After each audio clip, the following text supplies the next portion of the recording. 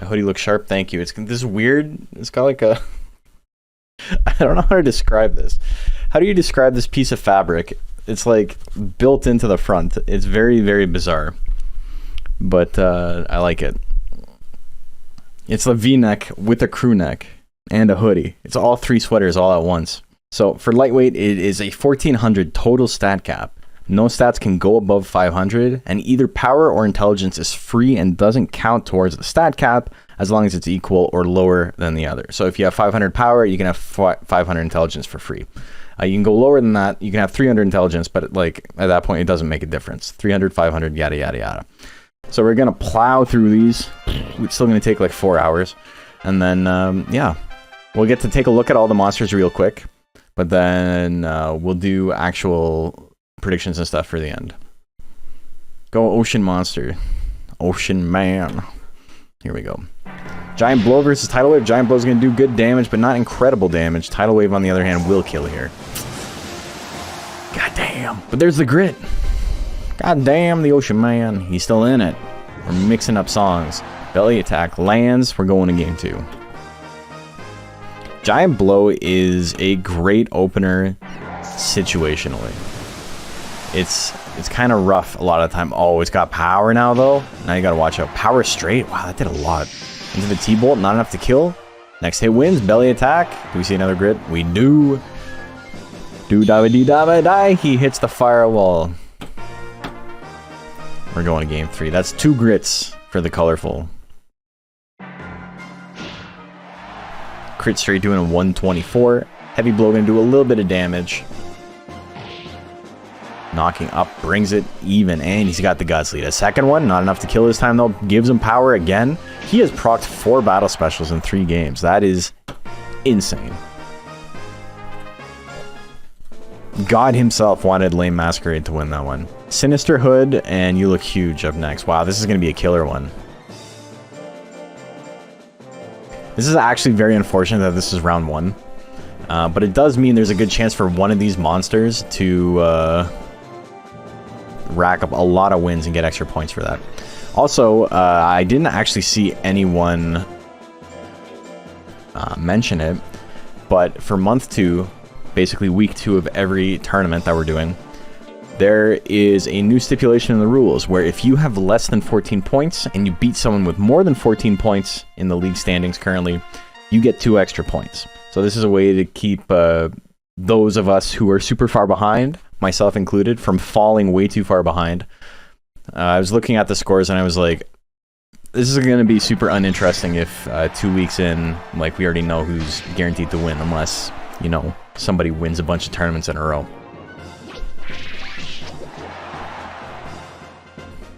This Mask can drive. Jesus took the wheel on that one. He did. Giant Whip's going to take that. Assuming we can beat people who can get a lot of points. I mean, not with that attitude. I can. The rule was built for me by me, but don't let anyone tell you that. It's a fair rule. Definitely doesn't benefit me more than most people. Oh, did he still have power? No, power ran out. Another punch. 2 more punches will do it. Giant Wheel's going to come in at 71, though. Sinister Hood cannot be killed. You have 0 points and entered goal. I got like 6. I got like 5 points one week and 1 point the other week. So, you know, I'm not doing great either. It's okay. Macho up here. Points miser. With like 35 points or something. Jesus took the Giant Wheel. Jesus is in charge of everything. As it was written. And Nashu. Oh, against me? Nash me? No, Nashu.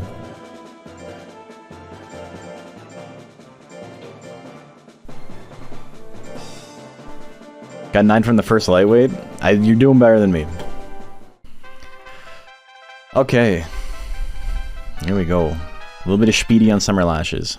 I assume he's got Somersault and Lashes. He does. And he's got to fight his speed build. Flame at 45. Pretty rough, though. Somersault going to finish that off. There's the grit, though. That Pixie's got a lot of guts. Bang, bang. Miss at 50. Bite to finish it off. That'll do it. Summer Lashes wins game 1. Hope some Jilly Boy can get some more points this tourney.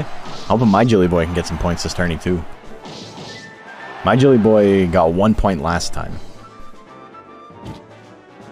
He finished top 16. Summer Lashes. He wins it.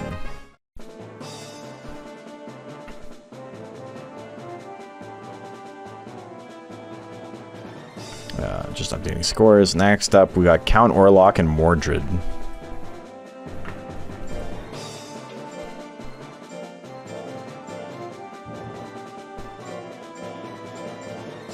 Counto.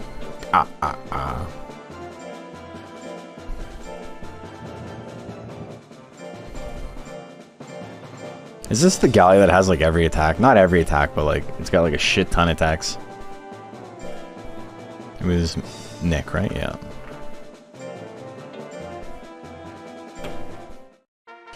Okay, we can see giant thwack opener. Oh, they start out of range. Interesting. Million stabs, can do a little bit of damage. He's got anger though. This gonna wither 33, and also it's just straight up kills. Skip like only 2 tech chains, so yes. That's some big damage. Another million stabs. It, you know, it didn't work last time. Maybe this time it'll work. A little bit of withering on that. Count Orlok with the 50 guts lead though misses a smash thwack. If there's anything I've learned from lightweight, it's that having a shit ton of skill and you know, your opponent having no speed still does not guarantee you're gonna hit. Backblow gonna do a little bit there. Twister Slash takes it. Count Orlok is a good name for a Sinister Galley subtype. I think so too. He's a little vampire. I'm fighting my monster? I haven't even seen who I'm fighting yet. Hell yeah. Come on, Pixie, this is your format. What? I know you're a little late on that, but this is not Pixie's format.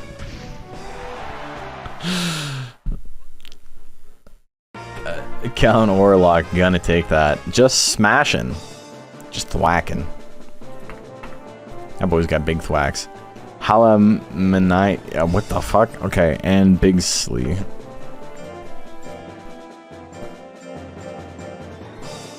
What the fuck?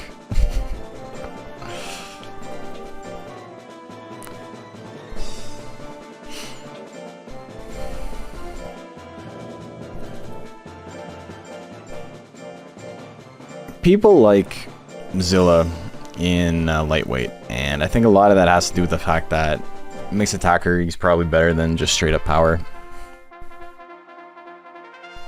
You know, I don't think Pixie has a format aside from welterweight. Not really, but it's got options in welterweight at least. That double weapon throw to the kick. Power already? Look at that. He's gonna do weapon throw miss. Oh baby. Doesn't have power anymore, but he goes for the earthquake anyway. Still alive. Hey, I'm still alive. Hits the... Oh my god. 13 seconds left on the roll assault. There's the grit. 7 seconds left. Is he gonna hit? He is. You know, the whale did his best. Can you really say welterweight is any monster's format? It's Joker's format. In more ways than one, baby.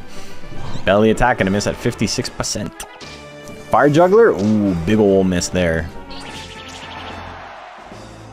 And the roll assault, it worked last time. It works this time. Dude, no kill. That shit does not do enough damage. Blast shot gonna do big ol' damage. Gives him power. Doesn't need the power. 8 seconds left. Misses the belly attack at 54%. Time runs out though. Time stands still. We're full of musical references today. You know a band that has just always been on the periphery of my brain, but I never like actually listened to anything other than radio hits until yesterday, I guess. It turns out they're like a very good band, is Everclear. I am so surprised at how many good songs Everclear has. A band that I would not have thought had any good songs. Anyway, Hala Mama La is gonna win that one.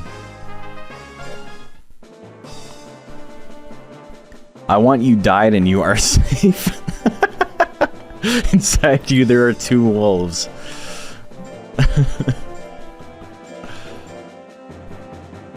Just found out what it's like to enjoy Everclear. That there's so much for the Afterglow album is like killer start to finish. Like every single song on it is very good. Really surprised.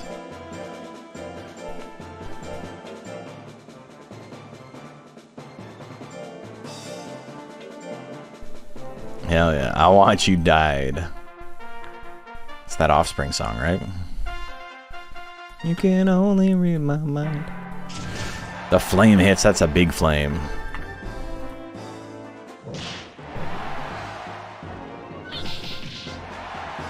Didn't realize Everclear was anything other than alcohol. They were a 90s radio rock band. But whereas a lot of their contemporaries do not have good songs that weren't hits.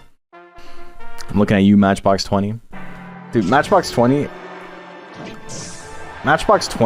is like weaker than fucking Power Pixie, man. It just... They do not have any depth to any of their fucking albums. Oh my god, the double hopper combo? And he grits it? He had like 1 life left. He doesn't care. It's true though. Go listen to a Matchbox 20 album. Go listen to that fucking album that sold like 100 million copies. There's like no good songs on it. I Want You Died. Gonna take it. That's 2-0, right? We were not safe. We were not safe. Uncharacteristic. Did he spell it right this time? And balls.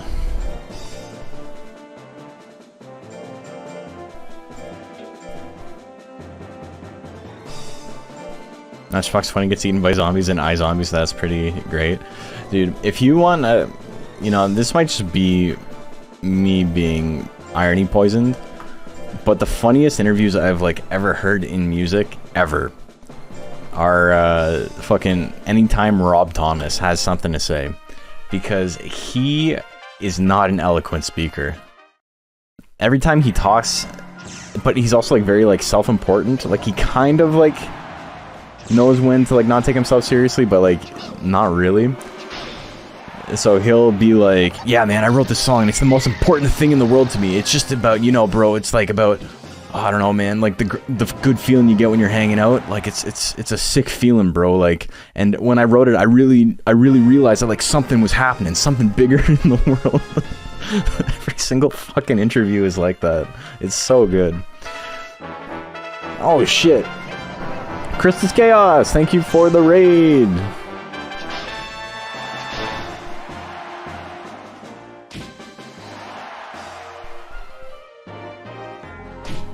How was your stream? Hope you're doing well. Got power. And now he's dead. Balls indeed. Balls of steel. How goes the stream? It goes well. Thank you for asking. Hope your Monster Hunter stream did do well too. Hop Stuff and Dry Skin up next.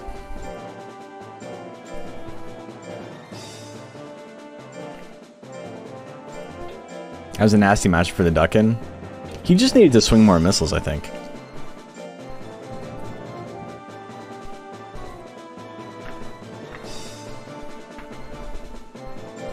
Is Dry Skin the grape?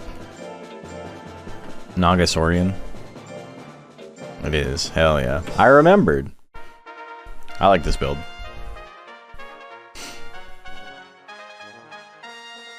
I heard Simus all those missiles, but it is in the name. It's true. Foreman definitely seems to favor tanks. Didn't his Speedster win it like last week? Did go well, both Phoenix and Joker unlocked. Currently 1 diamond mark away from Duckin. Hell yeah. Sounds like a good ass stream. The big damage gas. And he's dead.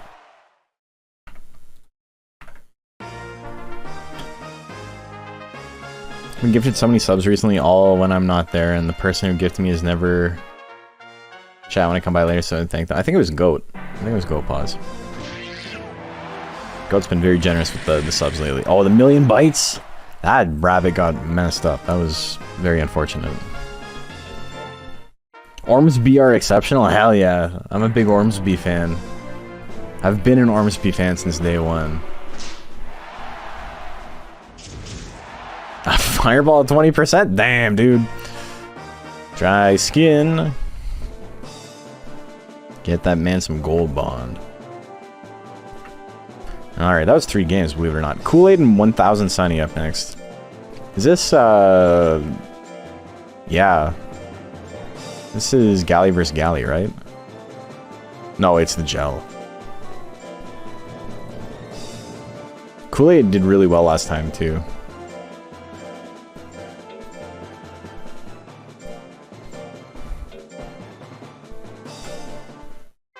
Okay. Here we go. Cannon at 73. You dead? Oh, not yet. 54. It's not enough. The smash slack and retaliation. And he's got the guts lead? Say it ain't so. He learned from the other fight. He's like, smash slacks the play. The 3 cubes miss at 79. You didn't need to go with that big brother. Oh, no. Ah, enough rats. All right, here we go. Should build a new lightweight worm. I think this is probably the format Worm does the best in. And I think Speedy Worm is pretty good. You just need to have an anti-tank move. There's so many tanks on this. Not like, you know, it's hard to figure out which anti-tank move to take on Worm. A smash thwack. Dude, that fucking move is putting in so much work today. The suplex indeed. What happens when the train suplexes you? Quip and Stroke. Holy Christ. F. Oh my god. You guys are definitely better at it than Macho is. We got a Joker. I'm the Joker, baby.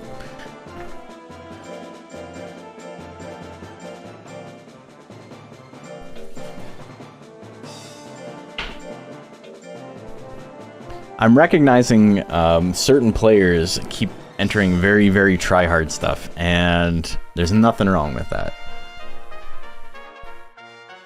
But, you know, I have noticed the trend.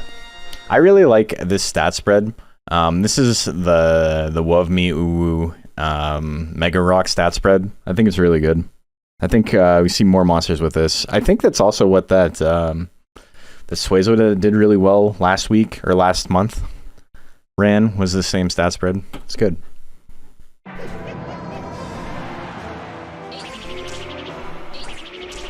The double weapon throw miss. The death cutter miss. Twista kick. Also kind of surprised at all these Jokers so far. We haven't seen Death Final Joker. It seems pretty strong in lightweight. Yeah, it's just I don't think Joker needs to risk it. As good as a move as it is, you know, he still beats the shit out of tanks as is.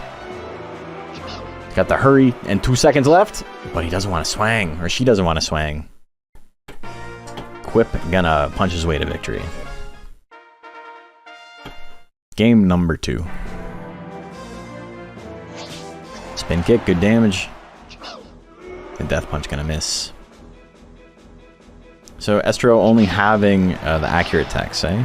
But not going for blast shot and air shot. Weapon miss at 42. Miss at 40. The death smash miss at 40. Spooky for both of them. No one can land anything. Weapon at 43. Do we see 2 in a row? We do. Can't hit it though. Weapon throw gonna miss, but he's running down the clock. Death energy dodges it.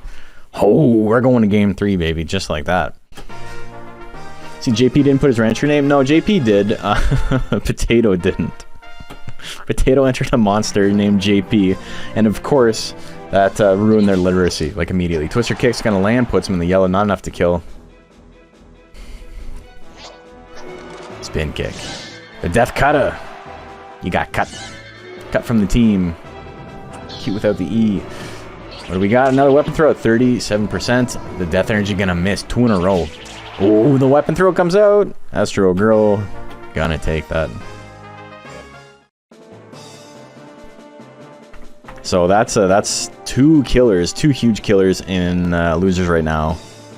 With You Look Huge, Huge in that. And also Ocean Gate. Bigsley, I think, is gonna mess some people up too. There's a lot of really good mons that are They're hanging out down there. Sussy Germa and Funky Monkey.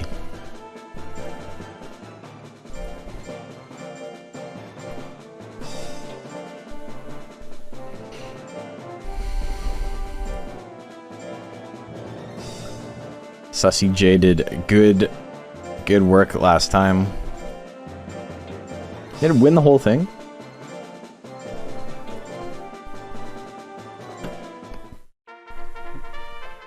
It did. Funky Monkey. Here we go. Yeah, the ape wins this. He gets 2 points. Just straight up 2 points for a win, no matter how good or bad they do afterwards. Some good damage. Ape card looks so funny. He's giving him the side eye.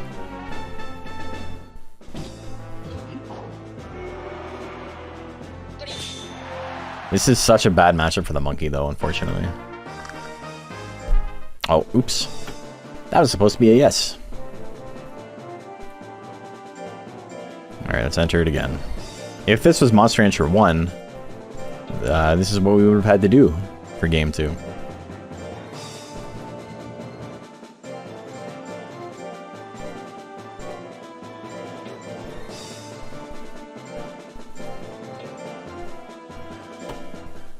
Okay. Blast shot and roll assault having similar chances to hit is pretty funny. The spin kick lands 25%. There's the power. You know, he doesn't have a very good chance to hit, but a single hit will win it for him. That would have done it. I do believe. I do declare. Boomerang at 45? Can't hit. The double weapon throw miss. Monkey just can't land anything. Doesn't have the top tier privilege. Ape's feet are gross. Oscar and Frank Spinatra up next. Oshka.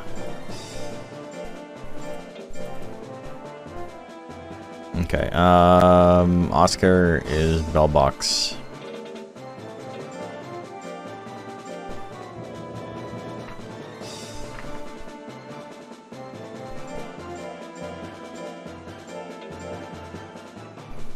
Tried your best.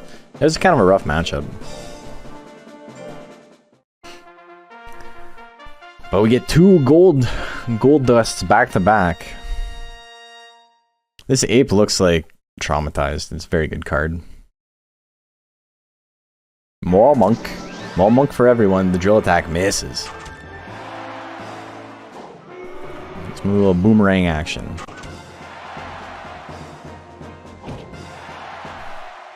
Well, turn, assault, will do it.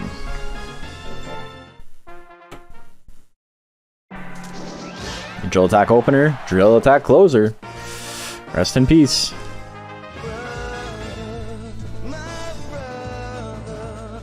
Alright, well that's it. We got Big Uncle Pete and Twisted Bro up next. Got an uncle and we got a bro. Family matters, you know?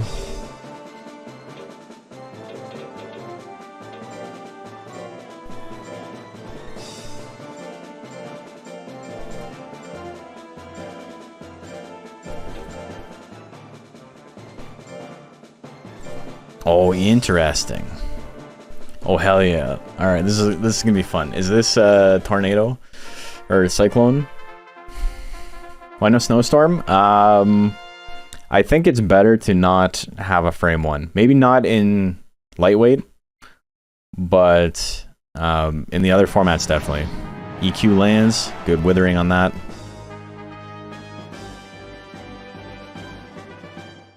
Punch at 65, that's gonna do a little bit of damage. Ice Wave at 71, good damage there. 2 in a row, that'll do it.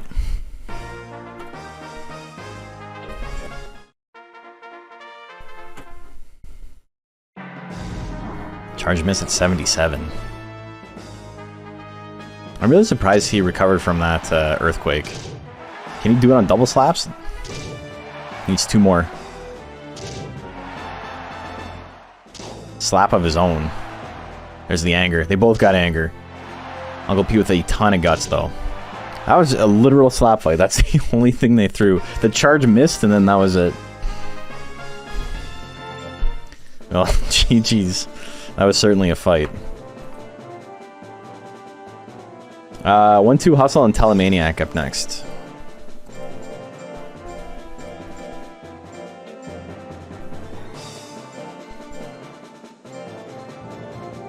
Can't beat the Pete. He is good. I like the idea of having Earthquake as an opener. I think it's pretty solid. Good LUWUCKNASH. That Jacques had a conniption there. Thank you, Unholy. Very kind of you. Thanks for tuning in. You can't beat a plant. It's I actually really do like your build as is. I just think you know, I think Pete is one of the strongest builds in the format. And so, you know, necessarily losing to one of the strongest builds in the format doesn't really mean anything about the strength of your build.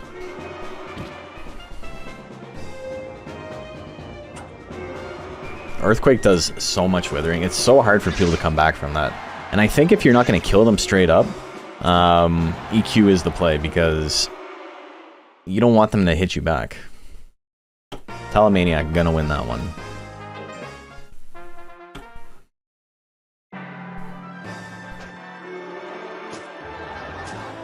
The double spit.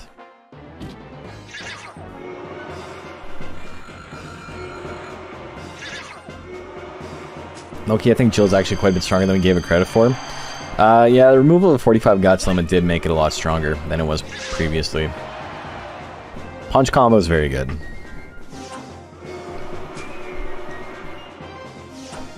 I was comparing... What was I comparing it to the other day? It's almost identical to another attack. Is it Death Slash? Yeah, it's like Death Slash with less withering, basically. It's more accurate, and in exchange for that, it does less withering. But it like costs the same, does the same amount of damage. Telemaniac with the 2-0 there. JP Ghostman and Pico Falena. Pico. JP... I can probably search JPG, that's probably enough. You and I were talking about Death Slash, yeah.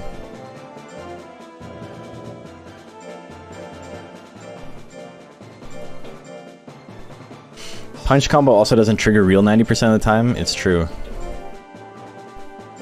The withering on Death Slash is part of why it's such a good tech, though. That shit, it's better... No, it is not better than the Death Slash. Death Slash is fucked up. But it's almost as good. And it being almost as good as a move that broken is pretty solid. Jill seems great. Just feels like you need to be a mixed attacker. So the thing is, if you're not running speed, you need to be mixed attacker, yes. He gets withered too hard, and you kind of just need cheap stuff to constantly swing. But if you're running speed on him, you can probably get away with just punch combo and nothing else. It's very good.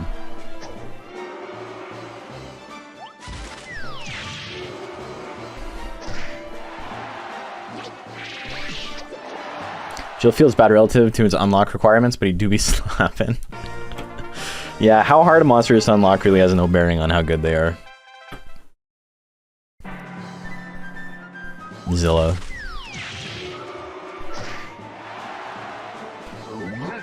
Effort for what you get out of it, Zilla is probably the worst, right? In the game. Kamikaze, big damage, but he gets the natural grit. 26 seconds, can't land anything. There's the face attack, but there's the grit.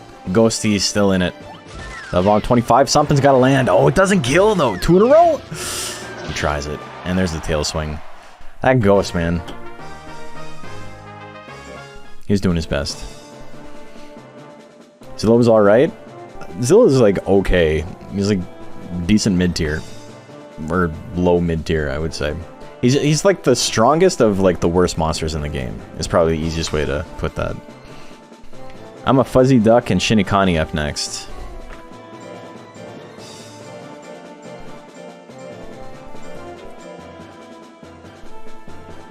Don't you have to beat Major 4 to get Bajarl? You have to just have a lot of money. I think you have to be 8. So you have to beat 2 of them? Or 1 of them? Bajarl's not as much effort, I don't think. It's not as specific. Jarl is just something you would get from playing the game a lot. Zilla is one very specific unlock condition, and then one additional unlock condition that's hidden from you, and then a third unlock condition. So it's kind of a pain in the ass. I just had beat, I guess, official. No, that's what, rank 7? No, 8 is only 1. I'm pretty sure, right? So you're rank 1 when you start.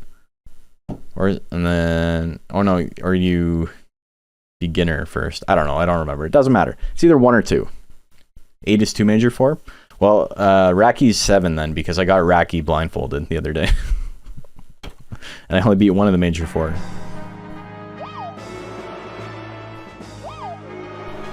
Not completely useless like Mach? No. No, none of these monsters we're talking about are as bad as Mach. But Jarl's kind of close. And Zilla is too, depending on the format, but he's got some stuff. I got Kato. Shut up. Shinikani wins game number 1.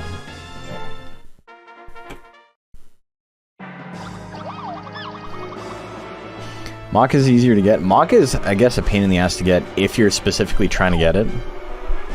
Which monsters give double points again? If you beat any monster whose trainer has 15 or more points.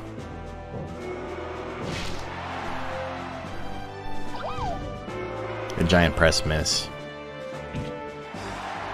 You gotta appreciate Duck's effort here. Hell yeah, it's a giant press! I'm a Shinikani fan, but he did beat me in top 16 last month, so fuck him. That's all I'm gonna say. The licking opener. Tries that 2 times in a row. Don't press your luck, Duck. Really want to see Mach come back in a future game to get another shot? He's in Monster Farm line. He's a decoration in the background. The punch lands. That's a lot of punches, man. Shinikani gonna take that.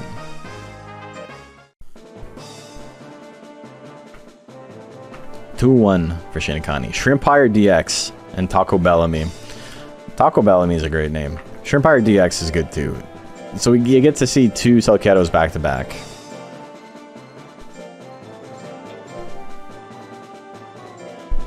This Selketo is very different though.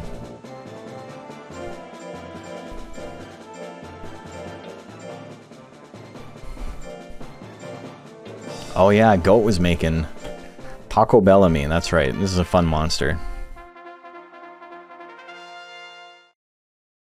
Mating Song opener, get with her, brother. A little bit of damage. Yeah, that's game 1.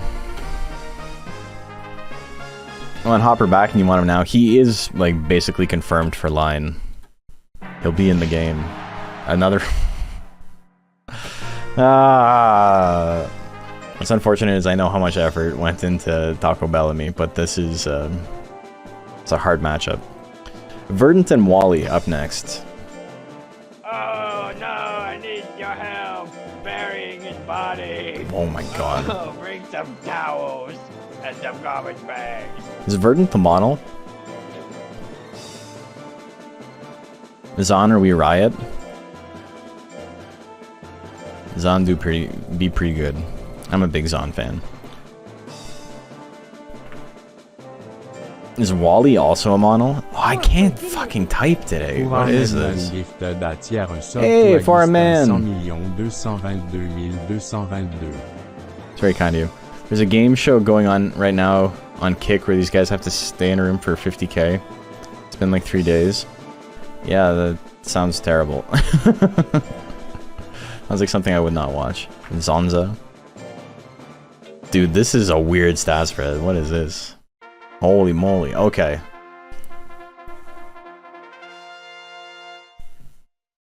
Wanna know how I literally ended up as the second to last match in round 1? See Kitsumo? I didn't see it. Also country music straight to jail straight away. Yeehaw, brother. Yeah, boy. Okay, here we go.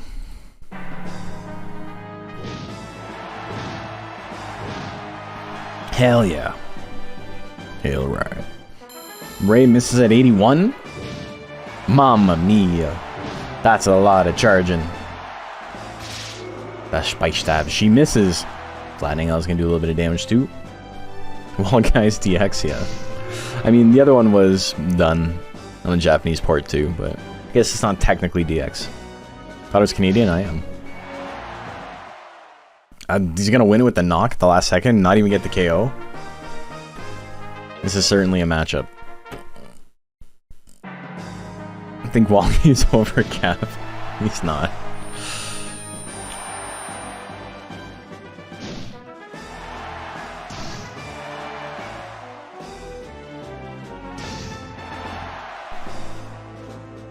JP's monster is actually over Cap. If you guys want to, you know, if you want to make fun of him, you want to yell at JP, he's over by 2 points. But they're not points that matter, so I was just like, whatever. Verdant is going to take that one. Unlucky and ooh, let the dogs out. Oh my god.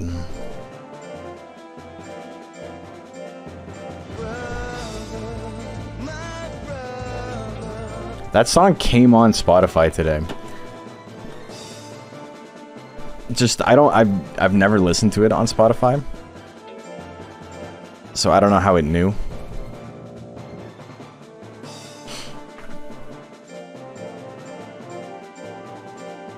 Ooh, oh my god.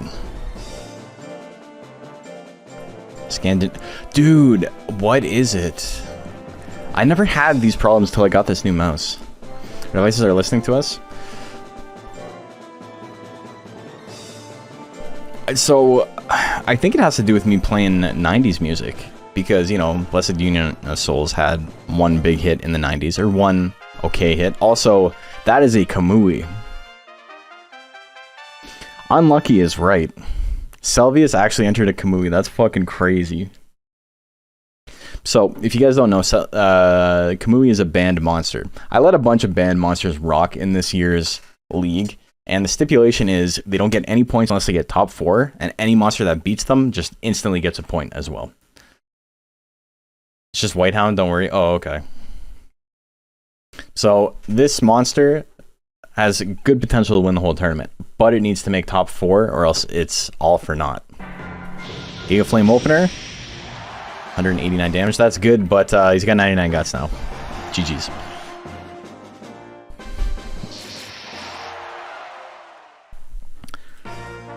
He finishes the game with 53 guts. Blizzard Opener, a little bit of damage.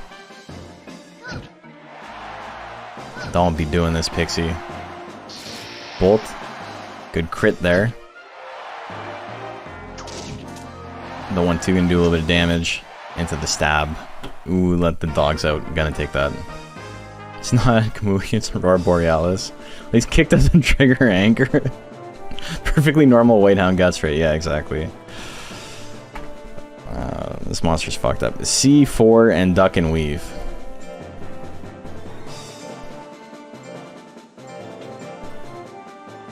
What's his guts rate? 6.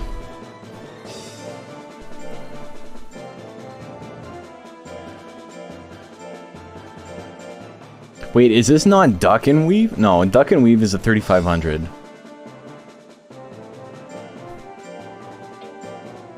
Is this, this is an actual Duckin. It's not, Ducklon. What would I say my guts rate is? I've got like a 16 guts rate.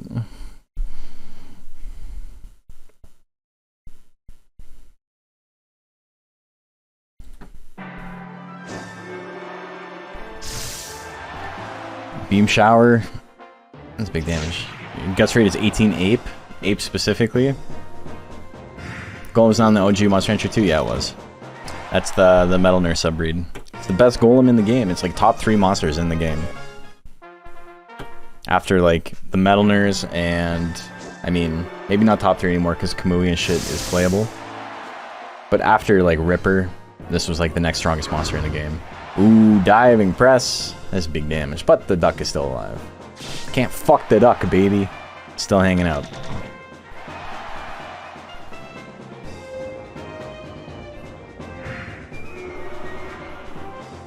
Pyro, I feel like you gotta gotta read what you're responding to. Also, we got a grit tie, but the duck's gonna win it. This duck, no joke, bro. The duck won. Might be illiterate. That's like the second time in 2 days. You've responded to something and like corrected them and then been like, wait, I completely misread the question. It's pretty funny though. Okay, Short Queen and Albert 2 up next.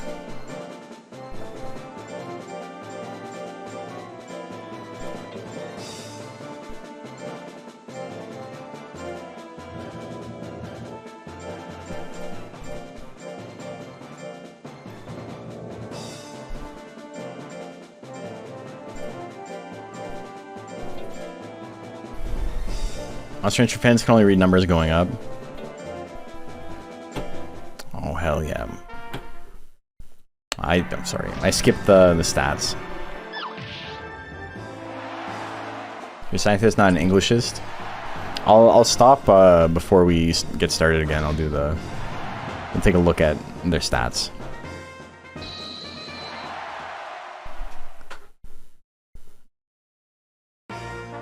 Short Queen's gonna win that one. Small golem? Yeah, it's a little baby.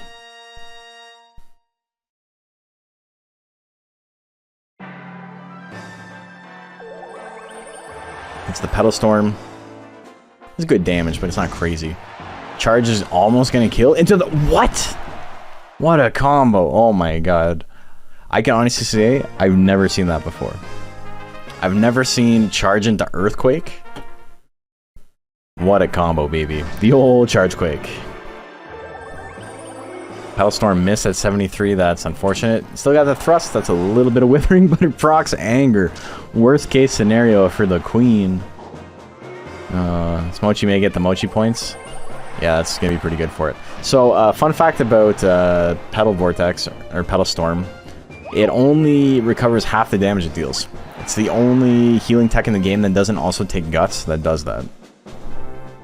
I don't know why. Mochi points do still count. So Mochi doesn't get points for winning. He gets extra points when he hits 5 wins and 7 wins.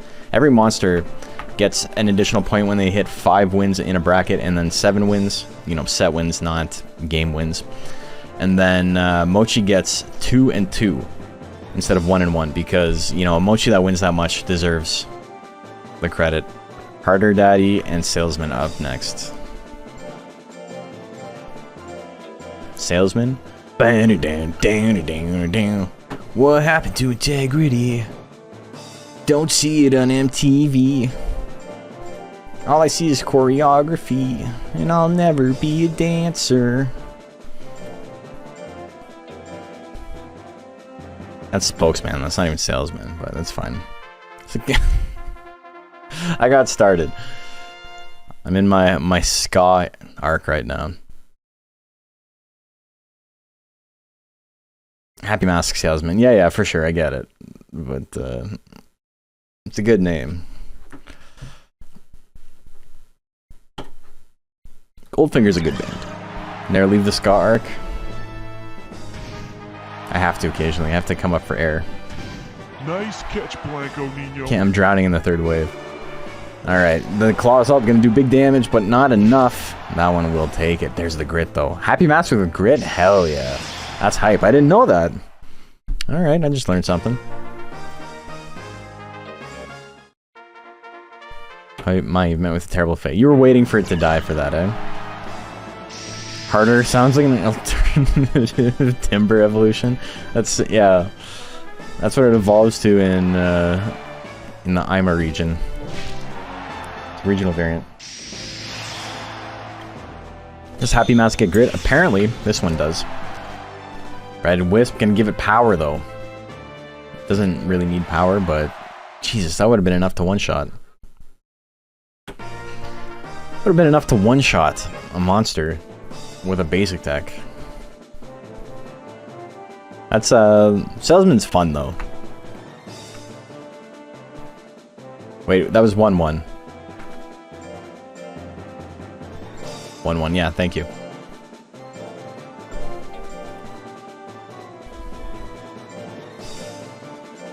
As soon as I finished it, I was like, no, Salesman won the other one. It got the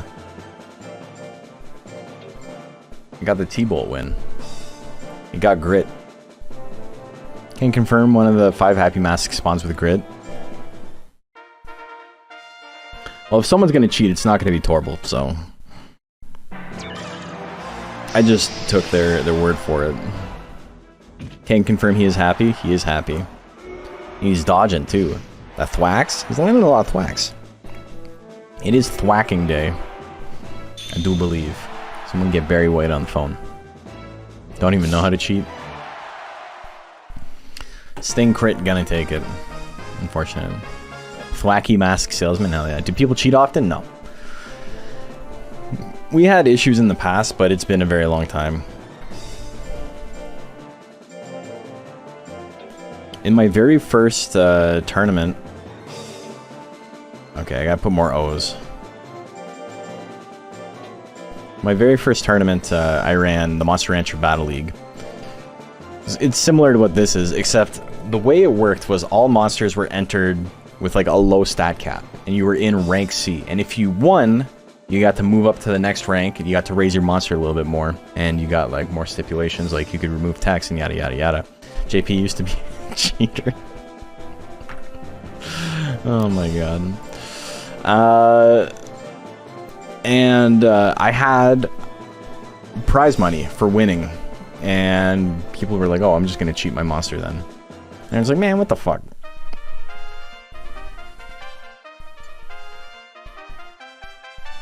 He still is, but he also used to be. Time to land the 50-50. Here we go. Here we go. See your lumpy pogs. Oh. Alright. I haven't made that thing Macho made an emote. I feel bad. Alright, well... JP even here to defend himself? He's not. Just like O wasn't. No, I need your help. Elvis Burning and Sour Patch Kid up next. Oh, bring some towels and some garbage bags. So sorry about that. You're not sorry about that. You made a Cyclone Golem. You knew exactly what you were doing. That is all according to Kaikaku for you. Sour Patch Kid.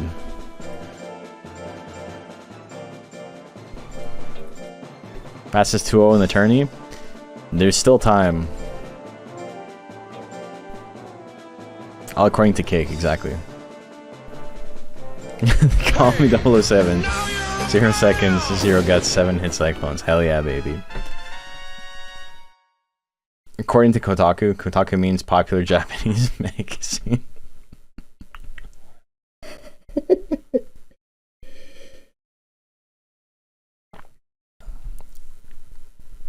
Okay. Oh god, this man's a polytheist. Look at this shit. What is going on here?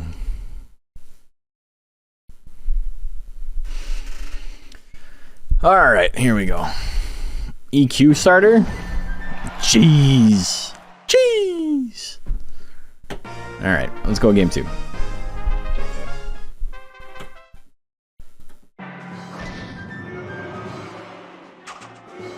Boomerang in this matchup is terrifying.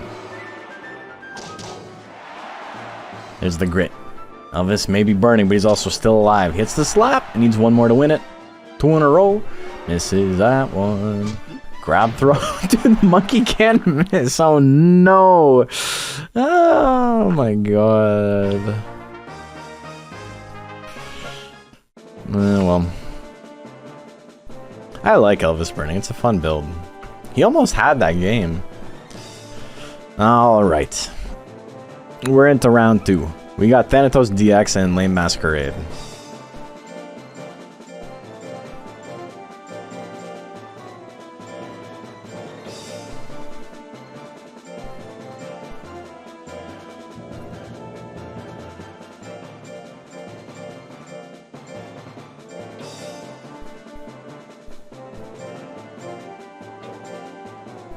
Imagine someone throws a banana at you so hard you get knocked out. Brother, I've been there.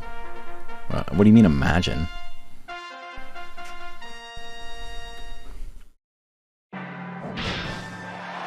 giant blow. Big damage. Death Slash also going to be big damage.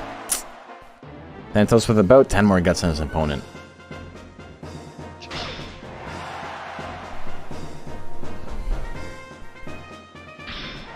It's the back blow. It's not enough, though. Shit rhymes. Death Energy going to take it. That's Death Energy's best use, but when your opponent's got no speed, you know. Death Energy usefulness. The usefulness of Death Energy falls off a little bit, unless it gets the crit. The double straight, he does have the lead. Ooh, he survives it? Okay, he doesn't have a lot of guts, though. Needs his biggest blow. That's gonna be it. Imagine there's no bananas, it's easy if you try. Hell yeah. Bro, pass me the vibrate. I can't, it keeps coming back. Sinister Hood and Summer Lashes. Ninister. Jeez.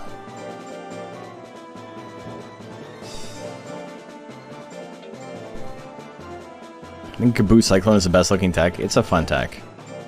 It's also numerically not like terrible.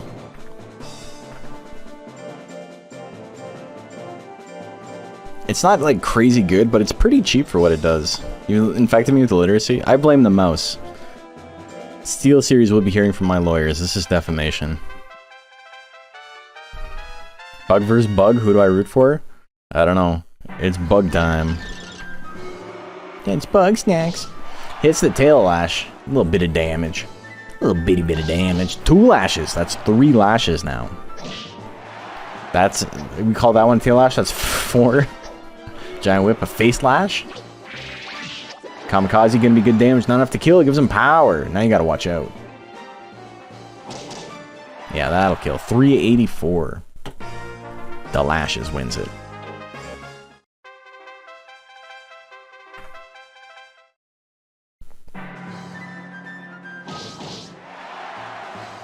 I mean, anybody count how many times I've misspelled? It's like at least 10 at this point. Who was Summer Lash's opponent? It was Nashu. What monster is Nashu? I always think of... It's me. I get confused. Anyway, Summer Lash is going to win that one. He's moving on. It was the Pixie Raki, that's right. Alright, Dayton Airways, which is a great name, and Count Orlok. Someone mentioned it in chat the other day, and it completely fucked me up. Where there's Dayton, which is the Pixie, the Tiger Pixie, and Daytonair. Daytonair, which is the Tiger Zoom. The names are very similar. They don't mean anything. They're not a reference to anything. Like they don't mean, it's not a transliteration of something in Japanese. It's Dento, yeah. Which I also don't know what that means. But Daytonair specifically is like, that doesn't mean anything.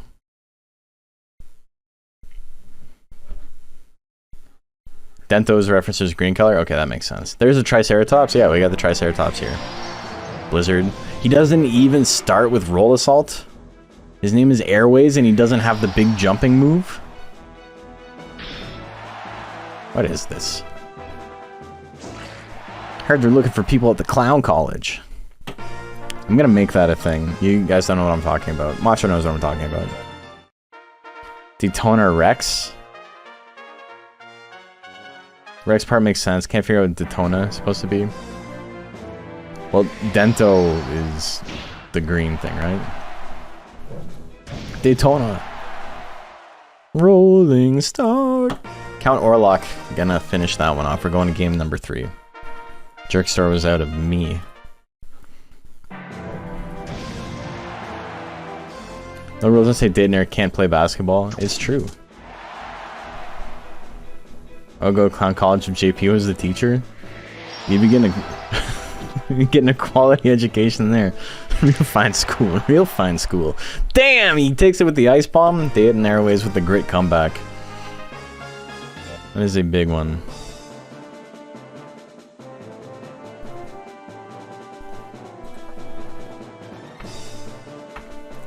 Did I just make a Starlight Express reference? I did not, because I don't know what that is. Halamania, and I Want You Died up next. Fuck! Tecmo. That'd be a masterclass. Musical performed on roller skates? Hell yeah. Oh, I think I know what it is from Family Guy. They made a joke about it at one point. I don't think it matters much, but I do think Sinister took a game in her set with the worm. Did I not say that? I'm pretty sure I typed 2-1. Hey, Macho, stop being dumb. Stop being like Don't think Sinister took a game? Oh, okay. Maybe I'm being stupid. Did, you know what? Summer Lashes... I thought it took game 1. Did it not? Got a bunch of trains I want to fuck, so it's Thomas the Tank Engine.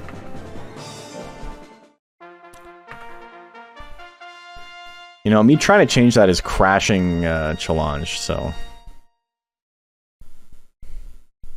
One game with power somersaults, right, that's right. Alright, so, Challenge won't let me change it. We'll try and fix it later.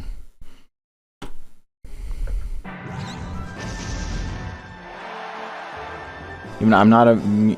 No, to be fair, Macho did not... He wrote do T think, and I thought the T was from think. I don't know if I can be blamed for that one. I Want You Die is a great monster. He is pretty good. The flame mist is gonna hurt it though. Alright, also that was certainly a match. We're going to game 3. It being on roller skates means that people are constantly getting injured. That's so good. I love it. The flame hits, good crit. I blame Steve Jobs. Damn. How you get flame on him? Isn't it limited to Dragon Pixie version? This hopper starts with every crossover tech. So it gets flame, it gets Phantom Claw.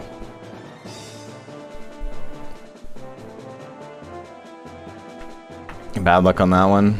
Yeah, a little bit. My inability to read messages before I send them. I'm so bad for that. Jam Tillery and Uncharacteristic up next. Is it uncharacteristic for JP because it actually wins?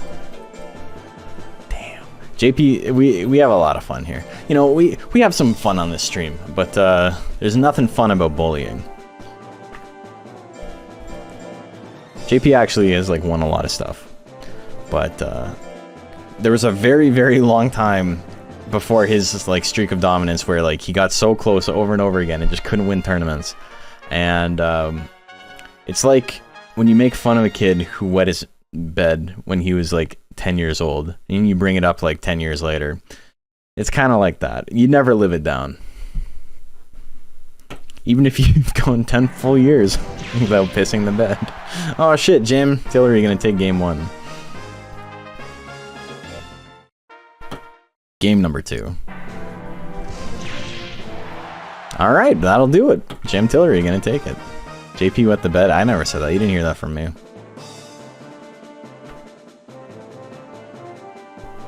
Dry Skin and 1000 Sunny up next. No, I need your help. Did these have to fight last week? Or last month, I should say? Because they were both new to that tournament as well, and they both did pretty well.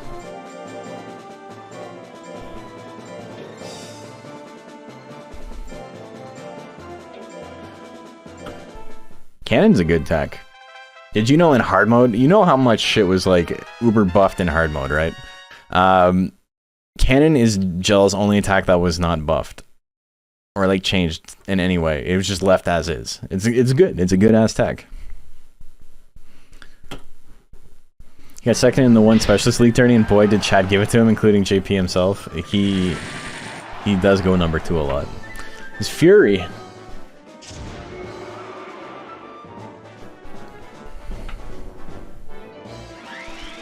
The Whirlwind at 77.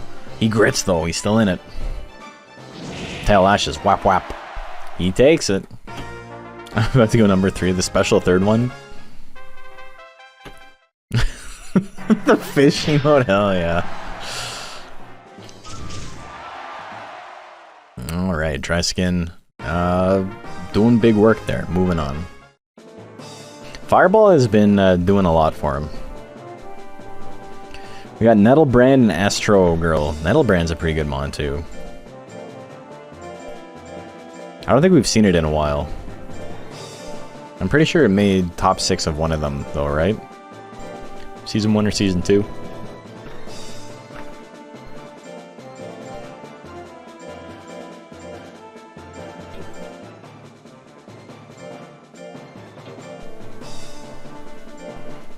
Okay.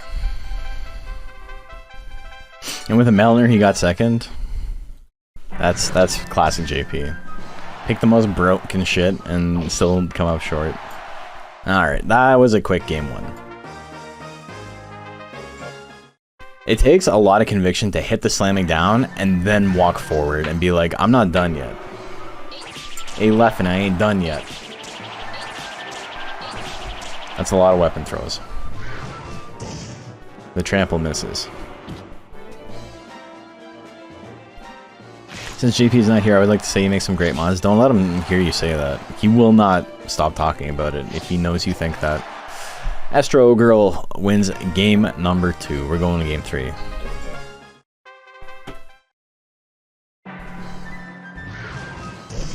The trample miss at 40. Tail attack, that's pretty good damage. Twish da kick. Alright, they're about tied. Goes for it again. Will it kill? No, not quite. The bite lands. Not enough damage. Nettlebrand gonna need a miracle. All I need is a miracle. Weapon not gonna be that miracle though. Astro Girl gonna take that one. Moving on. 2-1. Slamming down is very good in this meta. Sussy German and Frank Spinatra. Wow.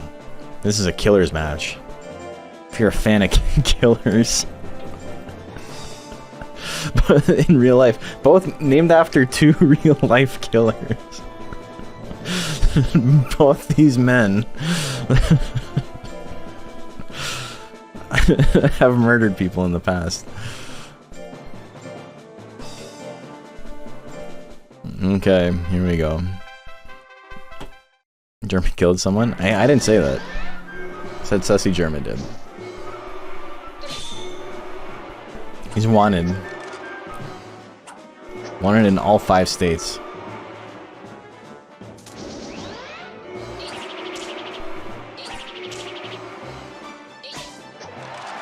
Points on Spinatra.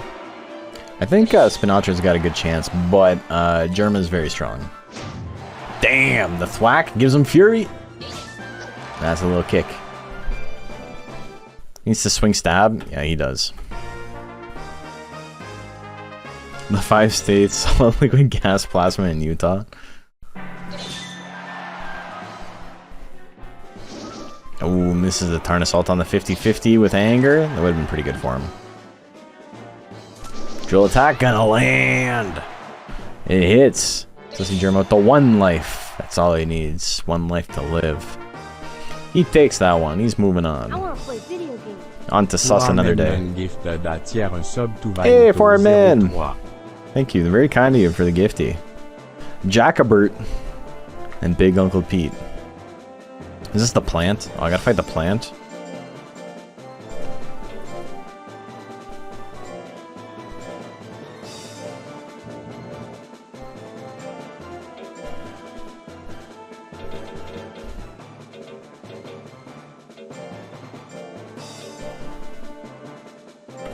Okay. The plant and the Pete. Seed gun opener. Anger immediately. Oh, this is pretty good for Pete. 3 spikes in a row will do it. Is he gonna go for a 3rd? He is. Uncle Pete. Is it weird if I root for Uncle Pete? He doesn't even have any roots.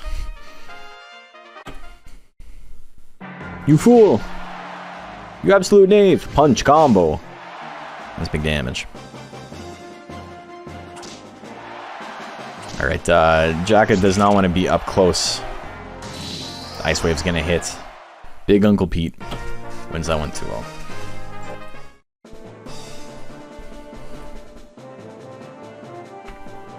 Also, all these people in chat, and for like the last little while, that have been like, actually, I think Jill, like, I really think Jill. Oh, I can't fucking talk today.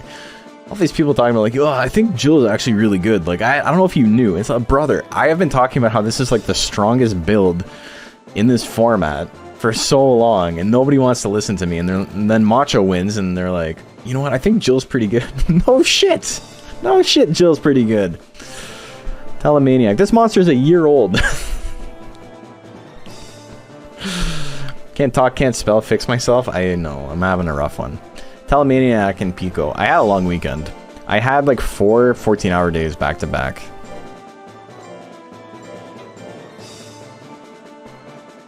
It helps if I spell it right. Pico, Telemaniac.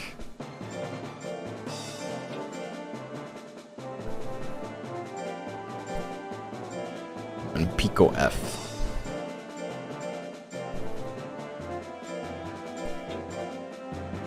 I live Jill, he yell, he do yell. I blame the tier lists. To be fair, I do have Jill extremely low on the first tier list. It is time for a new tier list. We will be doing one. We will be making a new tier list. Maybe we'll make a new one for every format. Welterweight will just be the top tiers from everything, and then everyone else in a big, like, I don't know, man, type category. Also did not know about the 11 Guts Rate Wonder. We actually did. Macho raised one for the Switchport Battle League. I still beat his ass. I beat his ass with a Wild Saurian, so maybe that's why I thought he wasn't very good. Telemaniac. So if you want someone to blame, actually blame blame Macho. Macho's why we thought it was bad in the first place, and now Macho's why we think it's good. It all begins and ends with Macho. The double telekinesis into the... Holy Christ, man. That wasn't even fair. It was game 5 last hit. That's not how I remember it. All I remember is getting real, and which is a huge deterrent to me, but still winning despite it. And definitely not a big bonus to me. Aldwin and Shinigami up next.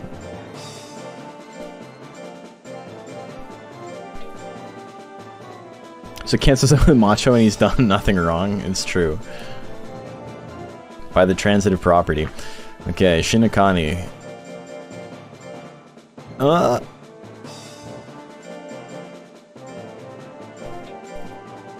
Revisionist history. You know what they say about history? Who writes history? History is written by the nerds. That's also true. By the machos? Like the caveman Jill. The historians. I hate you all. The victors, there you go. By Jills. Yeah, Jills. You can't write... Yeah, you can't get a degree in history unless your name is Jill. It's true. I've heard this. Alden's fun. Very different type of Jill. But also pretty good. History is written by the literate. Not always true. But funny regardless. Ice Spike's miss at 62. Is he gonna punch his way to victory? A little slappy slap. Do you think they only write in capital and lowercase O's? It's like binary. Every historian has been named Jill. Jill definitely didn't revise history to make that true. Oh, time runs out. Shinigami gonna win on the grit tie. Never seen the animation for which? A non-Wandar Jill? Yeah, I know. One of the coolest things, and like, you know, it's one of those hipster things where it's like, I was doing it before it was cool, or like, kind of sucks that my favorite thing is now popular, but Jill's ice spikes and like all their particle effects are colored based on their breed. So Wandars are like orange because he's brown, and orange is my favorite color. I love oranges and browns. This guy's got blue. Regular Jills are like white. Pong Pongs are pink. Death Cap is purple. Or skull capped.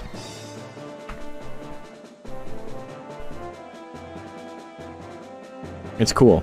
But like my favorite color happens to be on the strongest one, which is both, you know, a blessing and a curse, you know. Shrimpire and Verdant up next.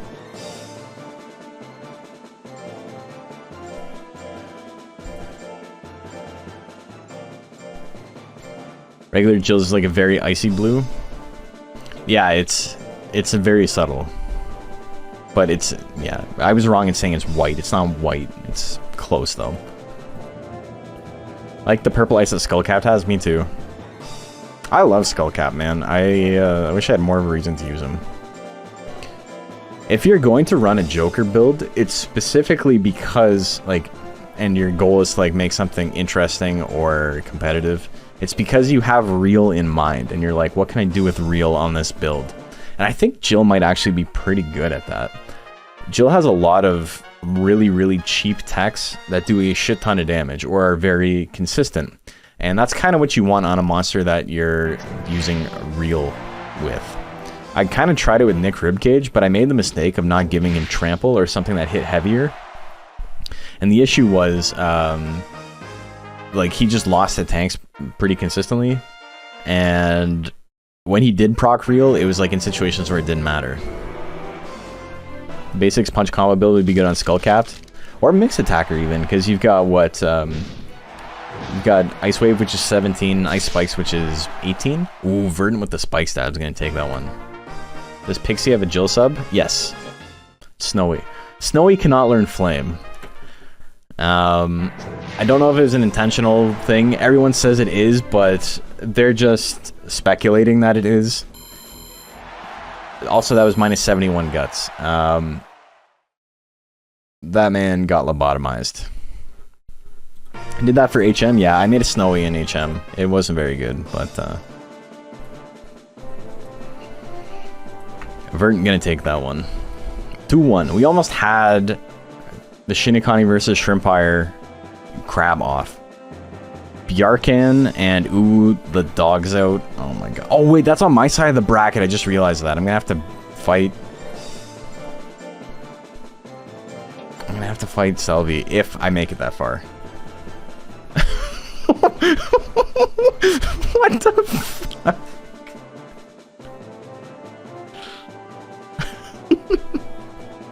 What could this even be? There's so many question marks.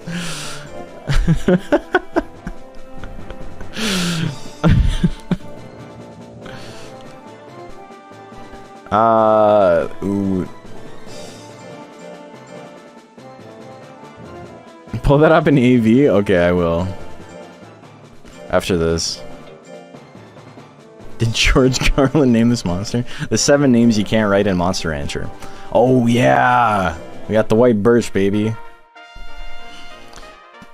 You know, as bad as Mach is, this is maybe not a terrible matchup for him.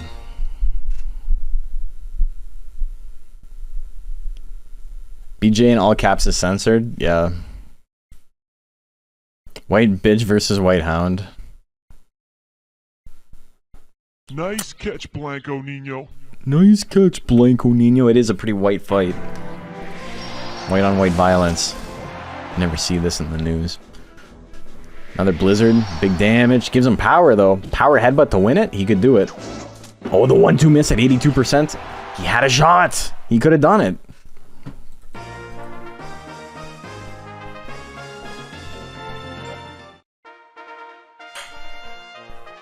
I see Pete fight Bjarkan so he can slap my birch up. Slap my birch up. That would have been a good name. You guys keep getting your comments flagged for saying white power, and I'm gonna leave them flagged. I get the joke, guys. I get it, but I can see all of the comments, but I'm just gonna leave them. Anyway, the dog wins because of course it does. Bjarkan, I thought Bjarkan was gonna have energy steal. Maybe it did, and it just never came up. Let me look that up again.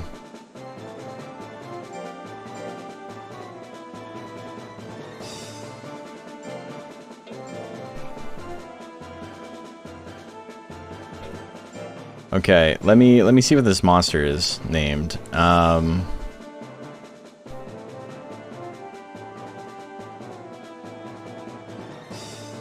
His name is question mark question.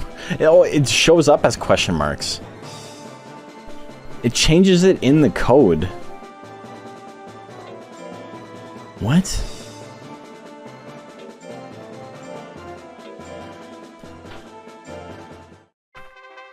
Yeah, it changes it in the code. So I don't actually know it. It's obviously Bjarking question mark question mark question mark, but I don't know what that means. Anyway. A thing that I think is really neat about Galley, this is super tangent, but the first, he's got so many like big tech chains, you know, right?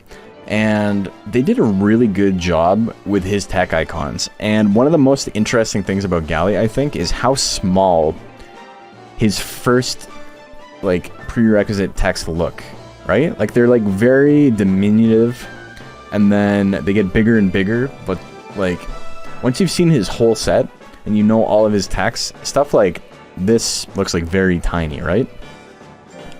And it's cool. Great job. Hyper-realistic Bloodsing. We got the creepypasta. Duck and Weave and Short King. Or Short Queen up next.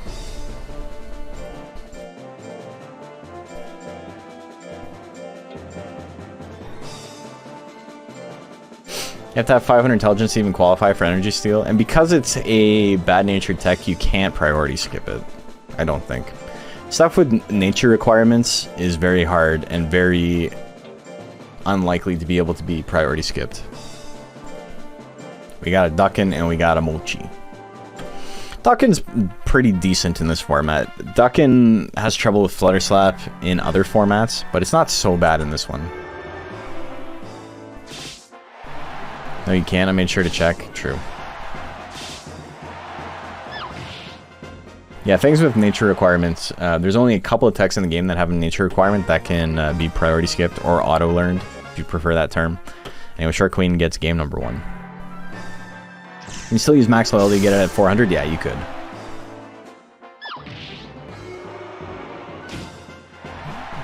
Oh, unless you're already counting it? Yeah. Yeah, I got no idea. Mochi's doing well today. This Mochi in particular is doing okay in the sense that it's gone to game 3 in 2 games. The other Mochi went to game 3 as well, I suppose, but it ended up losing. The Mochi Ray opener, beam shower, gets showered. Wash the stink off that Mochi. Love seeing Mochi succeed. I'm a Mochi fan too. I am also a Duckin fan though. The primary colors on Duckin are so nice. Frantic Beam, give him the zip zap. Oh my god, the crit was enough. Duck and Weave, moving on. Short Queen's gotta make that victory run. Shark Queen. You know, very well maybe. We'll never know. There's question marks in the name. Squirt Queen. So I was thinking that too, but I just didn't say it because I have more class. But, you know. Okay, we got Rakdos up next.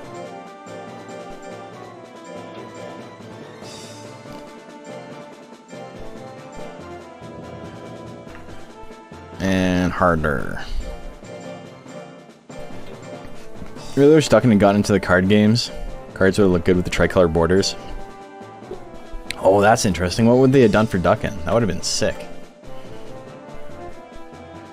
I guess if they cut it vertically, like vertical slices, it would have worked because, you know, for mixed breeds, they have the top is the main breed and the bottom is the color of the subbreed.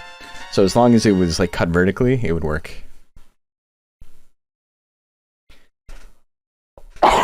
Excuse me. I asked my parents for Monster Rancher 2 and they bought me the card game. Was good. I like the card game too. I like it so much that I used to hold tournaments for it. And I've also got a couple of these bad boys. Also, Goat, I gotta talk to you because Goat bought a bunch of stuff. Also, yes, these are like full decks of cards. Both these decks are terrible, but it's cool to have them. But yeah, Goat bought some cool cards online, and I said I was gonna buy them, and then I completely forgot. But yes, I'll message you about that. We'll get that figured out.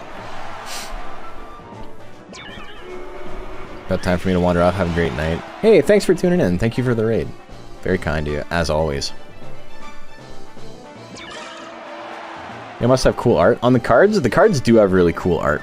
The actual card quality is garbage, though. It's not like an MTG or a Pokemon type card. It feels like a pack of playing cards. Like, they're very, like, plasticky and slick. They're, like... I don't know if they're made out of cardboard. They very well may not be cardboard. They might be plastic. They're what do you call it? They're laminated regardless. Better quality than Yu-Gi-Oh? No. Tell they had a shitty card quality. They're very slick. Okay, so we're going to game 3, right?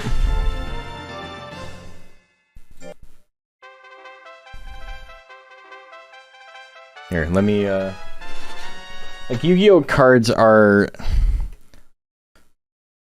Here's a... I guess it's not necessarily worse than Yu-Gi-Oh! Card quality, because, you know, it's not great. But it's not what you think of when you think of a card. Like, this is like... I can just, like... Right? Like, it's... I don't think it's cardboard. I'm pretty sure it's just plastic.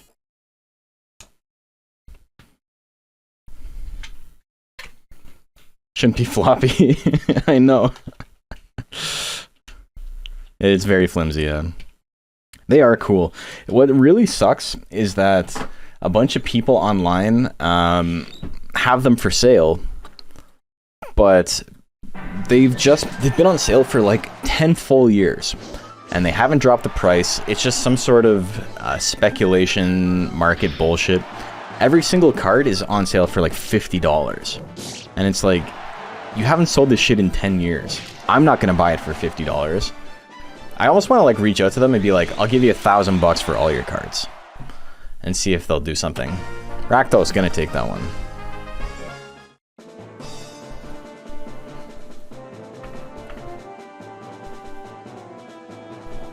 Casino Royale and Sour Patch Kid up next.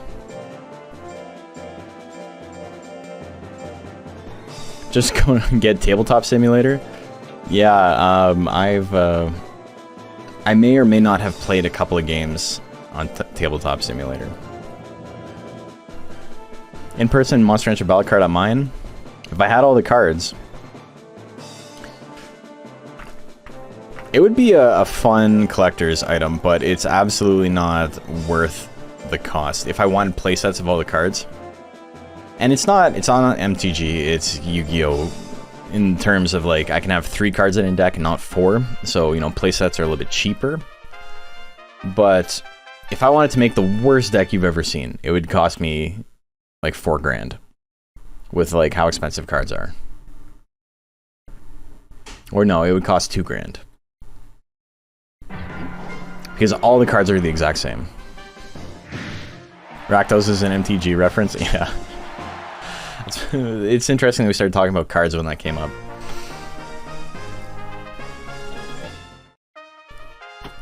The Golem. Casino Royale. He do be spinning. GG's. He moves on. Wonder if you could get cheap cards in Japan.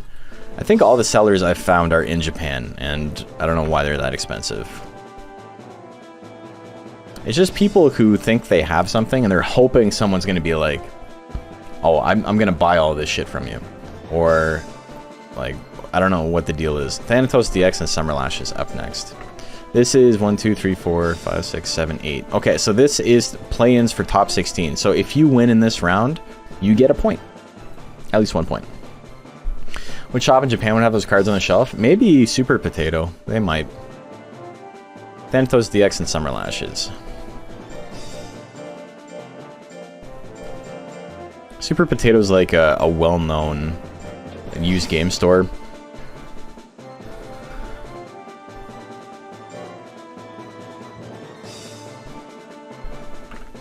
Thanatos DX. Did you take your monster offline? Oh. Oh, is it a... I typed the wrong X. Summer Lashes.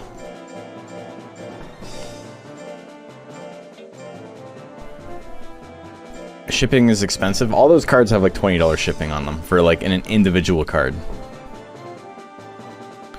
From the seller's perspective, perspective, it's a small item that doesn't eat anything, they can afford to wait. Yeah, for sure. They can just keep it in a box, and if someone decides they want to spend 50 bucks on a card, hell yeah.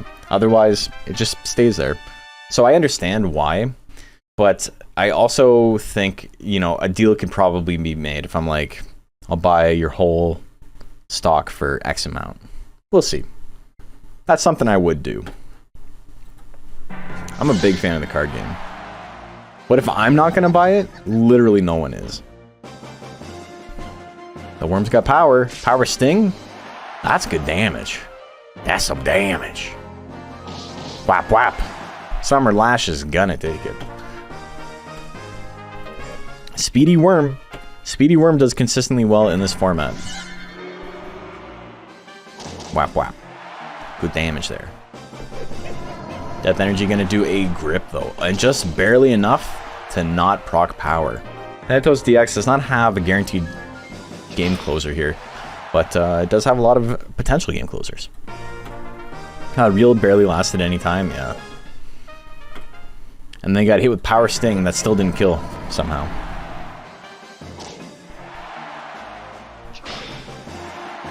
Big damage. Oh, he's getting punched. Sting, good crit on the Sting, but he needs something bigger. And that something bigger is not getting punched in the face. Thanatos DX moving on.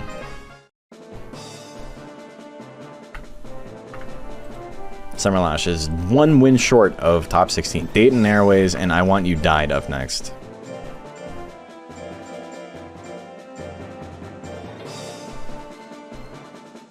The Worm AI was pretty bad in Game 3, yeah.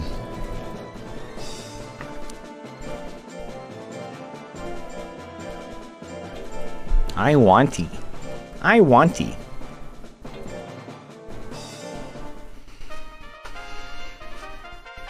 Okay, here we go. Also, yeah, I don't think we're gonna get this done today, but I think tomorrow we might do top 16, and then maybe we'll do a tier list after that. New tier lists. But I'll try not to spend a million hours on it.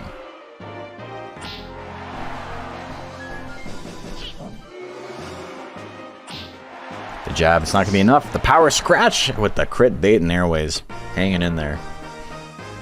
Dayton Air might make top 16.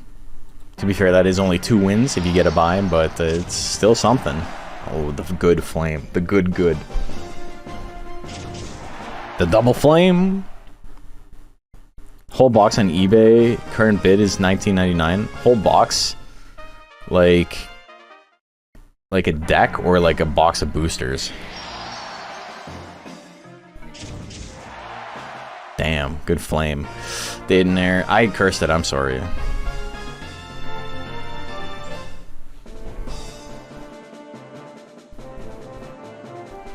Yeah, you can get the decks for like 15 bucks.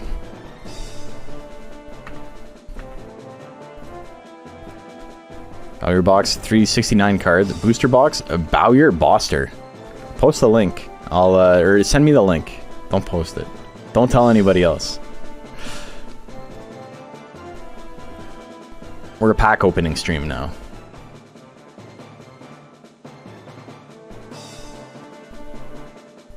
Okay, we got Jam Tillery and Dry Skin up next.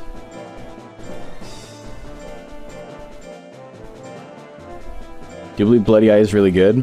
I disagree. I think Bloody Eye is very good in this format where no one runs any speed.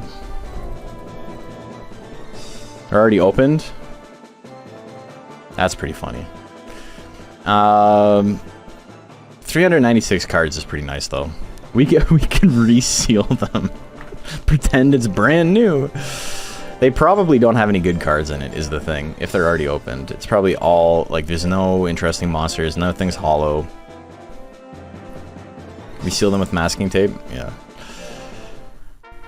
Okay, Jam Tillery and Dry Skin. Here we go. Sold by J&P Card Shop. Inscription stream. People keep telling me to play Inscription. I do like card games. I was watching Bill Nihilist play. It looks fun. Big ol' whip. Deck building games are cool. The big tail lashes. Dry Skin hanging in there. Duelist too, yeah, people were telling me about that too.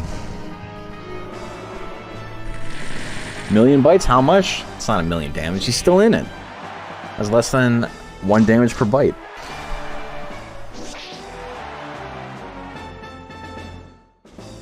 You really like the Zoom build? Yeah, he was one of my favorites last time. The double pierce. Jam Tillery, gonna take it with a tiny bit of life. The thing about this build is it doesn't have anything crazy expensive. The most expensive thing it has is Million Bites, which is like 30. And Fireball is almost 30. Damn, the crit on that? Don't get angry in my face. I like seeing Naga subs, but what if it was purple? I'm just gonna win that one 2-1. Estro Girl and Sussy Germa up next. We got a little Racky fight.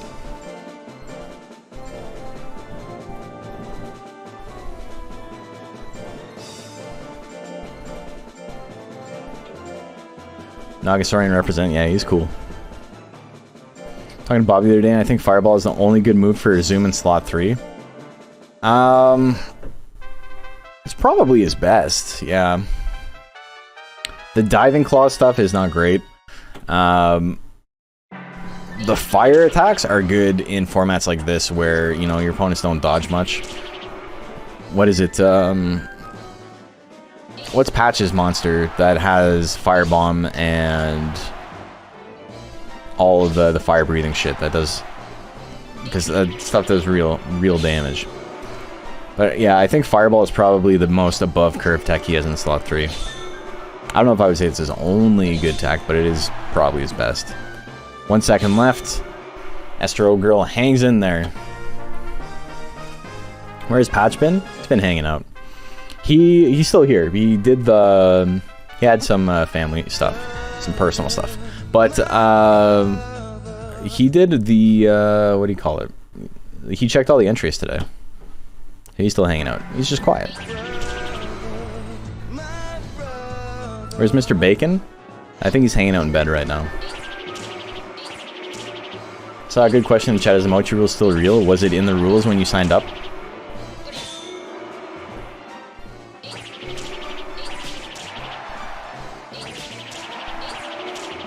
It's a lot of weapon throwing. Spin kick. Big damage there. Don't know how to read? Okay, well, if you figure it out, it will tell you how the answer to that. Estro Girl, gonna win that one.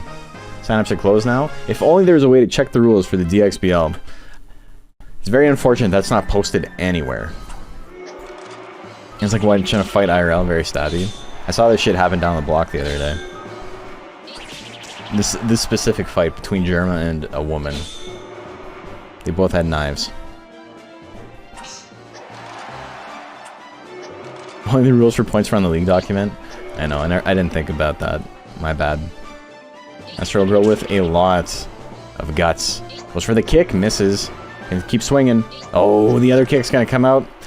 I think Astro Girl wins it, but it's close. 61 to 61.5. She does not win. Germa moving on to top 16. Womp womp womp. Germa cannot be defeated. But it can be defeated, because that was very close, and it also lost the game there. Alright, we got Big Uncle Pete and Telemaniac up next. It's Telemaniac.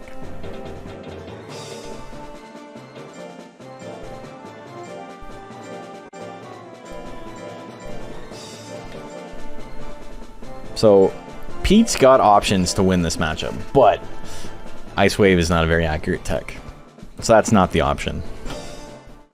Here we go. Ice Spike's at 51. That's going to miss. 1-2 straight's going to miss as well. Telemaniac with a huge guts lead. Helper going to do a little bit of withering, a little bit of damage. Procs the anger. Big Uncle Pete's back in there. He's got ease. That's a good ease proc if I've ever seen one. Ice Wave at 9% in it. Okay. Oops. Okay, game number 2. Did I ever finish my Nuzlocke? I did. I did finish it. We haven't started the second one yet, though.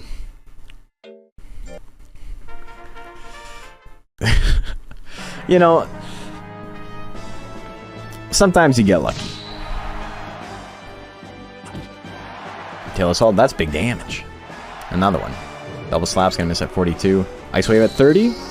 You know, the angry wave misses, but oh, he gets grit. Okay, it's not over yet. I would have felt a little bad if he won that way. Not super bad, but a little bad. I don't feel bad now that I lost the grit comeback. Game cheats for Jill as I lose. Excuse me. Game number 3. Here we go. Anger immediately. Ice wave at 35%. That's gonna be it. I get another point with my boy. Ooh. He did it. Very funny how I said off the hop that that's not the move he wants to swing. But it is a move he did want to swing. Shinigami and Verdant up next.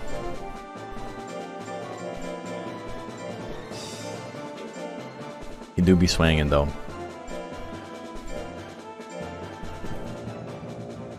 I should mention Jill. Might be good. Wait for December. We are doing Jill this year. He's going to be the Christmas episode. Do you guys know what the November Rancher Rundown is? It's already written. I've already done a lot of the art for it. I think Macho's the only one who knows. The intro for this video is so long, and it is so not Monster Rancher related. It is Monster Rancher related, but it's not, you know, it's not really Monster Rancher related. I think it might be the strongest intro I've ever written. I'm really excited to put this one out. Mono, Galley, Bajarl time. Galley is a good bet because, you know, the last poll I put up was between Golem and Galley. Suezo, it might be, maybe Suezo. Excited for the Pro vid? Hell yeah. Coolest card in any of the games, Arrowhead Joker. Yeah, Soulcato's got a nice card. Is it Melner time for the 3rd time? Is it April yet? I'm looking forward to seeing the Galley one. It's gotta be Garu. Shinigami beating Verdant's ass there. Jill would be a good December one. That's why I'm doing it in December. It's Worm, it's always Worm. We're gonna do Worm again, yeah. It's gotta be Kane, the big red machine. Oh my god. Also, punching that wall to death, eh? Do you guys see... I don't know how much you guys care about Line, Monster Farm Line, but there is a special model coming to Monster Farm Line that is one of the dominoes from the domino drill that you beat the shit out of. Like in Monster Rancher 2, you knock the dominoes down. That's also a drill in Monster Farm Line, and it's that's gonna be one of the things. He's got like a big punch mark in him. He's all cracked and broken. Ooh, let the dogs out and duck and weave. Back for revenge. Is it the steel one? No, it's made out of rock. It's like made out of clay, I think. And then where it's been punched, it's like all discolored and gray. It actually looks pretty cool. One of the dominoes that got great? Yeah. Not so great for the domino.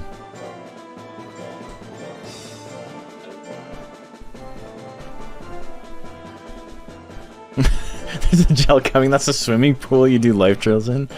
Defense drills, excuse me. Unless you got the swim bug, I suppose. Can you talk about the other line thing? You know the one? The fucking code... how do you pronounce it? I don't know anime. Is it geese? Gee-ass? Code gay-ass. There's a crossover event with the anime. Guy-ass? Hell yeah. Code guess. Yeah, it's coming out. Geese Howard? Yeah. Yeah, baby. Tall Geese Howard? Oh my god. We got Geese Howard in a mech. Let's go, baby. Gigas, the Earthbound boss? Yeah, baby. Also, nobody cares. It's a fucking dog. No one cares about this dog. I'm sorry, Sylvie. Everyone wants you to lose. Alright. Duck and weave. Still in it. Hits the missile. Oh, baby. Let's go. Yeah, there's a dragon crossover, and I don't know what the other one is. It's hard to tell. It might be Hanger, but it doesn't look like any monster. Also, the dog wins anyway. Alright, whatever. Whatever. Alright, Rakdos and Casino Royale up next. How is Kamui legal? Kamui's legal with like very many restrictions to points. So in the DXBL, you get points for doing well. You get points as long as you make top 16. You get points if you beat other players in your division. You get points if you win 5 or 7 sets. Like, if you win a lot of games, even if you don't necessarily place well, you get extra bonus points. If you got a Mochi and you do that, you get extra points because Mochi's so fucking terrible. And there is a stipulation that you can use a monster that has been banned, but you only get points, 1, if you make top 4. And even if you make top 4, you only get half the amount of points you would normally. So, it's a little bit riskier to offset how little risk there is running something that's banned normally. Melnor Lab? Melnor's still banned. Melnor's still too strong. Blue Phoenix is still hard banned in lightweight? No. Melnor is the only thing that's hard banned straight up. Blue Phoenix is allowed in lightweight the same way Kamui is allowed in lightweight. But Blue Phoenix is not restricted anywhere else. How about Punisher? Yeah, Punisher is one of the monsters that you can run a Punisher if you want. Melnor's the only thing that's straight up banned. And then in lightweight specifically, Blue Phoenix is banned. Oh my god, the T-Bolt doesn't kill, but the second one does. Casino Royale, indeed. 50-50's hitting. You can play... Oh, that's true. You can play Melnor if you want. Dude, the fucking Cyclone.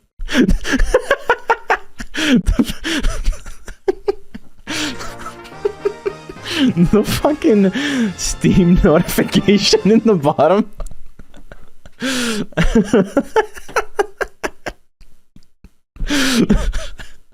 Oh my god, someone clip that. That's so good. Name is Casino Royale because he cheats. House always wins, baby. Oh my god. Alright, GG's. Oops, my bad. That's over. That's a 2-0.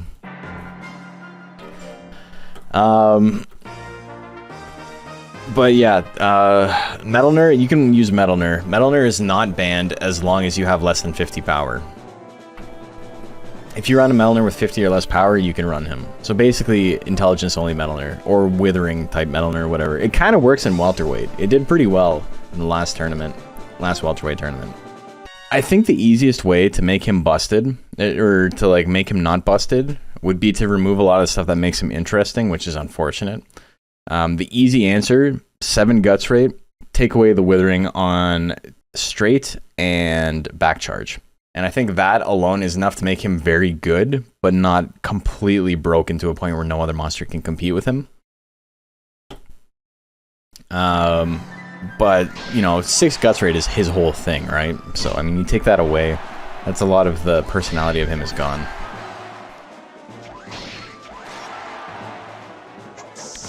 Fury Bang? That's a lot of damage. That's a lot of guts down. Is it possible to combine a question mark sub and keep that sub after you combine? No. Also, the grit, she's still in it. Goddamn, dude. She wants this. Well, she did beat his ass. We're going to game number 2. Here we go.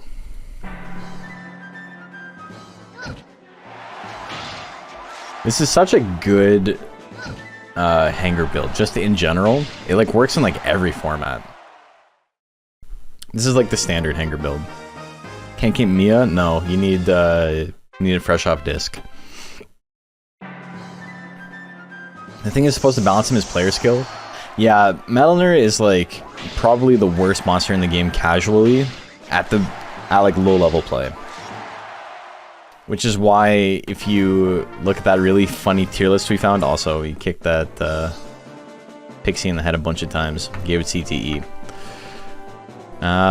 Bigsley and You Are Safe up next. If you look at that tier list we found where it lists Undine and Melnor as the 2 worst monsters in the game, it's completely understandable why they did that. And it's because both those monsters start with incredibly garbage stats.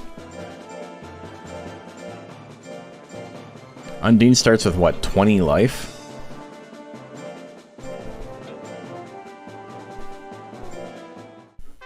I really like the Nashu build. I think Pixie has a little bit of trouble in lightweight, but it's definitely better in lightweight than it is in like heavyweight. And he starts with 50? 50. Yeah, it's not much. It's 20 power, right? It's 50 life, 20 power. Or 10 power. It's very little power. Metalner starts with like similar stats.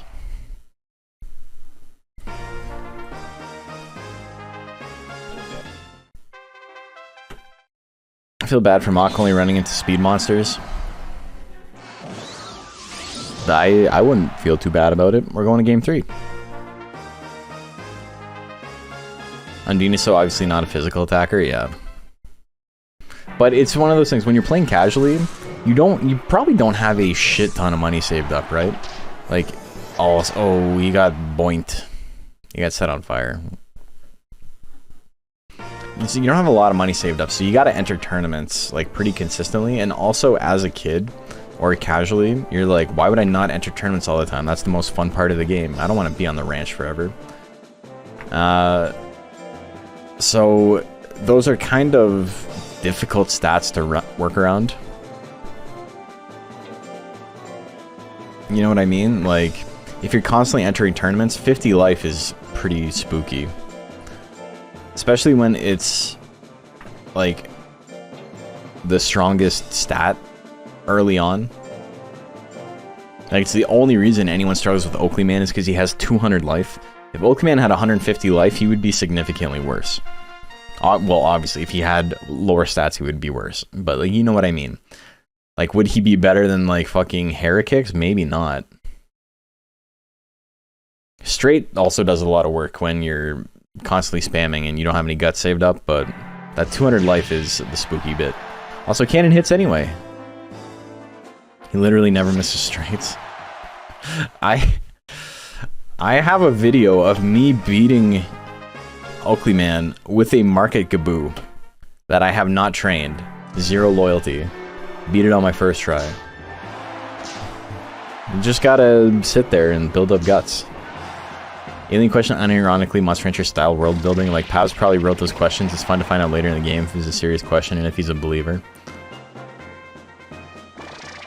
Would Pabs have been the one who wrote the questions?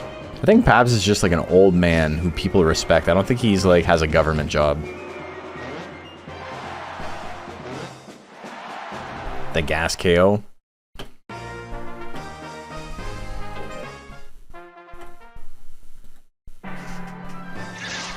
Pow pow. I'm going to game 3. Here we go. Habs is an instructor. Yeah. Oh, you missed the 3 cubes. You get gassed for it. Oh, the gel top. Big damage on the crit. Not enough to kill and gives him power. Kind of rough situation for the gel. But he's got a lot of options here to finish this off. Hard straight's going to miss with power at 80. That is unfortunate. That is very unfortunate. Well, 10 seconds left. Kool-Aid still winning. Hits the stab. There's the grit. Hop stuff still in this. But time runs out. The guaranteed game winner misses on the 20%. That's very, very unfortunate. Kool-Aid's gonna win that one 2-1. I think it's 2-1, right? He landed the cannon, game 1, and I don't think he came back, right? Yeah. Funky Monkey and Oscar up next. All the girls love Pabs. He's everyone's favorite.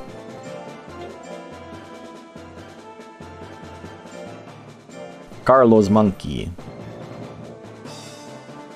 And Oscar. Oh, is this the monkey fight? Oh, baby. You guys got those brothers saved up. You know what's what.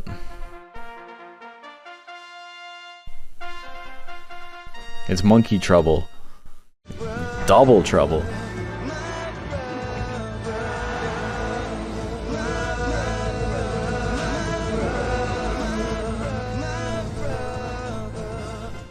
What are we fighting for?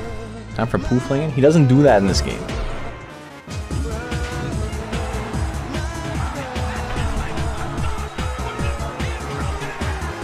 Imagine if this was a big stream. and I let you guys do that shit. Imagine we had like 1,000 people watching.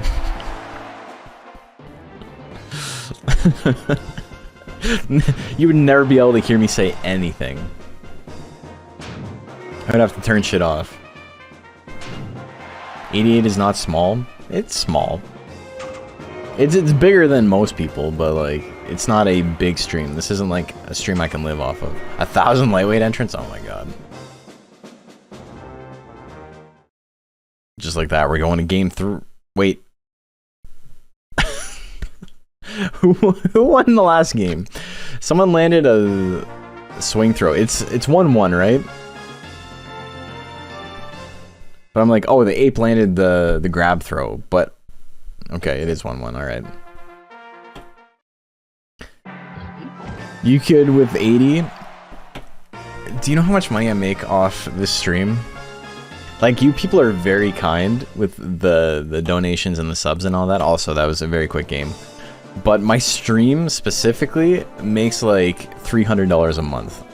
Like, it's not that much.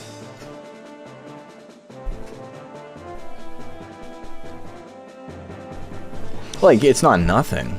It's not nothing, especially when I have like a decent paying job already. But it's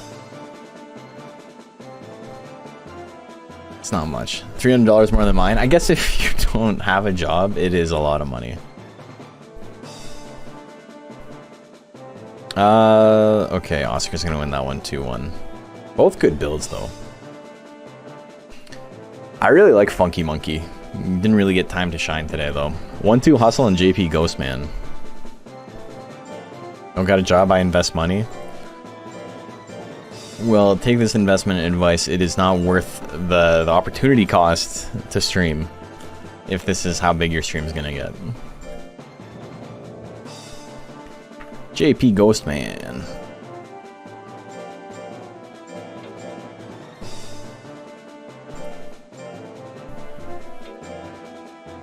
Enough for 6 cards.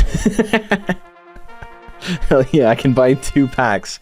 I can buy 2 playsets a month. Be happy with 2 regulars to talk to. So, I've talked about this before, and the hardest part about streaming is talking constantly. And it's a thing that like bigger streamers, and when I say bigger streamer, I mean me in this situation. I don't mean like uber big streamers, but anybody who's like at my level or above, like talking to them, they seem to like take it for granted a lot. It's easier to stream when there's a chat. When there's this many people talking, you don't have to like be off the top of your head constantly. When you have no one watching, or you have like a very small amount of people watching, it is significantly more difficult because you have to constantly come up with stuff to talk about and not be boring and not be irritating. And that's really, really hard. I say this as someone who used to stream to 1 person or 2 people. When you don't have anyone else to play off of, it's just you, and you have to be talking about stuff in the game that's interesting. You gotta be talking about stuff in your day that happened that's interesting. And you have to do it without getting anxious that nobody's listening, because that's a very hard feeling to shake as well, but it's there and it's very real. And people get turned off by it if they feel that you're like, also, damn, dude, 1-2 Hustle just won't let JP Ghostman live. Killed him a 2nd time.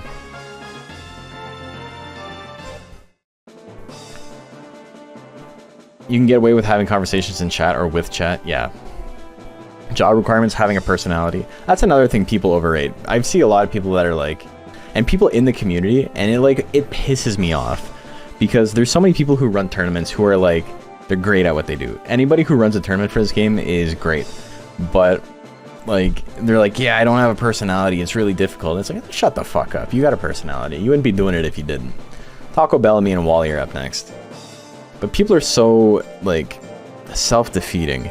And, you know, I don't say anything about it because it's like, you know, that just feeds into the cycle. But people gotta have a little bit more self-confidence, you know? Easier said than done, I get it. But you need to just like believe that you can do it, you know? It's a big part of it.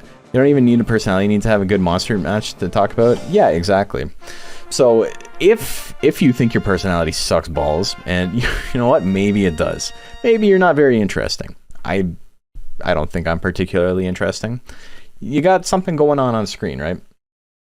With a game like Monster Rancher, when you're raising casually, there's like this awkward position where when you're really casual, you got stuff to talk about because you don't really know what's happening. Also, Power Mating Song, oh my god, that did nothing. That was a lot of withering, but that did no damage. Wally's defense really come into play there. Or have your dog with you? Yeah, that helps too. But once you get to a point where you like know a lot about the game, you can feel bored talking about it yourself. And it's a thing I've noticed watching other people stream. It's a thing I've noticed myself more than anyone else, is when I don't have like a really engaged chat and I'm streaming like a competitive build, it's very hard to not just play by play and be like, okay, well, I'm doing this for this reason, which is like fine. Also, that wall was sideways when he got blown on there, and that was interesting. Also, Wally's gonna lose this one after what happened in the last game, eh? That's interesting. Anyway, we're going to game 3. It's really hard to not just play by play and be like, okay, now I'm feeding a mint leaf because that lowers its stress. But that is... it's part of it. As long as you can like train yourself to like start doing that, eventually you'll get to a point where that's not all you do. The double sound wave gonna finish him off. Taco Bellamy, I think it just doesn't have enough damage output, but it was a valiant attempt, and it won that game. It almost beat Wally's ass there. Not quite. The Tinnitus special, I'd be feeling the same way, dog. C4 and Alberto, oh my god. This is a loser's round 1 match. This is crazy. Should have gotten the heavier tech. It's, you know, the thing is, not every build is going to be a winner. And once you've built enough good builds, sometimes you just experiment, right? And sometimes it doesn't work out. You guys remember, dude, what was that model I made? What was the... was it a lightweight model? Was it lightweight or was it welterweight? I made a mono galley, and it was so ass. And it was just like, kind of remember that mono? It was the one named after that ad where the car killed all the kids. It was the rancid flattening building, yeah. It had like no skill in the flattening axe, and we were like, I wonder if this will work.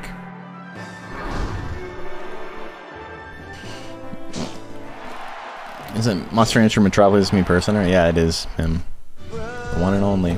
C4 gonna slap him though, or thwack him, or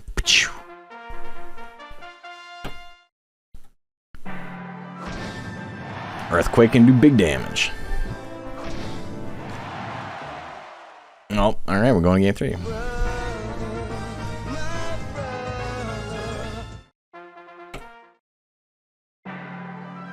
You guys have been saying old hat a lot. It makes me uncomfortable. Who decided out of all of you that we're gonna start saying this? Because I think I've seen the phrase like 6 times in the last 3 days in the Monster Rancher community. I don't know what happened, but there's been an old hat explosion. Kind of like Alberto's brain exploded there when he got hit by that flick. Very unfortunate. C4 moving on. Ooh, and Elvis burning. What's wrong with the old hat? Nothing. It's just, you know. Same hat. Same hat. Same hat's great. Unfortunately, Alberto goes down, but that's more bracket luck than anything else. C4 is a really good monster as well. Elvis burning. So we get to see 3 Astros. 3 Astros in 2 games.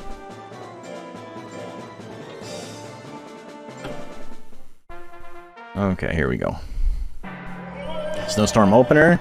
That's a closer if I've ever seen it.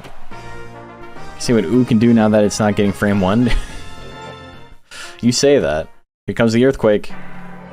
No. Elvis is burning. Didn't dodge a damn thing. That's a very unfortunate tournament run. But it does happen. Alright. Sour Patch Kid and Ocean Gate up next.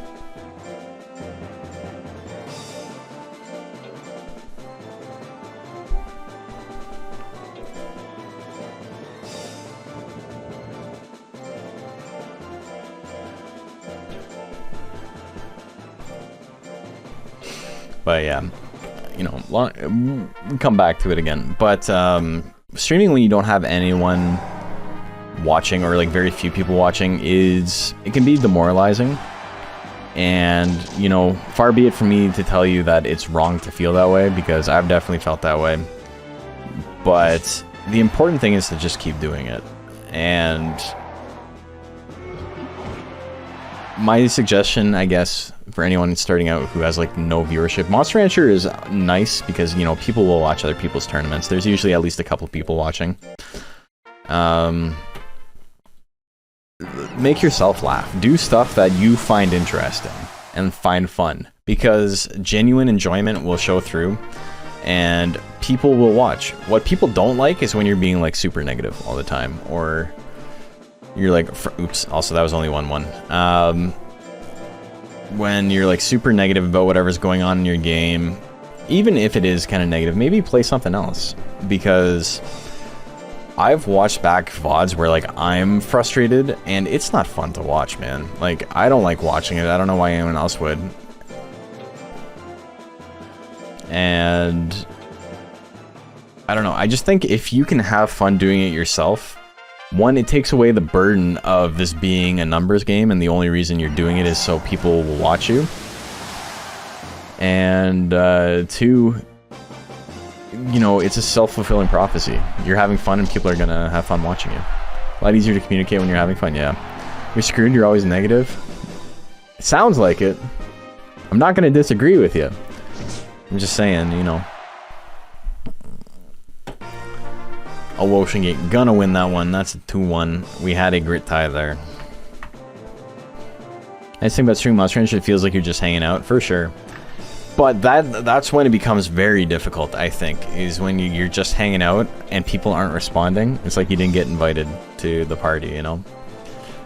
And I'm saying that as someone who, you know, I have a random raising stream where my numbers are like lower and I have like 50 people watching or whatever.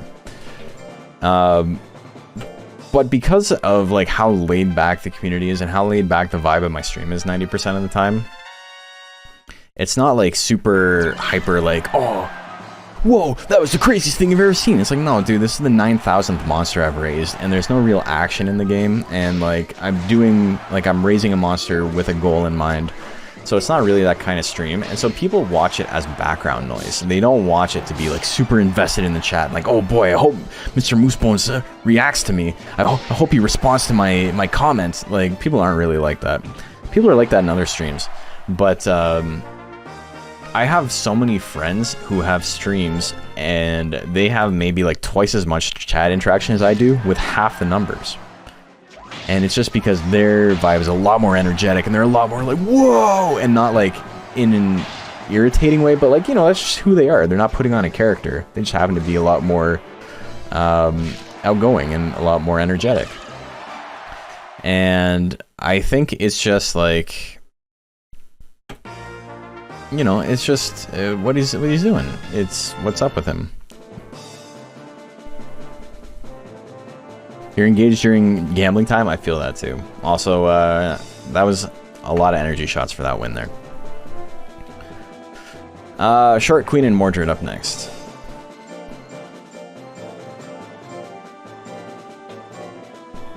People respond to an authentic vibe. Yeah, so like a really good example of that is I got two friends who stream. You guys know Fat Platypus, great streamer. You know, small channel. On a really good day, he'll be streaming to like 30 people, and which I know is still more than a lot of people, but it's not a lot in the grand scheme of things. But he's just so energetic, and that's just like his vibe. He's really, really fun to talk to and be around, and so his chat is always popping off. A 30-person chat for him is like a 70-person chat for me. And that's fine. It's just, it's a different vibe, right? It's not that people don't enjoy it, it's just that people get something different out of my stream than they would out of his. Please read my message about Jill. How fucking long ago is this?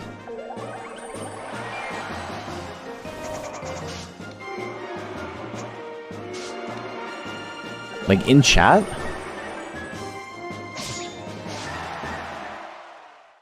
I don't know what's going on. Also, Mordred lost, or Mordred won that one while I was looking. Did you send it? Dude, where did you send it? Oh, sorry, it was a bit. Shut the fuck up. You goon. I looked back in the chat. It was asshole.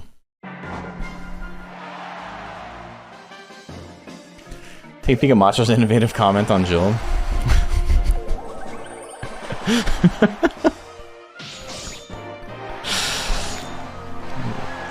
The licking hits? Oh my god, this Mochi's gonna win this game. We're going to game 3? Maybe. The headbutt at 82. He's gonna take it.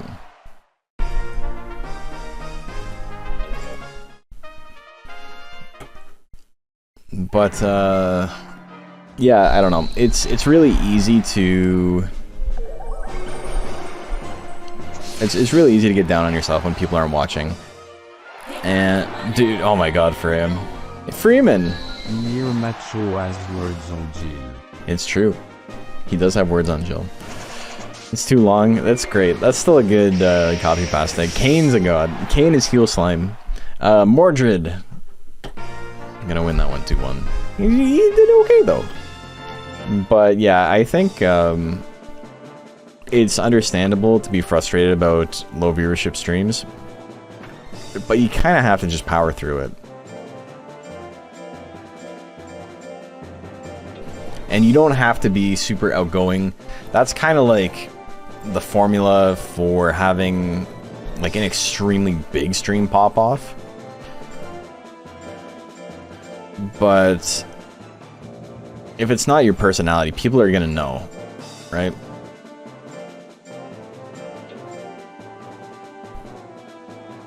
It's a really interesting thing in commentary for like fighting games, and this was really bad in Smash. Not so much in like traditional fighting games, but in Smash, whenever like Nintendo would have like a Nintendo hosted event, they would always have this one commentator who was like a talking head type personality who didn't know fucking anything about the game, but he knew how to talk. But every time he would talk, he would sound like this.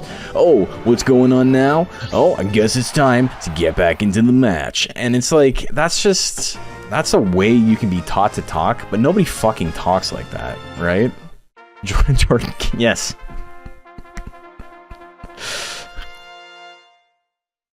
Alright guys, welcome back to the semifinals. It's time to see Minecraft Steve and Kazuya beat the shit out of each other. Last time Kazuya had his number, but what about this time? What's gonna happen? Let's tune in and find out. Like, it's nothing, none of that means anything. Spin the air with BS commentary? Yeah, pretty much. But it's also because it's what people who don't know anything about what they're watching are kind of accustomed to seeing. So it's good for just generic, like if someone's tuning in for the first time and they're like, I watch sports. And then they see that, they can be like, oh, this is kind of goofy, but also Bigsley's going to win that one 2-0. I'm pretty sure that was 2-0, right? Donation incentive to get Nash to commentate like that? I can't do it for long. It's, it bothers me. Shrimpire and balls. Balls of steel. Love Fujita's commentary. So that's different. That's not what I'm talking about. His is really good. I'm not saying that as you saying it's the same thing. But that's another really interesting style of commentary. I have a lot of opinions on commentary as someone who's done a lot of commentary and who, you know, used to be not very good and who I feel is like, I'm okay now.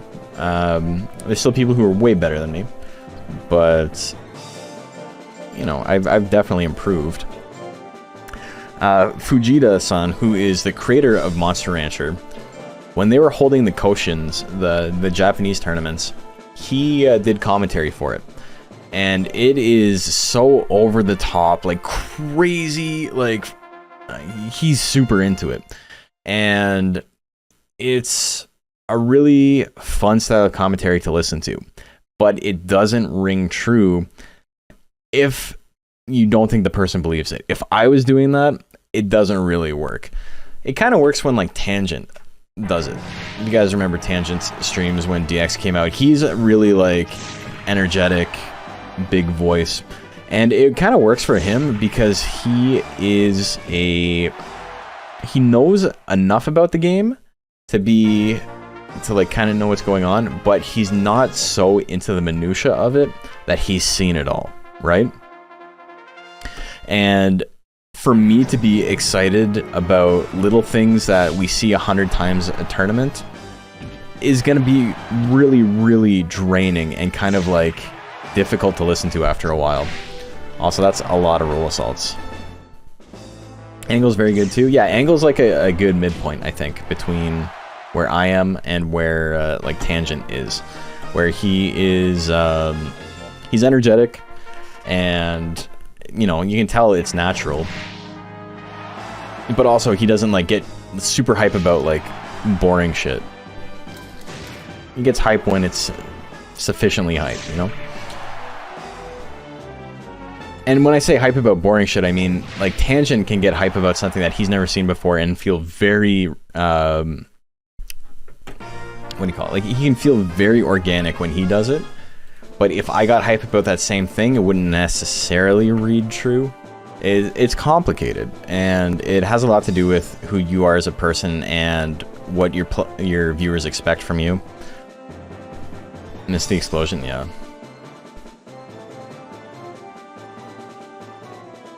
Kicks up and goes for a beer. He tried his hardest. Aldwin and Kool-Aid up next. But there's a really good clip of that in there's a Smash Melee tournament. Talking about Smash again, where it was. Wait, did someone mention this earlier? Saw Tasteless and Artosis, two StarCraft 2 commentators, do English commentary for Korean tech, and yeah, so the exact same thing. I had no idea what was happening, and they leaned into the what the fuck is happening, and it was super entertaining, for sure. That's exactly what I'm talking about. The same thing happened for Smash Bros. And the thing they got super hype off of was a thing that can happen. Wait, is Pikachu can like kind of pin you to the edge of the ledge and hit you with his jab like a million times in a row, and you know it's kind of like normal gameplay. It's not not particularly interesting. It doesn't do a lot of damage, but they got so hype over it because they're like, what the fuck is happening? Like Pikachu just headbutted him a million times in a row. And it's believable because they don't know what's happening, but they know how to talk and they know how to be energetic and entertained. The commentators, yes, it was. And they were great. But everybody was like, I can't believe these people who don't even commentate Smash are so much better and entertaining than Smash players. And it's like, dude, if you saw someone who has been commentating Smash for 10 years do that, you would be like, what the fuck? Like, what did you eat before you started streaming today? Like, what's wrong with you? If TK Breezy did that shit, or fucking you had Prof get on the mic, come out of retirement and get super hype over that, it would be like, are you okay? Like, did you fall on your head? It doesn't work when someone is like super ingrained. It's exciting when someone doesn't know what's going on. And that's kind of what the Kujira, or not Kujira. Kujira's commentary is fun too, but that's kind of what the Fujita-san commentary is like. Wait, was that 2-0? I don't know. I'm losing my mind here. There's a lot of stuff. Anyway, Aldwin won that one. Was that game 1? You guys will figure it out. You guys always correct me. I think Kool-Aid won the first one, right?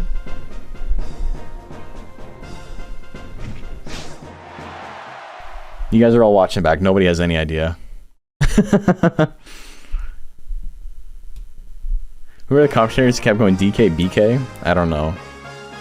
2 cannons is the cut tech chain. Leads into the cannon combo. I apologize, it might be my fault. I was distracted by the commentary. Yeah, I was too. Can somebody do me a favor and just like watch it back You guys know how to watch VODs on Twitch. You can just, if you go to videos and then you click on the newest one, which is what we're currently doing. Kool-Aid lost 2-0? Okay. I think it was a 2-0 and now a 3-0. Well, we're not going to 4-0. Anyway, Aldwin wins. It's like Joker versus DK and devolving and yelling Burger King. Yeah, I remember that. Pico and Quip up next. I don't know. Like I said, I have opinions on commentary. It's really interesting. The same style doesn't work for everybody. And I think that's like the shittiest thing about the Smash community. I mean, it's not the shittiest thing. If you know anything about the Smash community, you know what the shittiest thing about the Smash community is. But Smash players are so shitty to their commentators. They fucking hate them. They are waiting for them to make mistakes constantly, and constantly are like, this is the worst commentary I've ever seen. How the fuck does he not know the name of this move? And it's like, dude, shut the hell up. You can't talk. You can't talk to girls. Like, you can't talk to a fucking stream of 30,000 people. Like, relax a little bit.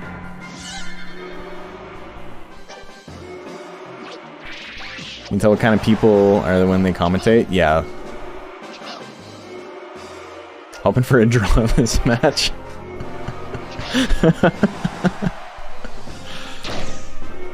Mega shotgun. Missing. Have a girlfriend and I can't talk to girls? Same. That's not true at all. I'm a grown-ass man. But Pico's gonna win that one. Did Quip win game 1? I know Pico did damage, but I'm losing my brain. It's 2-0, right? Yeah, that's what I thought. Okay, Jacobert and Oscar up next. That's wrong. Everyone give my stupid weed turn up your spirit energy. He's a good boy. He needs the encouragement. Hell yeah. Let's go, Jacka. Did you get energy steal on him? He didn't use it against me. But it's a fun tech. It's pretty good. You did? Okay.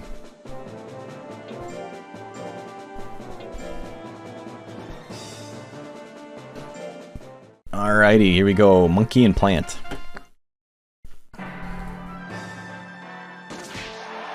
See, gun. That's actually cool. Jesus. Alright. I still can't believe that jab combo is a heavy tech. It's got, like, D-Force. D-Force heavy tech. Roll assault's gonna land. Big damage there. Jacka hanging out 74 on the face drill. Misses it. 2 in a row. Oh, he gets hit with the boomerang. There's the face drill again. Not enough to kill, but a lot of damage. He's got real. Yes. Let's go. To the plant combo. He still got it. He still got real up. Goes for the slap. It misses. He hits the plant combo anyway. It barely kills. Jacobert gonna win that one. He's got like 19 force. Yeah. Hate this plant. Over the years, it just gets harder to look at. Yeah, he's certainly something. Frank Spinatra and Twisted Bro. Oh yeah, Frank is down here.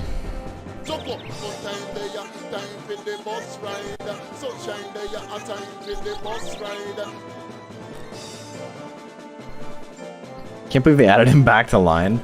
It's one of those things where it's like, is it my place to be offended by it? I think it's kind of fucked up, but I also, you know, I don't make a big deal of it. I just think it's bizarre that in 2023 they were like, of all the monsters we're gonna bring back, it's gonna be this guy. He's gonna doing it my way by working through losers brackets. Wasn't that wait, was Frank Sinatra the one who made that popular? Because that was a Paul Anka song, right?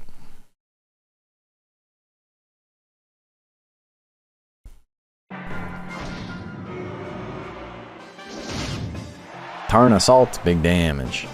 Honestly, no idea. I think it was Paul Anka, yeah. Old Blue Eyes may have sung it. Old Two Eyes himself. Sammy Paradise. Frank Spinatra gonna spin his way to victory. 2 in a row? It's a lot of withering, but he's angry. Now he's got a normal Monster's Guts raid. Uppercut at 60? He can't land anything. I'm gonna New York my way through this. If I can make it here, loser's bracket, I can make it anywhere, baby. Frank Spinatra wins that 1-2-0. Nettlebrand and 1-2 Hustle up next.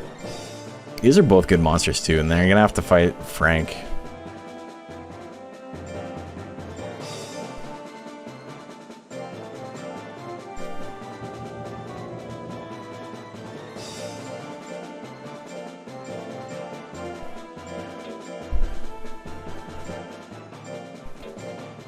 Today's been a bloodbath.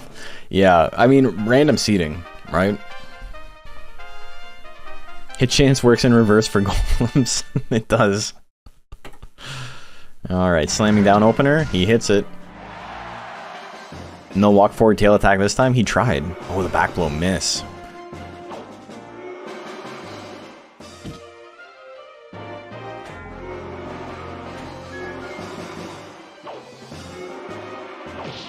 Tail whip's gonna land. A little damage gives him power though. Uh-oh. Hard straight with power. Not a lot of damage on that move, but it did do quite a bit there with the power. Nettlebrand gonna finish it off with tail whip. He wins that one.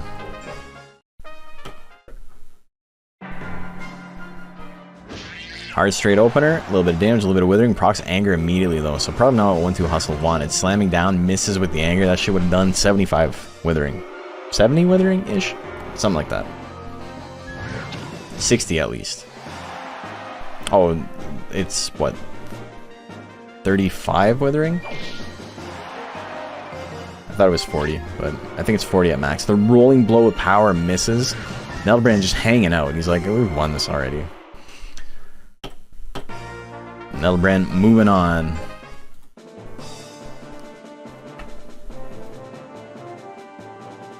Next up, we got 1000 Sunny and I'm a Fuzzy Duck.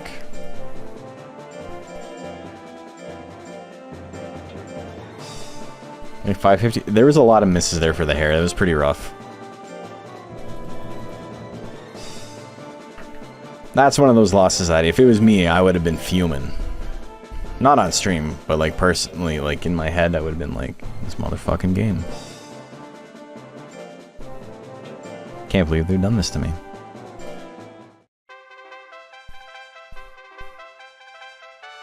Screaming internally? Yep. I would be. A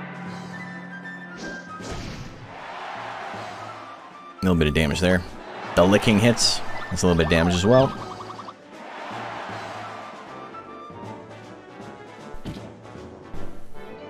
Giant blow, that's going to finish him off. That's big damage.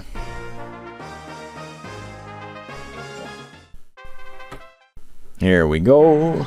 Roll assault 72%. That's a decent chunk. 1-2 Sunny goes for the napalm. The napalm bomb into the smash. Smash Slack has been the play for galleys today. How many mochi do we have tonight? 2. 1 now, I suppose.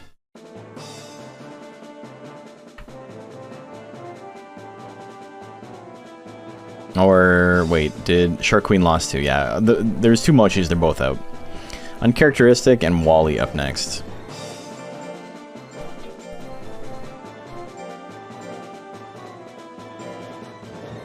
We only had 2 mochis, somehow they keep winning, so it feels like way more. They don't, that's the thing. There's been 4 mochi fights, 5 mochi fights. 5? And Mochi's won 1 of them. 1, 2, 3, 4, 5. Yeah, there's been 5. It's 1 out of 5. Still 1 more than normal. That's fair. They've won 20% of the fights tonight. Are you guys okay? Dude, this is the fucking Jill shit all over again. Did you guys realize?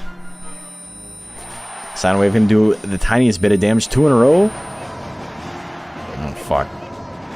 Wall, you may have picked a fight you didn't want to fight. What is this? Didn't end up making Mega Cracker? Hell yeah. Scratch is one of the funniest animations in this game. I love the little it has like a little flourish to the wrist, And then the actual claw is so low poly. It's just two fingers. It's so bizarre. Is he, you know, defensive? Death Punch can do big damage. Decent damage anyway. Wally is a real tanky, but he doesn't do a whole lot on his own. Flattening L. Death Punch gonna finish him off. I don't think I'll realize this, but we've been sleeping on Mochi. Mochi won a lot today. It's true. Uncharacteristic, gonna win that one 2-0. Hala Mania. Dude, I don't know how to pronounce that. I'm gonna... Hala. Hala! And Unlucky up next. Fuck, I can't... Hey, it's been a little while since I made that mistake, but... Mochi sleeping on Mochi. Mochi don't know what Mochi's capable of. If I was in the anime, that could possibly be a line that Mochi would say. Vaku.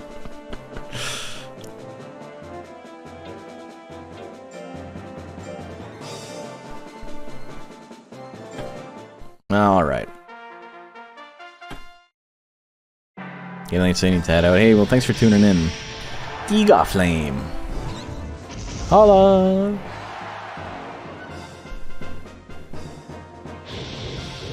We're definitely not going to finish the stream tonight. Or, we're going to finish the stream tonight. We're not going to finish the tournament. Also, he's hit so many roll asses. God damn. That's a lot of roll asses for this whale. I love how smooth he is in this. It's a thing that is kind of missing in DX, like, or not DX, in line. He's very fluffy, which is fine, but his head's also like kind of comes to a point. It's weird. And the earthquake hits too. 70% though, it's pretty good. 24-hour stream. Yeah. Giga Flame's still not killing. Power and real, baby. Hell yeah, let's go. Who's got it? 10 seconds left. Lightning. It's gonna be enough. Unlucky. Pretty lucky there. We're going to game 3.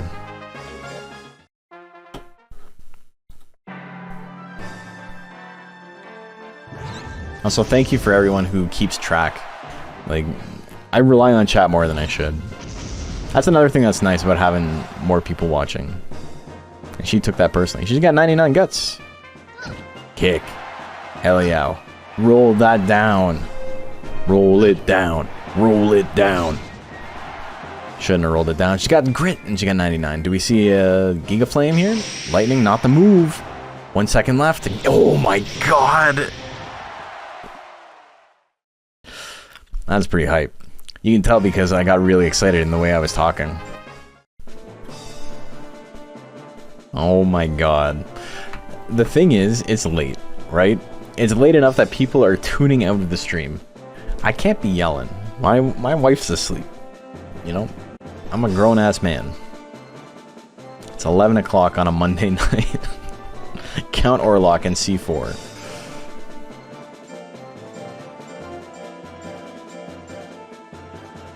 Wait, is there a... No, there's no gap in Count Orlock. So I have to, you know, I have to temper my excitement. But, you know, outside of doing pog faces, I think you can tell. You can tell when I'm excited. Unlucky? Yeah, sure, buddy.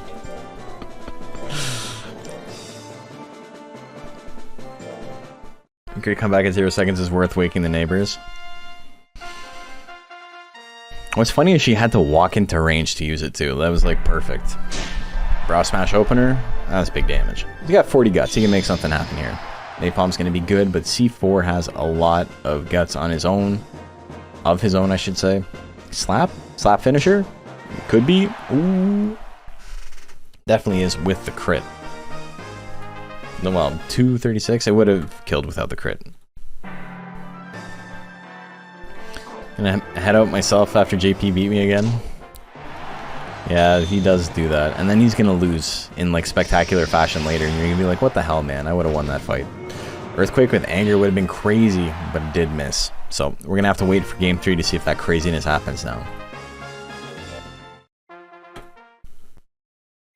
Game number 3, giant thwack miss at 77. It's happening. You got no guts left. You have 40 guts deficit to a golem. That is terrifying. C4 is gonna take it. He heard thwacking was the way. And he went for it. Sinister Hood and Salesman up next. Ah, fuck, man.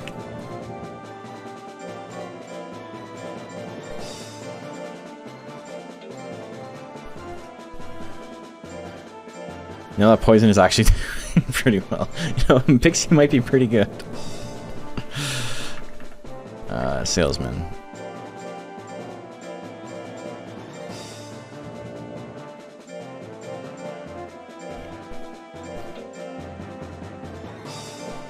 Who might be sleeping on Pixie? It's true.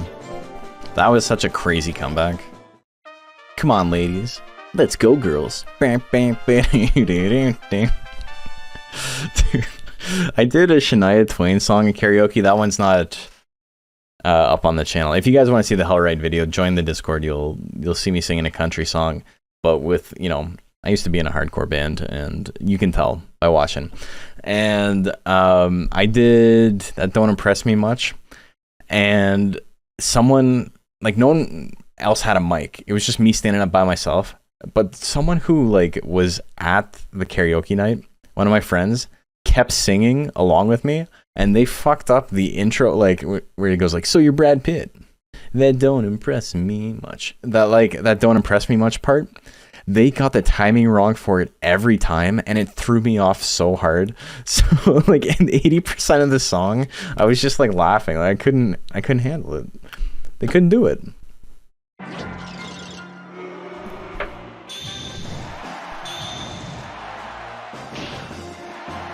Straight at 98. Sinister Hood in a little bit of trouble, but, you know, Salesman doesn't have a lot of life. Wow, 3 face attacks. It is the best basic tech in the game.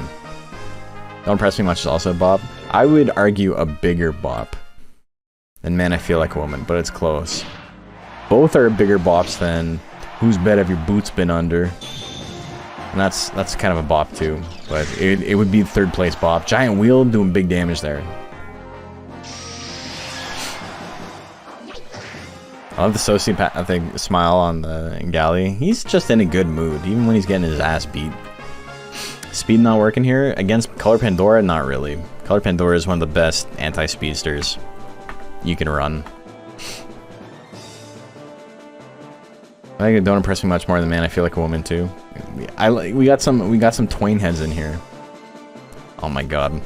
So you guys, we're gonna be talking about Hot Dad for a second. You guys gotta look up the Hot Dad Shania song. There's he made a song specifically out of comments on the Shania Twain Facebook page, and it is the most deranged shit you will ever hear.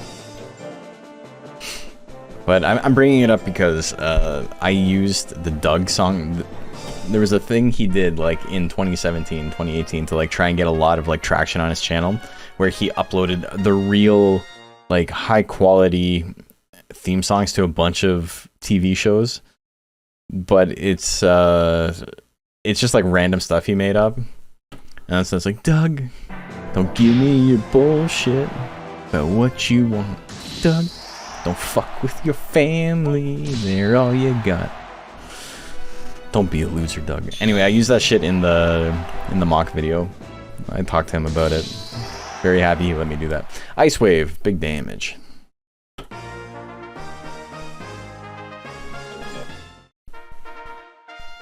This is the first game that's gone to the second attack. It is. Oh. Doug got pretty dark since I last saw him on Nick. Yeah. The punch combo? God damn, dude. Wandar. It's a Wandar. He's so good. No, I'm sorry. But the Shania song, we'll listen to it at the end of stream. It's not gonna get flagged or anything. It is so catchy. It's genuinely like, I play it in my car, and you're gonna hear it and you're gonna be like, I would not be caught dead listening to this, but also I'm gonna start listening to it in my car too.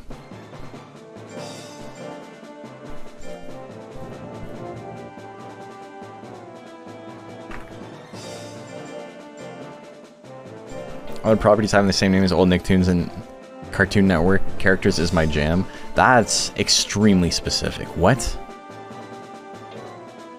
I heard that nobody wants to be a fucking lizard dog and just about lost it. Yeah, I love that. I was dying the first time I heard that shit. That's the entire song out of Ralph Williams quotes with Bloodhound Gang.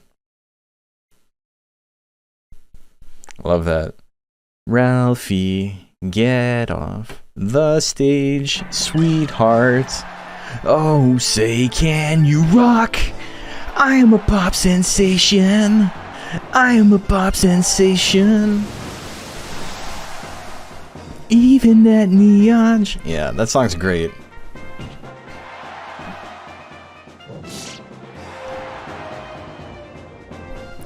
I would do that at karaoke if they had it. Ocean Gate. Bloodhound Gang's got a lot of good songs like that. Dude, Monster, have you heard My Dad Says That's for Pussies? It's such a good song. Oh, that's Big Damage. You should listen to it. It's really good. Oh, Harder is he's catching up. The tidal wave misses. Energy shot can do a little bit of withering. Not the damage he needs though. Oh, the belly attack. Oh, Ocean Gate, gonna win that one. That's a 2-0. Gotta convince my friends to go to karaoke sometime. It's pretty good. It's very fun. We do closed rooms. I don't like doing it in front of a bunch of people because what you can do if you only have your friends is you can just sing songs that your friends know that are like important to you guys or like interesting to you guys and not just like big radio hits, right?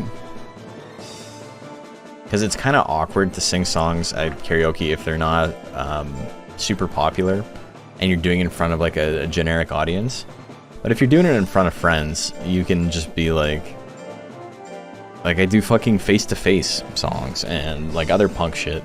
We always do some AFI stuff and do a lot of emo. I do, what is it? Cute without the E like every time I go. Or I'm Not Okay, you know, stuff like that. But it would be weird to do that in front of a bunch of people. Bigsley with the big blast shot to open stuff up. The Gust Slash. Weapon can do a little bit.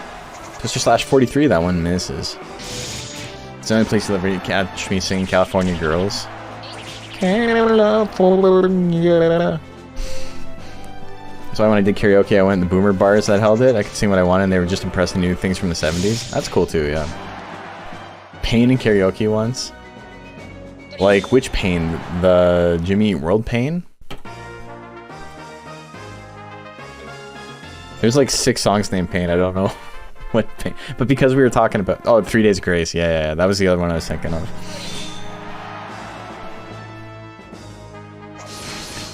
I'll do... Like, I'll sing The Sweetness occasionally, but I can only do it at the beginning of the night, because then once my voice is gone, I can't sing it anymore. It's too high. Yeah, Pain without love, pain, can't get enough. It's the song where all the choruses and the verse are the same. Bigsley. Bigsley boy.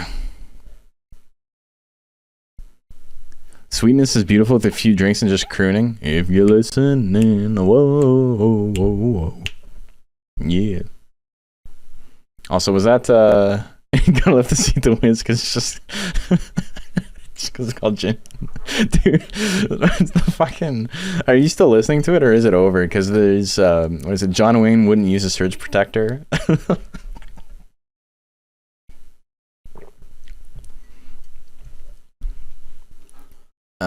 Okay, is that 1-1? I've lost track. Or is that 2-0? I'm gonna have to watch it back. Nobody's paying attention. 1-1? Okay, thank you. I feel like it's 0-2, but maybe it's 1-1. The big Gust Slash, look at that. It gives him Fury though? Oh my god, another Gust Slash. I'm sorry if these are your monsters and we're not like paying a lot of attention talking about it, but you know, sometimes that's what happens. Sometimes you gotta talk about other stuff. 0-2? 1-2? 0-2? 3-0? Thank you. Thank you, John. Shrimpire and Aldwin. Raki had a great comeback first game, okay.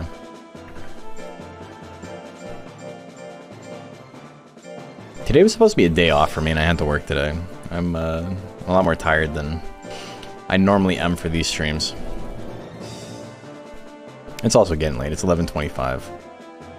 We've got quite a few games to play left before we're done for the night. We're gonna finish at top 16. And then tomorrow I think we're gonna finish the tournament and then we're gonna do some tier list stuff. 12:25. So you're an hour ahead of me.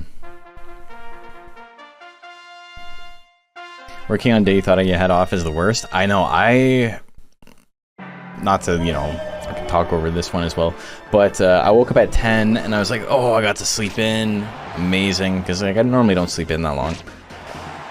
And then I'm looking at my calendar and I'm like, wait, I got something at noon? What the fuck? And so I went and I checked it out and I called the sales rep who was running the event and they're like, oh yeah, everyone's been there since 9. And I'm like, oh, okay. I'll show up at noon. Probably guess where you're from? Well, I mean, I would assume you're on East Coast, North America, but daylight saving... Wait, I'm an hour ahead. So you're an hour ahead of me. So you would be West Coast Europe? Or Atlantic Canada, one or the other. So Shrimpire wins game 1.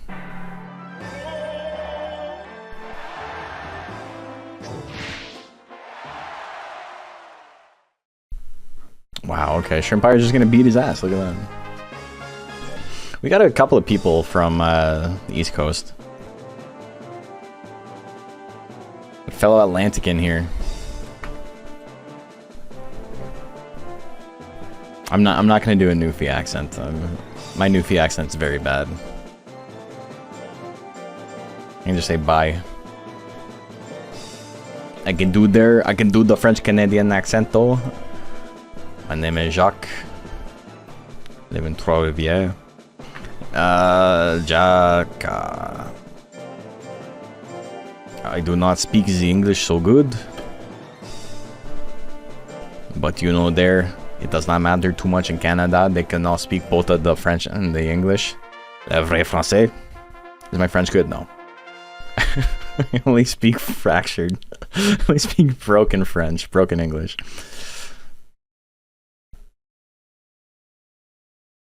Alright, here we go. No, my French is very bad. I can understand written French, like I can read French. Conversational French is too quick for me. You have the French Canadian accent. You kinda speak like this. Maybe not so, how you say, thick. The accent, not so thick, but he's still there. You cannot say your H's, your H's. You got Ash. Face attack. My whole family's French Canadian. I'm just, you know, I'm the one who didn't learn French. Face Roll's gonna win it. We're going to game 3. Look at that. It's a Monster Rancher game all of a sudden. There's something happening. Remember New Brunswickers have a touch of the accent? Yeah. That's more of a Western Quebec type accent though. That's like the heavy Joual accent. He's got real. It's not gonna take much damage. Real lifesteal? That's fucked up. That was some mean shit. Jackbird doing pretty good. Still in it. On collapsed in high school and I was in the waiting room for 5 hours and there was a WWE special going on. A redneck family who was also waiting in the room, losing their mind. Appalachia, baby. Frank Sinatra and Nettlebrand up next.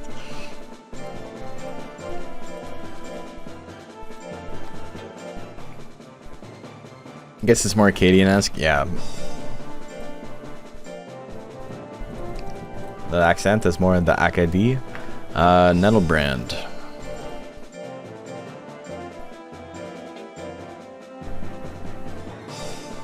My entire like French Canadian accent reference that I'm making is like entirely based on my grandfather. When he would talk like this. He would say words like this, and he would say, you know, what's the word? He would say the word, what? And then he would like trail off, and then he would just start humming.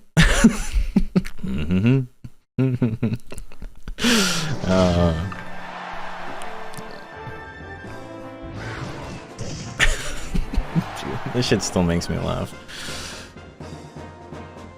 Some of my uncles have such thick Quebec accents, it's impossible to understand them. Dude, my Frank Spinatra wins game one. My boxing instructor is French, but like Parisian French, like from France. And he was telling me that when he came to Canada, his first job was working for the government as a translator. And someone called in to the government for some whatever they needed, but they were from Quebec, and they thought he was in a call center in like India or something because he couldn't understand what they were saying, like at all. And it was they kept yelling "le vrai français," which is like speak the real French. And it was just like very demoralizing for him. He's like, what the fuck are you talking about? Quebec French is not France French. No, it's not. And it was funny because I was talking to him about it, because it took me like an entire session, like an entire like 1 hour of talking to him to figure out that his accent was French. I thought it might have been like Albanian, or like I could tell it was European, but I couldn't tell what language it was supposed to be. And it's because he did not talk like this. He did not have the accent like this. He did not talk like how you say bad brained. I do not know the words, but like he didn't talk like that. Quebec French to France. French is what redneck accent is to British people. Yeah, for sure. The dialect, like the working class dialect in Quebec, is called joie, and that's what they use. Also, this fucking JP still try hard now. How does Louisiana French fit in there, mon ami? I can't do a Cajun accent, but it's reminds me of Cajun. It's closer, yeah. He didn't try hard on that monster name, that's for sure. It's uncharacteristic of him to have such a shitty name. Going to game 3. Giant blow gonna do good damage. Got you in this Cajun for 3 minutes, brother. Justifiably on an accent I am unprepared to speak in. Ooh, yeah. Uncharacteristic's gonna win that one. Lucky and C4 up next.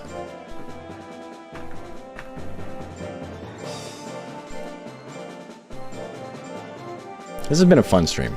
I haven't talked a lot about Monster Rancher, but I'm sure someone will complain about that when they watch the VOD.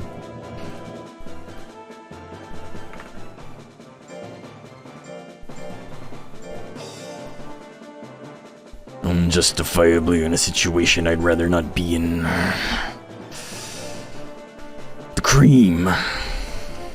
I can't do the voice right now because I can't do it quietly. I have to like project to do the growl, and you know, I can't make that much noise. Yeah, how do you put text in different slots? Is that co-commentator Wolverine coming back? No, that's there's very little difference between Macho Man and Wolverine. I got 2 voices. I got Barney Rubble, which is everything, and then there's Gruff Barney Rubble, which is, you know, Wolverine / Macho Man. We need Vince. Where's Vince? Oh no, I don't have regular Vince anymore. I got... This is what Vince is now. I lost the believe Vince.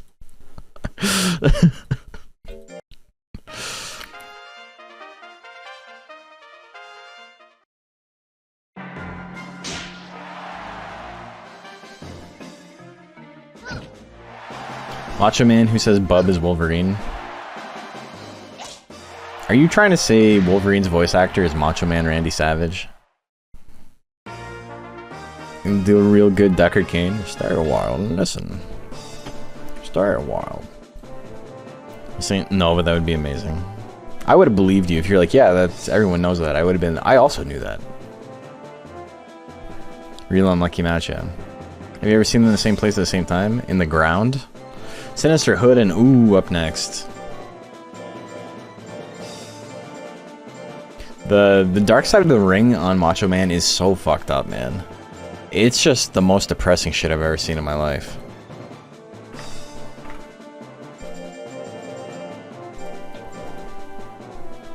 Deckard Cain is just Bane from Dark Knight Rises with less reverb.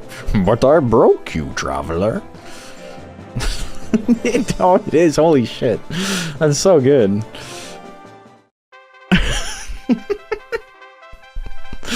I never noticed, but yeah, it really is. Deckard Bane, oh my god. I'm sure that's like a thing that people have talked about online for like a long time, and this is the first time I'm hearing it. You think Tristan is your ally? I was born in the cathedral. Alright, we got the wheel win there. I'm not gonna do a Deckard Cain impression. I don't know how to do one. Maybe I just thought of it personally. This is pretty good. It really is. Stay a while and die, Batman. Anyway, Sinister Hood's gonna win that one. Like, what accent is that? Tom Hardy's name is so good for all the wrong reasons. Oh, he's Bane, yeah. I think Tom Hardy's a fantastic actor. Astro Girl and Ocean Gate. Oh my god, I can't believe it's happening. Alright, is this play-ins for top 16? Yes, this is our last round before top 16.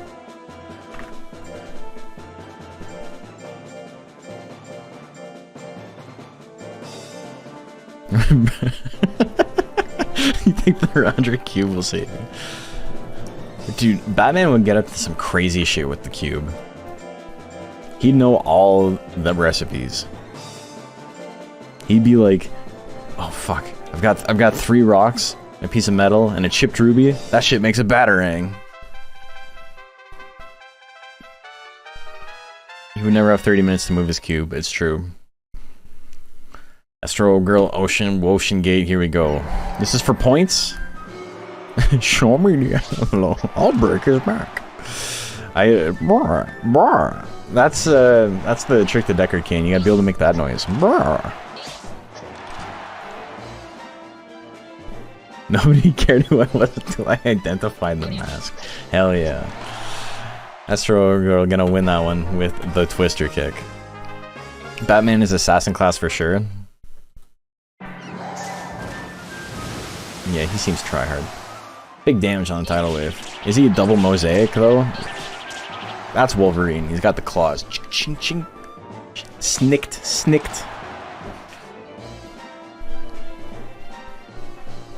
Deckard Bane.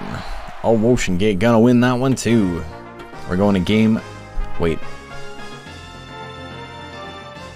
That 2-0? It's 1-1. Yeah, the little baby won that one. The first one. Tidal wave. Alright, now it's 2-1.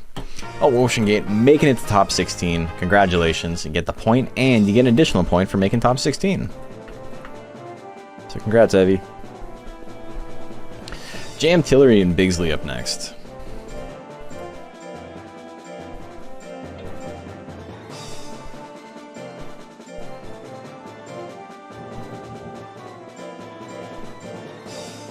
I think we will, we're gonna listen to the Hot Dad Shania song, and then we'll raid him after.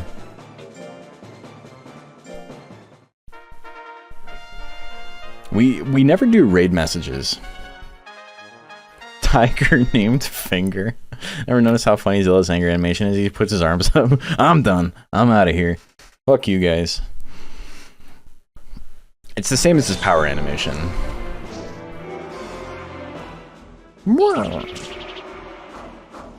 Or wait, or does he do the huh for power? I don't think he does. I think he does the up in the air. Hey guys, Jill's good Macho said so. No, it can't be that specific. No one's gonna know what the fuck that means. It's okay if it doesn't, like, mean much, but... We'll listen to the Shania song and see if we see something there. Gem Tillery gonna double whip his way to a game win. Here we go. Thanks for hanging out today, guys. This has been a really fun stream. I've really enjoyed this one. I don't think I've laughed this much on a stream in a really long time. Sometimes that requires not talking about Monster Rancher, you know? Weapon throw gonna miss. Weapon throw gonna hit. Does Hot Dad still watch the videos of the dudes reviewing food with his wife? Yes. That's all he does. There's an entire, like, ecosystem of them. It's kind of crazy. Jim Tillery gonna move on. Dayton Airways and Shrimpire DX.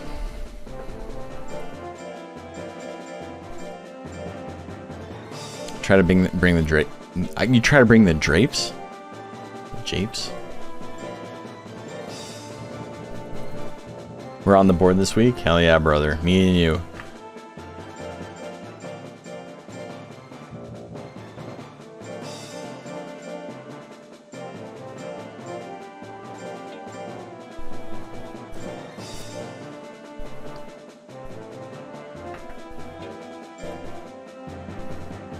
Okay, same build, same hat. Here we go. That's what my stream needs, more drapes. Brother, I got you covered. You already know. We got drapes. Look at that. We haven't done the same yeah, it's the same monster. We haven't done a drinking stream in a while.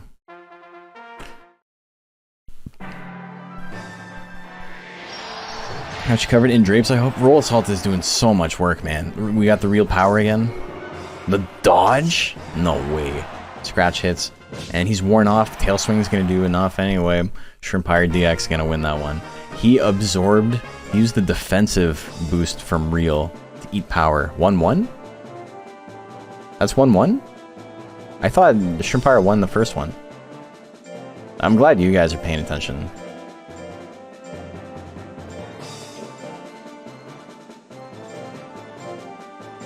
Anyway, you get more Monster Rancher. No, not at all, no. Alright, here we go. Crit stab just ate through real. Oh, true, that's right. Roll Assault opener. Another real proc, another power proc. 135. That one's gonna do a lot more. That'll do it. That's a 2-1. That's what, 3 games where that happened? The real proc ended up beating his ass a little bit. Summer Lashes and Jackbert up next.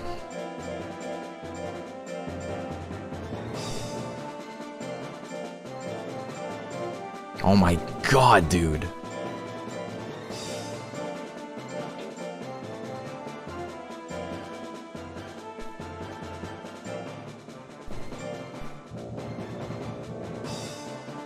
JP, it happened this tournament.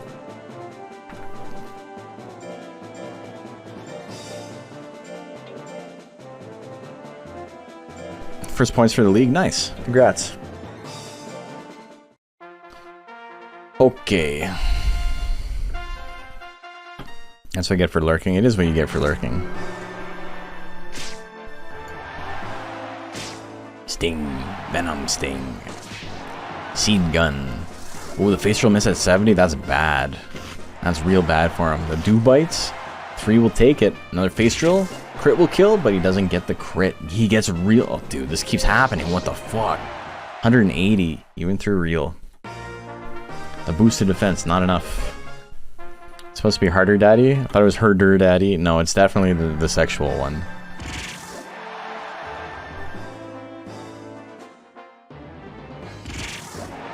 That face drill, it's not enough. Gives him power again. Jeez, he's in it though. Somersault lands. Summer lashes, getting that power. It basically did nothing, got his ass beat, and then he's like, now I'm going fucko mode. And then he won. Sometimes that's how the build works. Rakdos. And who's his opponent? Frank Spinatra up next.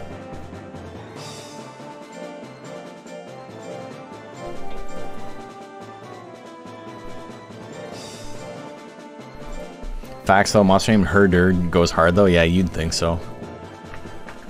You of all people.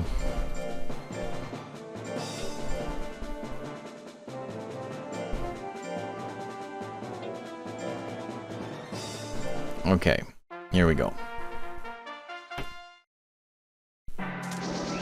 Drill attack miss at 76%. Typhoon at 82 miss. Wow. Wow. Wow. What do we got? More drill attacks. Belly punch. A little bit of damage on belly punch. Thwack's gonna miss at 85. A lot of misses. Puts him in the yellow, gives him power. Power T-bolt. Good damage, not enough to kill. And here comes the drilly. Frank Spinatra gonna win that one. I'm going to game at number 2. Considering mentioning the Pixie for a Worm, they seem really good. I think Worm might be good. I think Worm in lightweight is pretty solid. Lightweight and welterweight, Worm is pretty okay, I think. Specifically welterweight because, you know, he's got so many techs at like plus 20 hit. Alright, game 3, here we go. Don't even know how leagues work. All I know is that Casino Royale got me a point despite being my first lightweight monster ever, and therefore he's my favorite child. Hell yeah. Yeah, you make top 16, you get a point. The fact you can drop skill for points elsewhere and still be accurate is fun for sure. It's the Sussy Germa build. Frank Spinatra gonna spin his way to victory.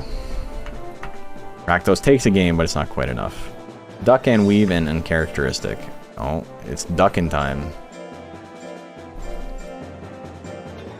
Ducka. Duck around, hell yeah.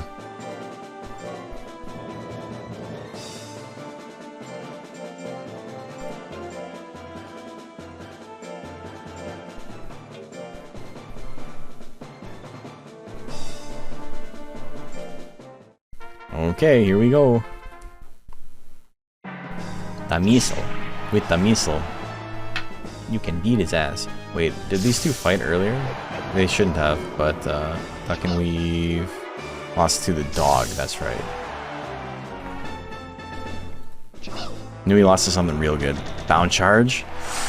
Oh, he gets the grit. He's still in it. Death punch missed though. The flutter slap finisher, Duck and Weave. That's a win. That's a win for the duck. Quack. Quack. Quack. Quack. Quack. This was, ooh, wait, 2 days ago? Oh, so this is like your first week playing. That's cool. Well, welcome. Hits the F-beam. F-beam's in the chat. Oh, that would be a good one. A frantic beam as my, like, F. They have given this hey, Mythic Corey, thank you for the gift sub. Very kind of you. Are we rooting for Duck and rooting against JP? Rooting for the Duck. I'm a big Duck fan. I fuck with the Duck, you know? Flutter Slap can do a little bit of damage. Not great to swing it many, many times here. Oh, the foolery? He doesn't do anything about it. Frantic Beam, not a great play here. Even with the crit, not enough to kill. At least his damage. Death Energy gonna kill him straight up though. Grits. They both got enough to swing. Who's gonna swing first? Beam Shower. He takes it on the grit. Duck and Weave. Congratulations. Making top 16. Uncharacteristic fallen just short. Obviously a good build though. Verdant and C4 up next. I wasn't rooting for JP to fail though. I'm a big Duckin fan.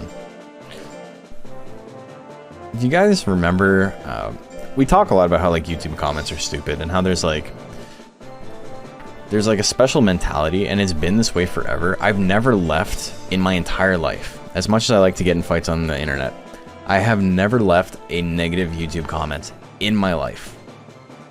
That wasn't in response to someone saying shit to me on my own channel. I've never gone to someone else's channel and done that. And it's because if you are of a certain era, i.e. me, if you are a millennial who was born in the early 90s or 1990 as it were for me, it was like the most socially unacceptable thing to leave rude YouTube comments. It was like, you are scum of the earth. You are the biggest degenerate if you go out of your way to leave negative YouTube comments. That was just a thing. It's like anybody who does this is a huge loser. And so I've never done it. Most people my age haven't used YouTube as like a chat function to like talk to other people, right? But there's this one guy who I'm pretty sure started following my channel because of the Meg Cargo video. Also, that's a lot of, dude, Earthquake's putting in work today. There's this one who followed my video from the Meg Cargo channel, and every time I make any post on Monster Rancher, he's like, this game's dead, why do you keep playing it? And it's like, dude, shut the fuck up, go get a hobby. Like, you seem stupid. And I was going somewhere with this. Oh yeah, and it made me remember also, Verdant, you tried, but you got withered so hard, man. Telemaniac and Sinister Hood up next. There was this guy who was talking about how Duckin is like really shitty. He was saying like Duckin, something about how I'll never forgive Monster Rancher. Oh, it was on the Monster Rancher 3 and versus Monster Rancher 2 video I made, the little short one. I do tournaments? Yeah, we do tournaments. This is a league. There's a bunch of different formats, so it gives a lot of different monsters who, you know, maybe aren't particularly good different opportunities to shine, be a little bit better. But he was talking about how like he hated Monster Rancher 3 because it got rid of all the cool stuff and left all the shitty monsters like Duckin. And I was like, I'm sorry to tell you that you're wrong, but Duckin's actually a very cool character. And he lost his fucking mind. He could not believe. He was so insulted that I said Duckin was a good, like a fun monster. He was just like, I knew you had bad taste when you said the stupid snail was your favorite monster. I am unsubscribing. I cannot believe how much of a loser you are. It's just like, Jesus Christ. You're like, do you have someone who can like reach out to you and see what's up? It was so funny, man. I mean, I want to find the video, the comment. It is great.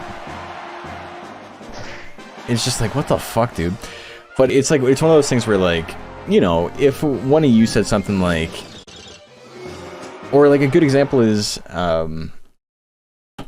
wait, hold on. He hit the wheel. Is this game 3? No, Macho's done. Macho finally doesn't make it. Okay, so these are the monsters left that we're going to watch fight tonight.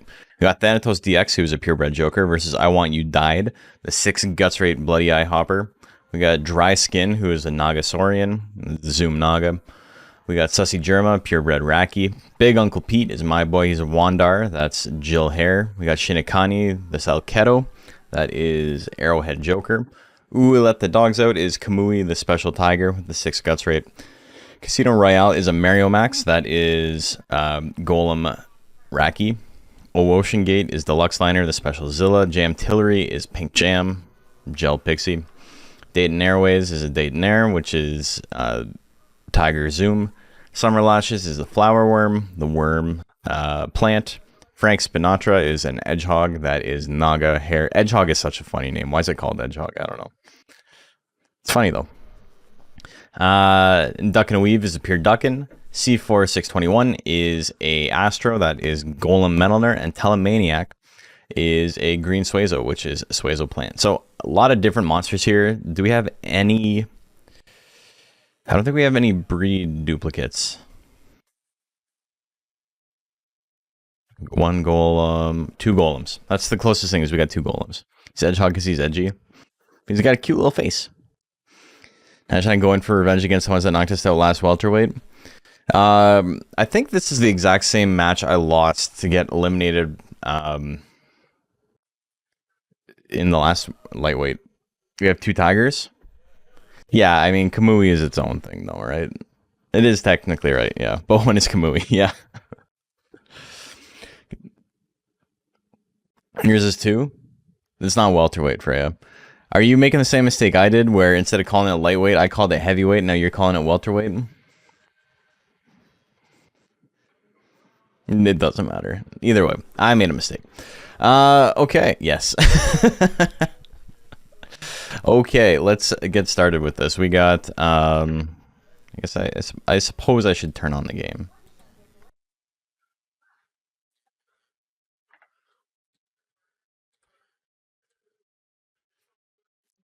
We know what we mean, exactly. Is Kamui the same class as Melner, or does he still outclass him? Melner's still better. Kamui is close, though. Kamui is very strong. Okay, so our very first matchup of the night, we got Thanatos DX and I Want You Died. We're going to do betting tonight. Tonight's going to be a shorter stream. It's only this. I was going to, I mean, you know, I was debating maybe we'll do a, what do you call it? A tier list afterwards, but I don't think we're going to. Hey, Frenzy Potato, 13 months. Wow, that is almost a year. It is almost a year, technically. Thank you for that. I thought tonight was lightweight. It is lightweight.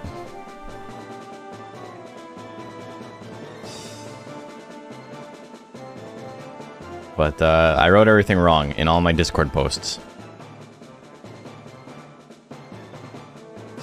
Let me change it.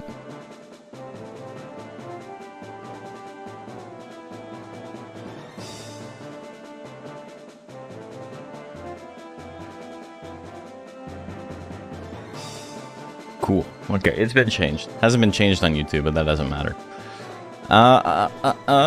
Okay. Thought it was featherweight? No, we don't have featherweight. 900 cap. I would watch No Holds Barred tournament with nothing but the most broken shit possible at least once. You should watch the official tournaments. Hey, Holy Aretha, thank you for the sub. 10 months, almost a year. The very first Koshin they ran was Melner, Undine, Kamui, and I think there was a Golem.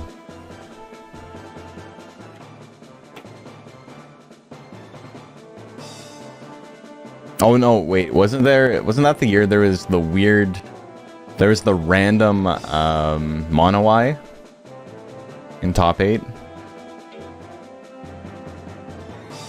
And it was Ripper, not Golem. It was like Melner, Ripper, Kamui, Monowide, Undine, or something like that.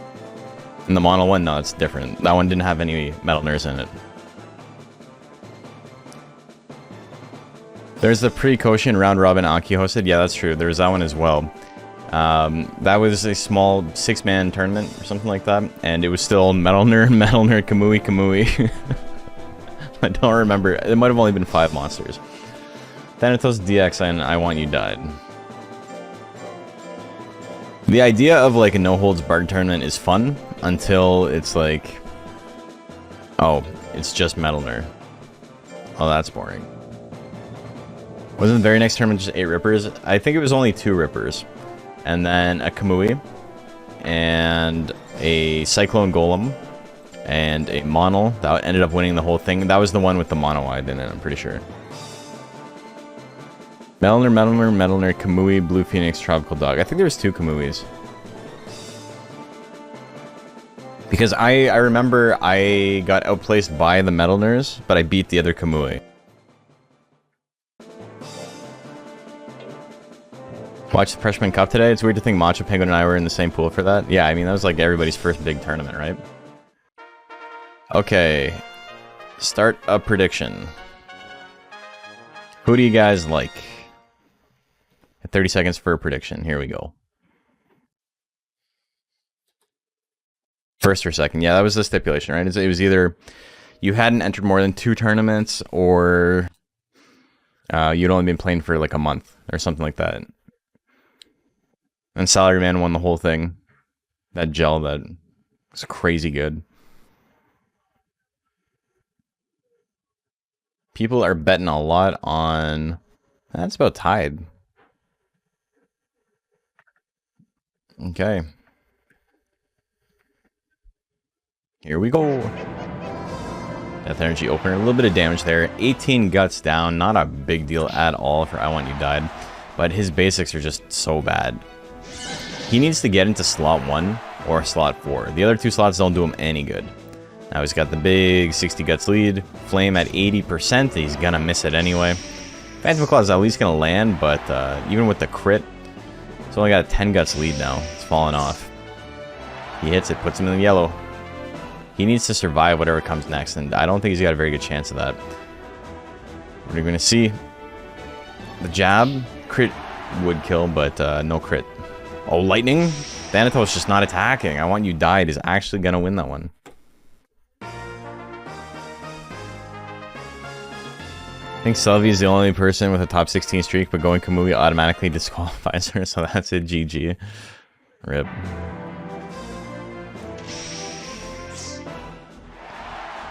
Good damage on the Phantom Claw, puts him into slot... Well, it's still slot 3, I guess. A little bit of damage there, but this is going to do a pretty solid chunk of withering that even, you know, I Want You Died really doesn't want to deal with. Second one, a little bit less impactful, but Thanatos still has a ton of guts. Hits the Death Energy. That's going to be game 2. We're going to game 3.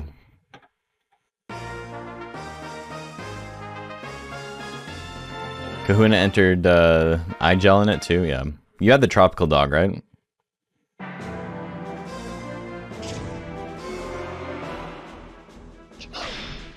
The Flame Miss. That's 2 Flame Misses. That's real unfortunate for I Want You Died. But that first game was kind of spooky. Thanatos probably doesn't want to swing Death Energy here. Everything else would be good. Good withering on this and good damage. Do we see an Anger proc? We don't.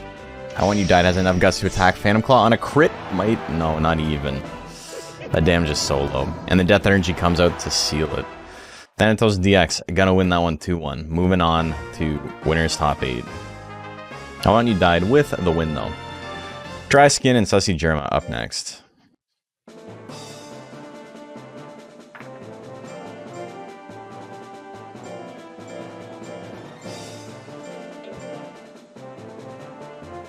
That was your first tournament? Yeah.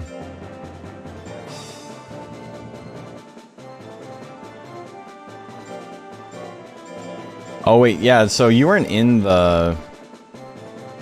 Was that before the... What do you call it? The Freshman Cup?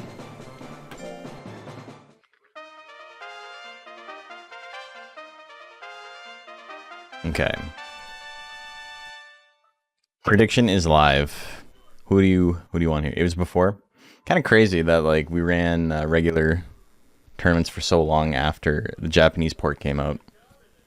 It wasn't until DX really dropped in late 2021.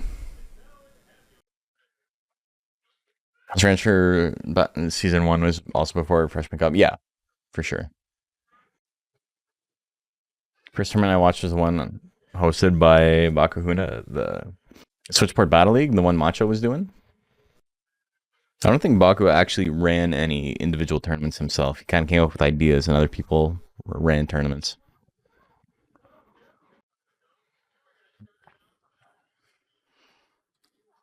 Okay, 74% on Germa. That makes sense. I do think he's the favorite in this matchup. He's a good favorite to win the whole thing. Tail Ash is going to land, though. That's going to be big damage. Germa has a lot of damage potential himself as well. And with the 80 guts lead, you know, he's got a good shot. The double weapon throw miss. Balk did all the behind-the-scenes stuff. He just streamed it and did the overlay, yeah. Wow, 3 misses in a row. The Twister Kick coming out as well. Bite misses. We are halfway through this match. Sussy Germa's got 50 guts left, though. Finally lands 1 attack. He's going to have to land a couple more, though. Damn, another miss, eh? Blast Shot going to do a good chunk. He's in the lead now. 20 seconds left. There's Anger. Dry Skin's going to build up a lot of guts. Fireball's gonna kill him. Gonna kill him dead. Look at that. Can only dodge 30% for so long. If you're dry skin, you can only dodge 70% for so long, I suppose. Blast shot, gonna do a little bit of damage, a little bit of withering. Tail lash, 47%. Good chunk, just under 50% of his health. Weapon throw with anger, good withering on that. Misses the second one. Bite at 50%, wow. He misses it. The anger not doing Germa a lot of favors in that specific scenario. Air shot gonna do a little bit of damage, gonna give dry skin the withering, or the anger on his side. I guess technically it does give him withering. Kick at 73, it misses. Dry skin still in this. Tail lash at 49, it's gonna land with the guts lead. It's still not enough. It does put him in the lead though. Tail lash at 46. Damn, dry skin dodging for his life in that set. You know, you dodge enough 70% so you can win the whole thing. You guys all lost a lot of chips. Dry skin, moving on to winner's top 8. Germa, probably gonna do pretty good, but in losers. Big Uncle Pete and Shinigami up next. You didn't? Hell yeah.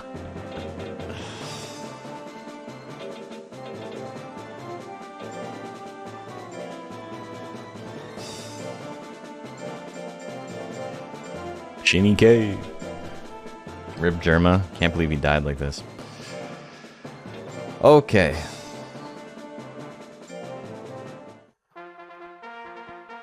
Prediction is live. Who do you like here?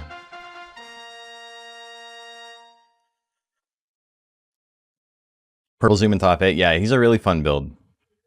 It's pretty good.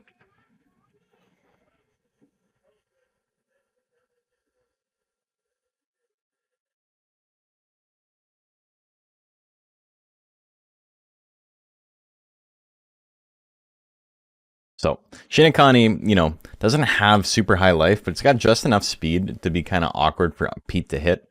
Pete only having the 400 skill means he's about equal to his opponent's speed with the form bonus that Shinigami has. If not, like, slightly below. And what that ends up meaning is that Big Uncle Pete is going to have to rely on basically the base hit values of his text, which makes it a little bit worse. Okay, 77% on Pete. Here we go. Shinigami won this last time. Punch can do a little bit of damage. Shinigami doesn't do any withering, which is real interesting. Definitely helps... I want to play video games. Or definitely hurts Pete, who wants to get withered to proc anger. The double slaps miss again. Hey, prime number 2357. Very kind of you.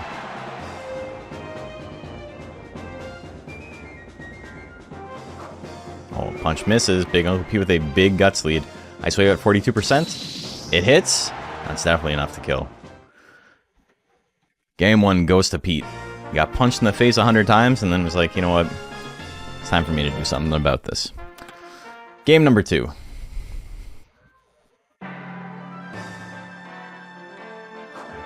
Punch miss at 77. Ice Wave at 37%. It's gonna hit. 249. He still needs the KO though. 1-2 straight, 49%. And whiff that one. Shinigami with a pretty big guts lead. He can do some good damage here. Ice Wave at 31. Shinigami dodging everything, getting out of the way. Huge guts lead, gonna do a lot of damage. Colossal doing about a third. Another Ice Wave at 31%. It's gonna miss. Shinigami in a real good spot right now.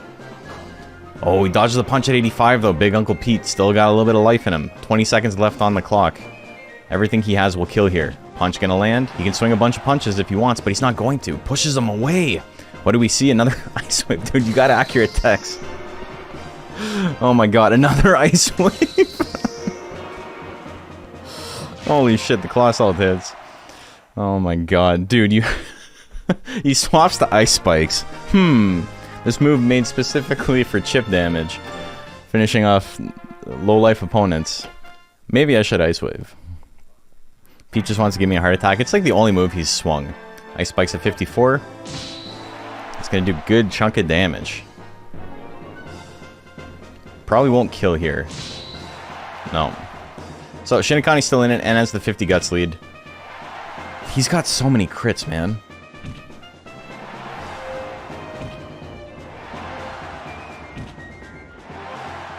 That's exactly what happened last time. Oh, Pete. That's what, 3 tournaments in a row Pete hasn't hit a single grit. He will at some point. Pete will eventually get grit, but it wasn't today. Shinikani wins that one, 2-1.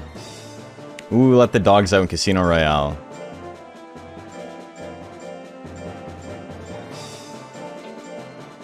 Did he grit yesterday? No. I don't think so.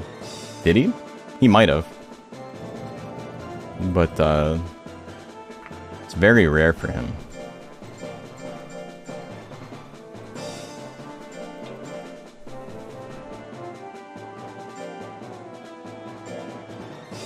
But yeah, that's exactly what happened last time against Shinikani too. Game 3, no grit. And also, I think it was the same situation too, where he rolled down a bunch of punches. Okay, prediction is live. Who do you like? When we sit here rooting for Cyclone Golem, you know we're in dark times. Pretty funny. Despite the fact that I was considering keeping track of KOs and grits, I want to have a life outside. Yeah, you don't have to do that. That's not necessary.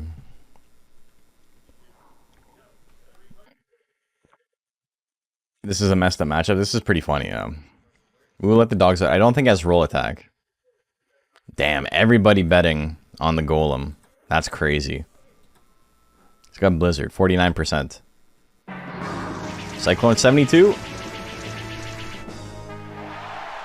It's game 1. It's game 1.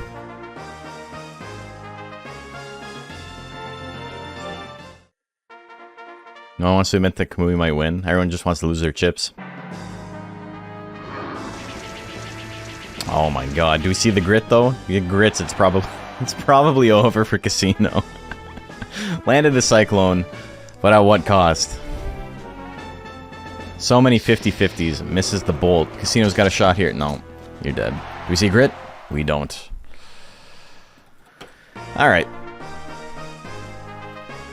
Alright. Game 3. Third Cyclone. It's gonna land. Do we see another grit? It's not gonna grit. Casino Royale is moving on.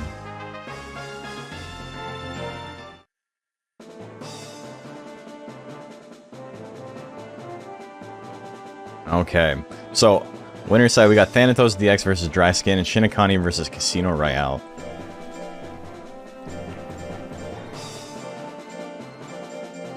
Thanatos. I should probably search the D. Oops.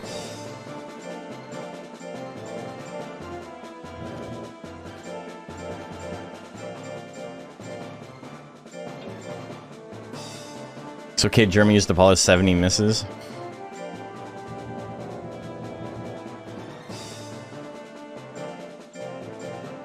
Dry Skin.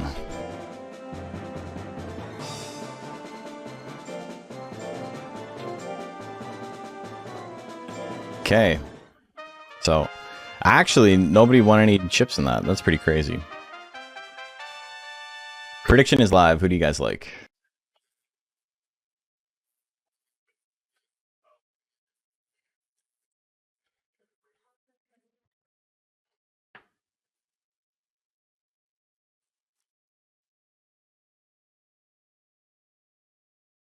What do we got? But 76% on Dry Skin. That's mostly one bet, though. Okay, here we go. Fireball opener, good damage there. Thanatos. Still has about 50 guts, though. Death Energy. You can do a little bit less, even with the crit. About equal on guts. Dry Skin does have the anger, so he's going to outpace his opponent slightly. Million bites at 76. Now he gets hit with the death punch first. Gets anger again. Tail Lash, will it be enough? Not quite. Accurate tech, doesn't do a lot of damage though. Fireball at 78. Ooh. The Zoom takes it. One more win and it's in winners finals.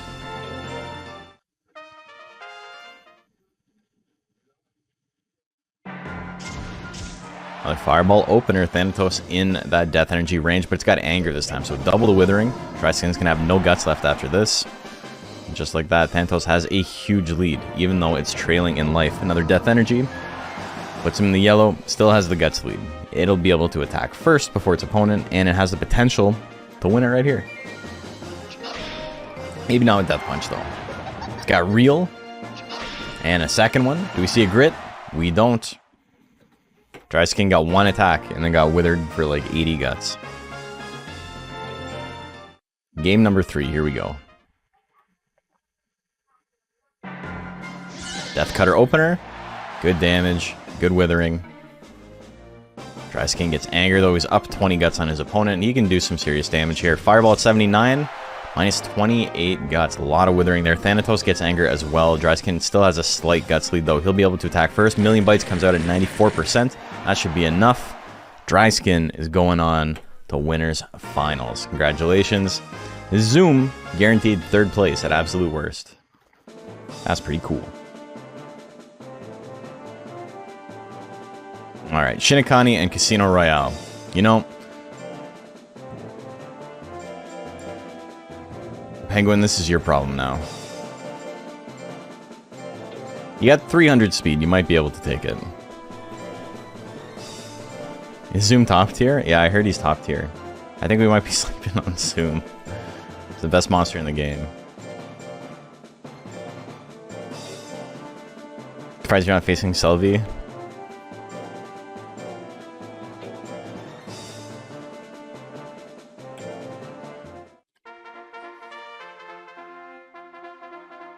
This man knew he was gonna win. He's like, oh, I'm just gonna beat Nash, not a big deal. Thought I'd be facing Selvi. Shut the fuck up. Here we go. Predictions live. Who do you like? Jill, Zoom, Kamui. Metalner 4th.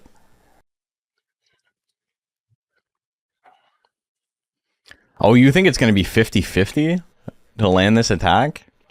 Brother, I'm afraid you don't realize how much 400 speed is gonna do to your tech.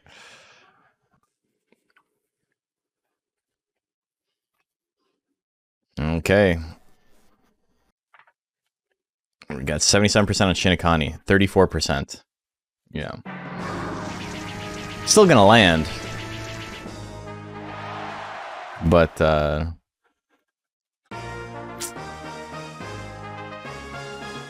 still gonna land.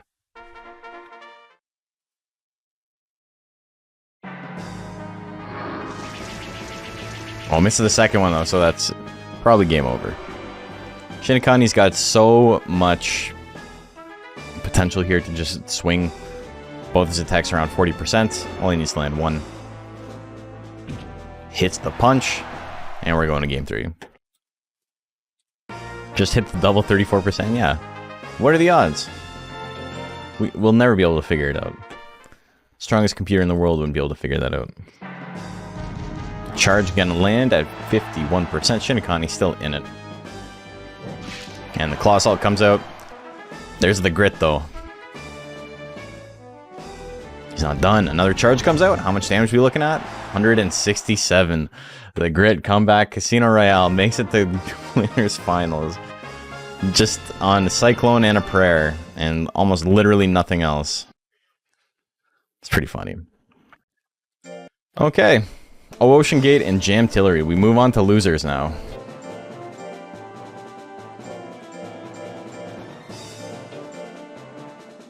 House always wins because he cheats.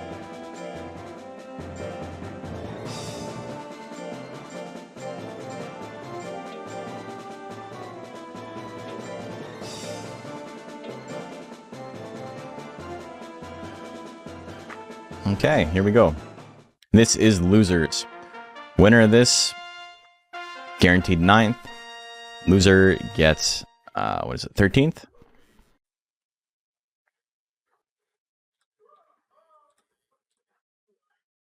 Okay, predictions live. Who do you like? He really was the Casino Royale.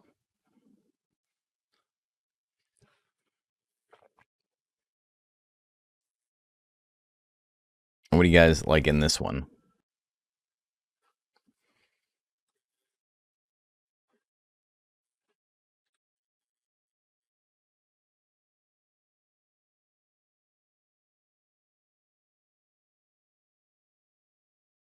About 50, well, 60-40 in favor of Gemtillery. The cannon versus the tidal wave. Cannon comes out first. It misses. That's unfortunate. It's unfortunate if you're a Jam fan. Part of the Jam fam. Tail lashes, a little bitty bit of damage. Good crit there, puts him in the yeller. Knocking up at 90, that should be enough to finish him off. 133, just barely. Ooh, he gets the grit though. He's got double his opponent's guts. He can swing. Swing a whip. That should do a good chunk. Rocks the anger though. 2 whips? Hit him with 4 whips total. Oh, cannon at 95%. That's spooky. He's just going to go for basics, though. Playing with his food a little bit.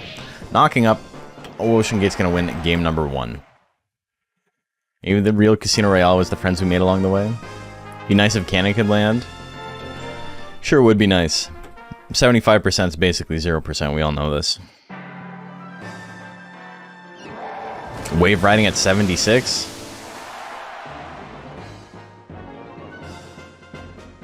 There's the grit, though. He's not out. He got big smoosh, but now he's got a 30 guts lead. What's he going to do with it? Going to push him away? Cannon at 80? Not too bad. He's not going to use it, though. He's walking forward. Whips. Chow. Good damage on that. And again, pretty good withering on that. 2 attacks like that, and he's still only down 5 guts. Single whip. Will it be enough? It will not. Oh, my God. This is tense.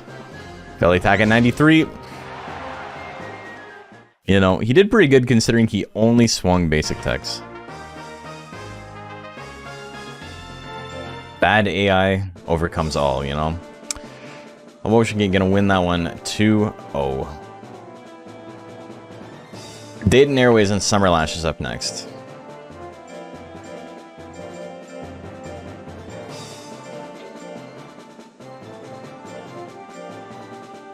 But 76 isn't 0, it's true.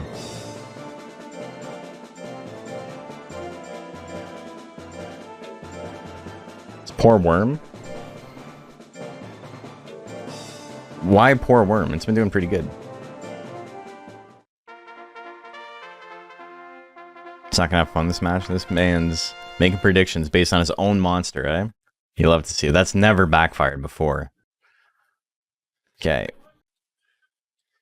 Prediction is live. Do stats at 1 still count lightweight? Yes.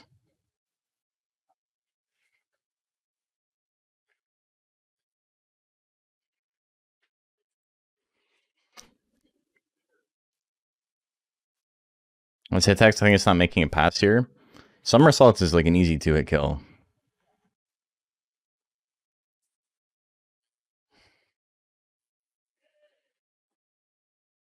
How to make predictions? So this one's over. But basically, you click on the little disc chips on your stream, and it'll give you a prompt, and it's like, oh, choose who you want to win. Player 1, player 2. 50-50 on the bets.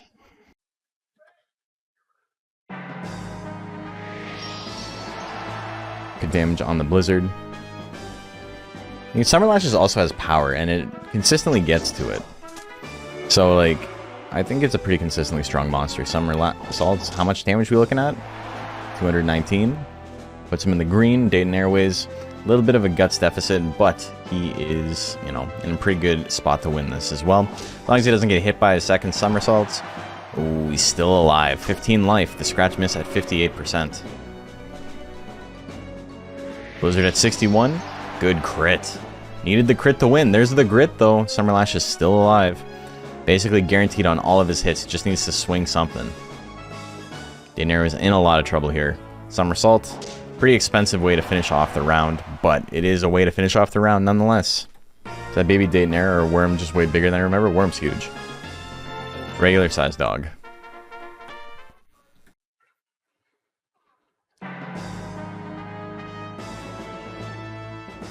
I think if we can ever do a tournament where we can hack text to be in different slots, I want to try stab ice bomb build. Just go all in on the crits, eh? Am I drinking? I'm drinking water tonight. I got boxing tomorrow morning, so, you know, gotta get a good night's sleep. All that fun stuff. Regular size Triceratops? It's true. Ooh, the ice bomb's gonna land, but another grit. Can't keep a good worm down, baby. Another one? Second one misses. Somersaults at 93. This might be enough to finish him off. 251 on the crit, but there's the grit from Dayton Airways. What do we got? 1-2 at 53%. It's gonna miss. Blizzard at 62. Good shot here. He lands it. We're going to game 3. Pretty close. Very close match. Game 3, here we go. Boxing hungover sounds like a nightmare. The difference between when I eat breakfast before I go and when I don't eat breakfast before I go is fucking astronomical. I can't imagine being hungover. Bite gonna do some good damage, 69%. It's a nice percent. Sting, again, not really what he wants to be using, but damage is damage, I suppose. Scratch miss at 60%. It's in Ice Bomb range, good chance to chunk him. Ooh, good crit. Does he proc power, though? He's got to watch out. He does. Hey, foreign man with 100. Oh, and the Ice Bomb lands anyway. Dayton Airways gonna take it, but that was a close-ass match. That's some good-ass teching. Dayton Airways wins that one 2-1.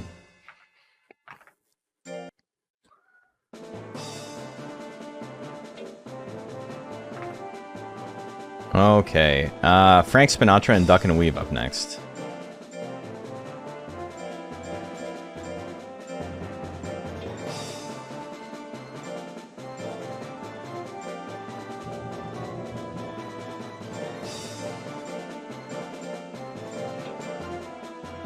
Really intense fight? Yeah, there's a lot going on in that one. It's nice when we get to slow it down and actually watch it in real time, not at double speed. Double speed does a lot to, like, make commentary kind of impossible.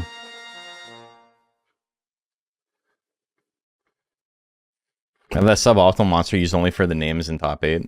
So is the grape. The grape's in winners finals. Nagasaurian, sorry. It's not grape in this game.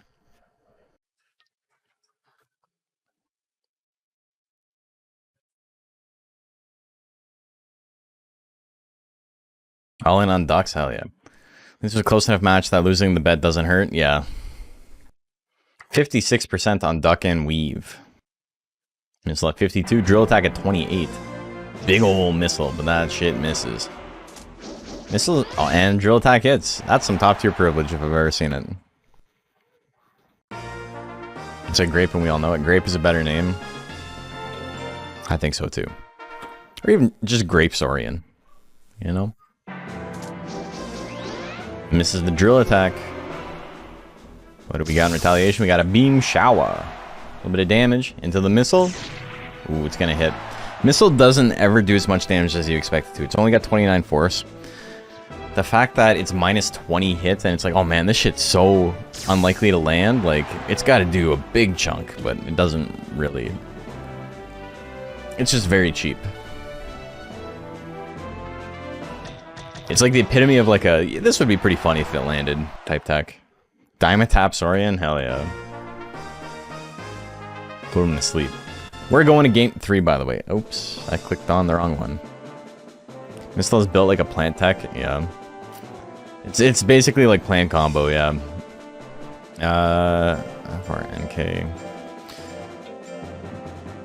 I can't wait until the Duckin' video. Duckin' video is not coming out for a little while. I don't have a script for it or anything, but being able to talk about the missile chain is going to be pretty fun because it is such an awkward, bizarre tech chain.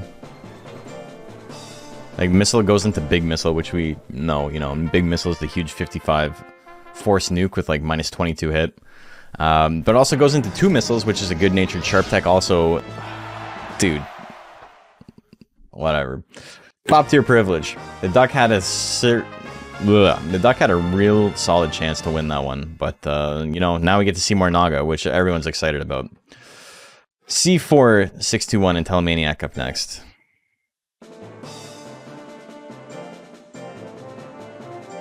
Yeah, 2 missiles is missile into 2 missiles is one of the weirdest tech chains in the game because it goes from a heavy tech to a sharp tech. It has a good requirement. It does less damage than regular missile. It's a tech chain where the second chain tech in the chain is less damaging.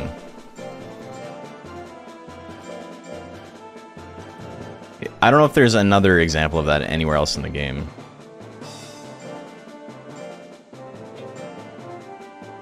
don't know if you've ever seen it. It's a rare tech. It's not great.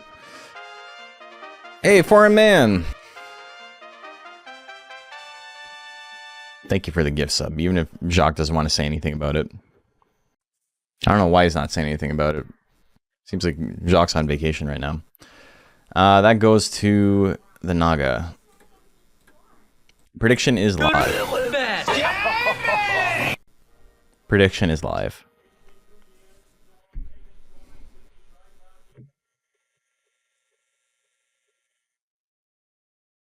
Thanks, Machampia. Substitute Jacques. Forearmed man is gifting a tier 1 sub to Moose Bones community. They've gifted the total of 3 in this channel.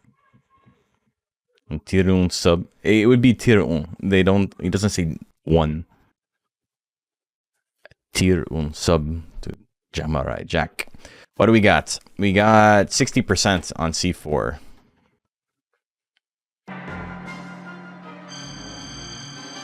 Telekinesis gonna miss.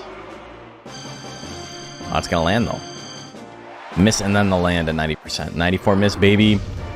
But don't worry, he's gonna be doing some diving presses to show you how much damage the move would have done if it landed.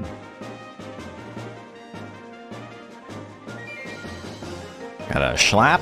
Oh, the Schlap misses 51. Telemaniac gonna hit the teleport. A little bit of damage. A little bit of withering.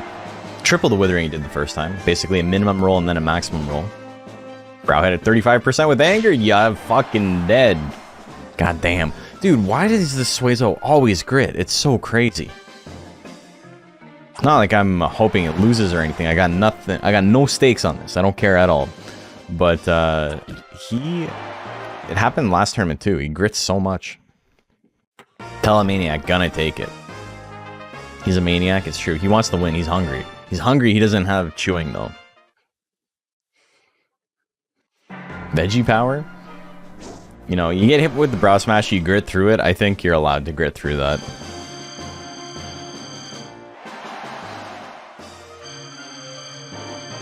He's got a well-built neck, you know? Yeah, no. Slap at 50? Oh, is it going to be enough? Not quite. A little bit of damage. C4 gave him power. GG's. Telemaniac going to win that one.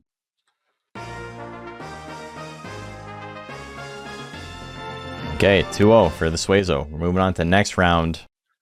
Congratulations to everyone who made top 16. Now we are into top 12. Big Uncle Pete and O Ocean Gate up next. Isn't he so hungry it's because he can't chew? You're making sense, you know? Do be making sense. Big Uncle Pete and O Ocean Gate. Gonna be an interesting matchup. Obviously, Ocean Gate has some pretty serious tank killing moves. Just depends if it uses it or if it's just gonna use belly attack and knocking up. Great 4-speed in Adolescence too. It just hurts a little bit. Oh my god. That's pretty awful. Okay, prediction is live. Who do you like here?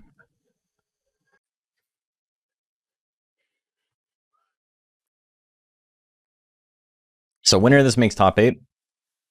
Loser is guaranteed at, well, both monsters, I guess, technically are guaranteed 9th place at absolute worst. Does Pete have Frantic Rush? He does not.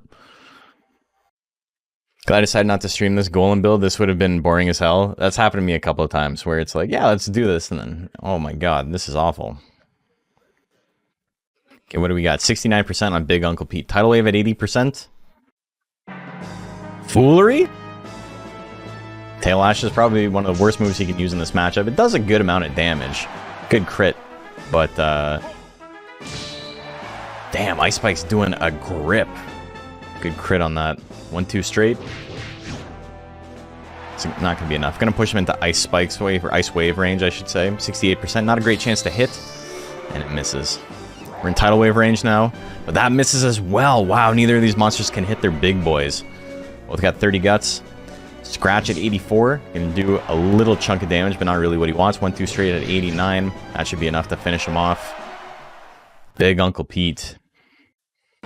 Both monsters missing their big ones. That's twice he tried to use Tidal Wave and it didn't work. He did Foolery, and then he did the 85 miss.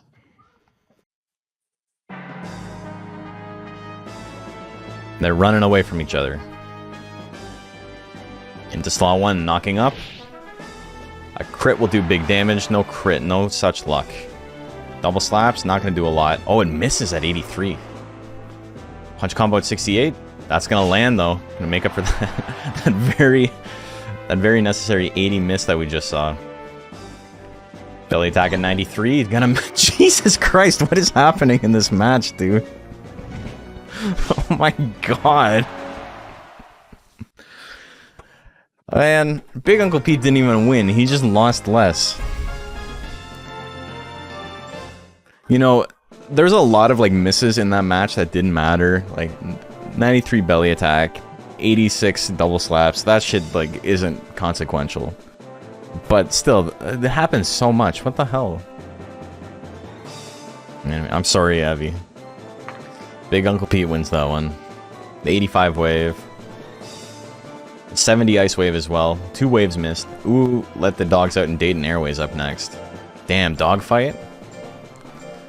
This is, I think, where you're gonna see tears mattering a little bit. That wasn't a match, it was a mistake. Everyone gets their money back. I should have just canceled the bet. You know what? That one doesn't count.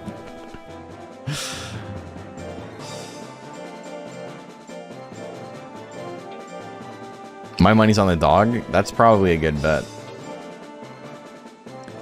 So they both went for the high skill build, which is interesting. Okay, Big Uncle Pete wins that. Prediction is live. For tanks, there's 2 real choices. You either go 500 skill or you go 400 skill and 500 life. So it's either 400 life, 500 skill, or the inverse. Obviously, one is better at fighting tanks than the other. Having a little bit more life, a little bit less skill is risky sometimes. Don't worry, Guts Correction is in Dayton's favor. Yeah, Guts Correction is so important. It does matter occasionally, but it doesn't matter when your techs are actually good.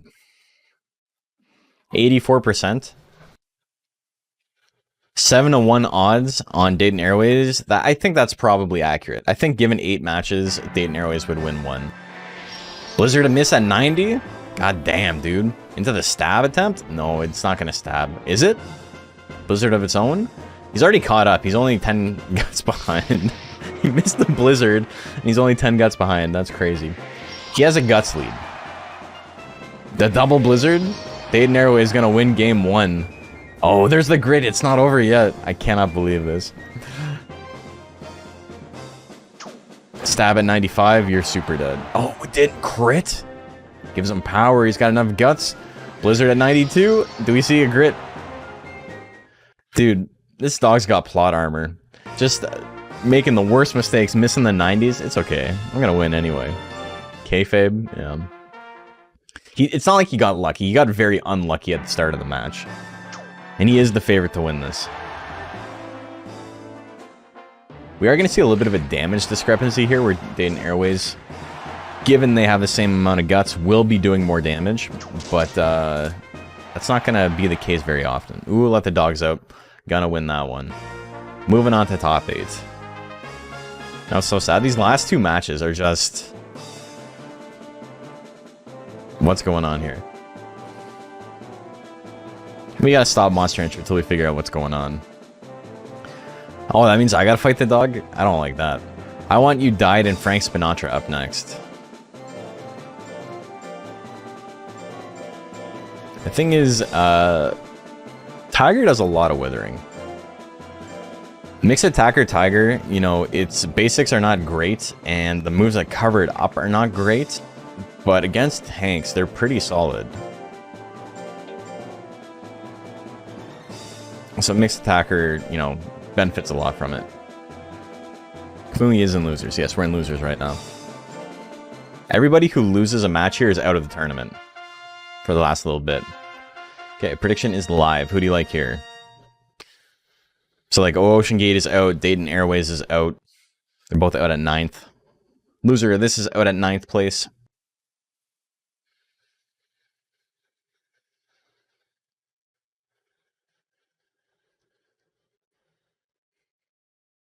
Didn't realize the Dayton era was in losers, yeah.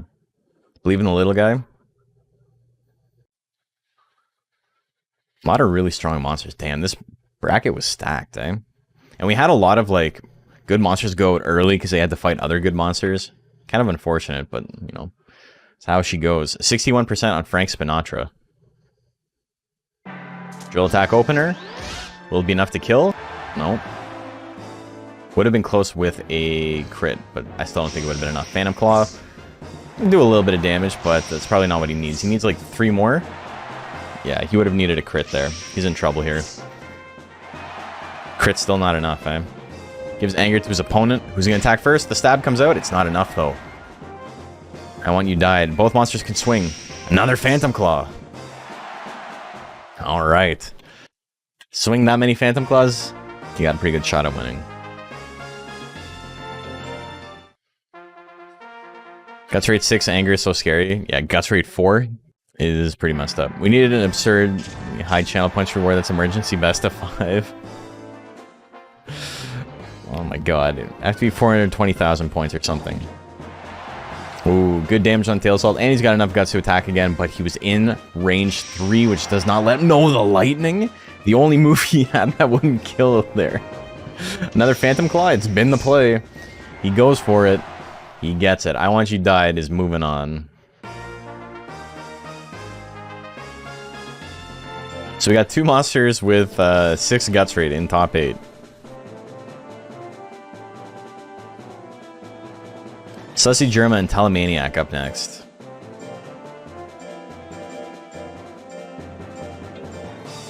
His eyes full of passion. They're angry. They're bloody. This was grand finals last time, eh? Telemaniac versus Germa. I think it was, yeah.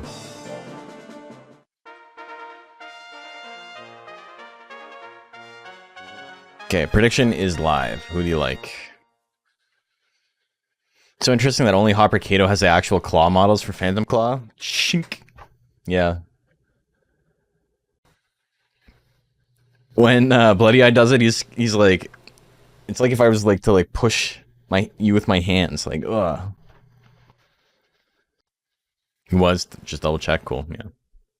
See, I remember things. I don't remember who won game 1 90% of the time, but I remember last tournament. 80% on Telemaniac. That's kind of crazy. German kind of slapped them last time. Twister kick at 30%. Pop, pop.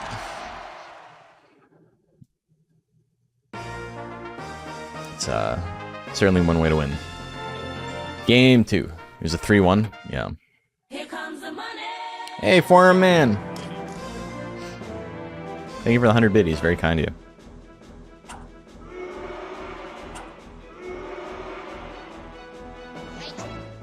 The spin kick miss. Weapon throw's gonna miss as well. Telekinesis miss? Mamma mia. Never tell me the odds. Okay, my bad. I won't. From this point on. The double air shot lands. Gives him power though. Telemaniac only really needs like 2 attacks here. Dude, you gotta attack. Holy shit. Power and 70 guts. Oh my god. This whole round has been terrible. Alright. Speaking of terrible, I gotta fight the Kamui now.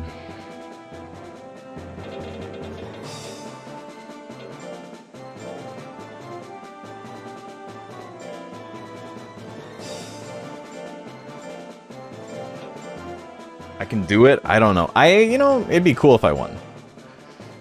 It's obviously an upset if I beat, like, a top 3 monster in the game. But you guys, you know what you guys have been saying about Jill? Maybe we've been sleeping on Jill. Okay, prediction is live. Pete is ready. Pete's won a tournament. Pete won a lightweight tournament. It was the last one before the DXBL started up.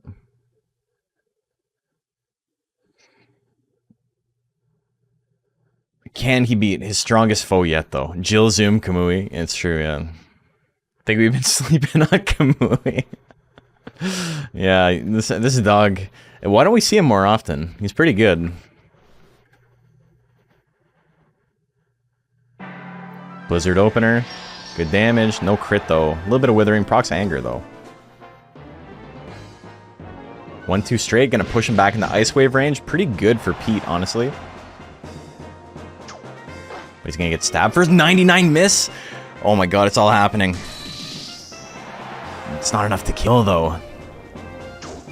The scratch miss at 84. What is... Dude. The plot armor. Bolt gonna do a little bit of withering. A tiny bit of damage. 2 in a row. You know, not a terrible play, but Pete still has a lot of guts. Double slaps at 84%. Do we see a grit from the dog? We don't? Oh my god. The 99 miss on stab. Game 2.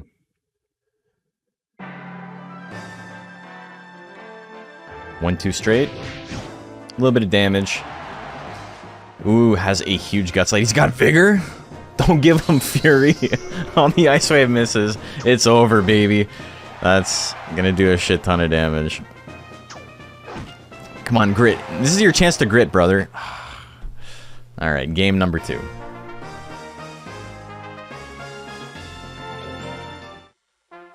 Game number 3.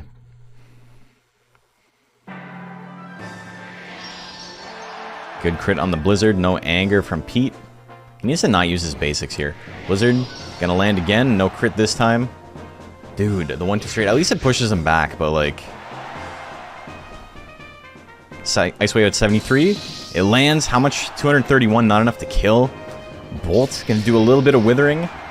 Kind of a jerk move. Gives him anger, though. He's got enough to attack. Does he swing again? Ice Spike's at 90. Bolt's gonna land again. Won't be enough to kill. Both got 30 guts.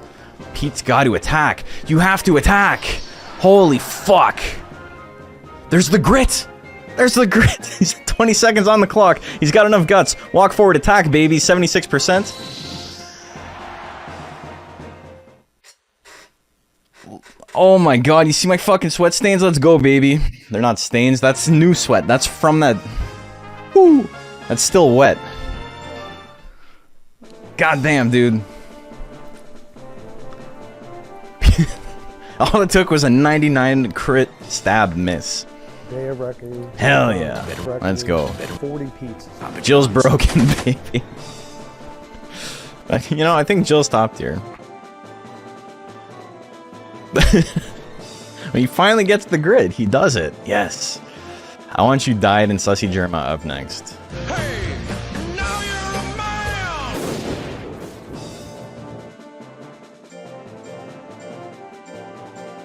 Dude, that's twice I put an R there. Spelling Iran.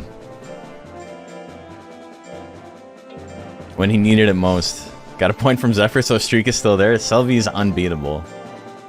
Even when Selvi loses, she still wins.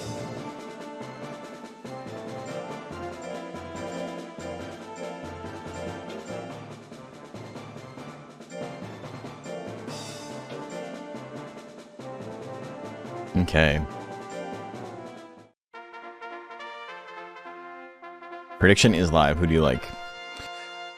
So, I talked about this yesterday, but the Jill video is coming up. It's coming up in December, and I've been doing a little bit of prep for it. And 1-2 punch is really fascinating because, or 1-2 straight is fascinating because it's basically Mock's headbutt, except instead of doing withering, it has crit chance, which does make it a little bit worse. If it had 5 withering instead of 5 crit, it would be better. But it's so hard to use it properly because every time he uses it, hit or miss, it moves him out of slot too. So he can't chain them together. So it ends up being like a setup for another move. And if you're doing power, that other move is Frantic Rush, which is, you know, it's fine, but it's not a very powerful tech. 75% on I Want You Died. People think Died's got this. But in, or Quiet Snow. Yeah, but, you know, 45 guts is a pretty hard ask. Twister kick and a miss at 73. So many misses today. This is crazy. Hopper combo 32%. It would have killed. 26? Still would have killed, but definitely not enough. Just use punch combo like Son of Lumpy, problem solved. That's true. Dude. Halfway through the match, 2 twister kicks missed. This is what it's like when I play Raki. Just constantly missing that twister kick. That game-winning twister kick. Frantic Rush is the best move in the game. I'm gaslighting. Special effects is my... Sound effects or special effects?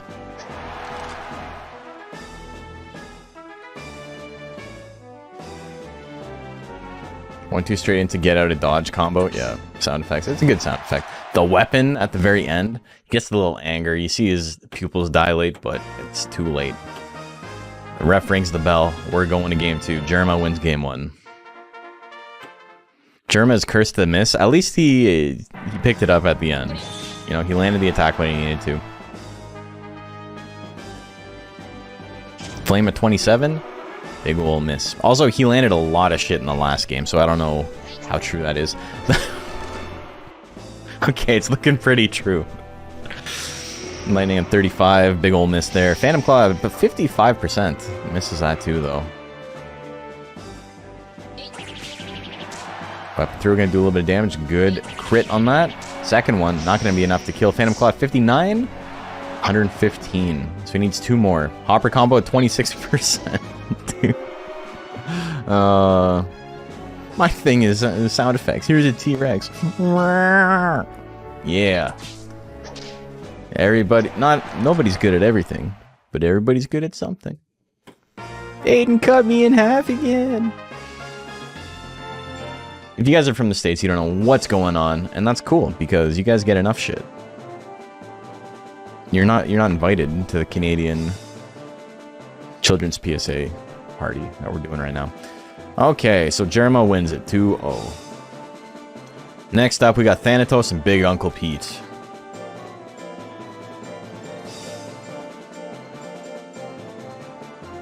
Thanatos DX, I should say. They don't know about House Hippos. I know. Hey, good luck, Freya. Wait, I don't need to search. Got invited to the school shooting PSA, so put that in your pipe and smoke it. Oh, that's true.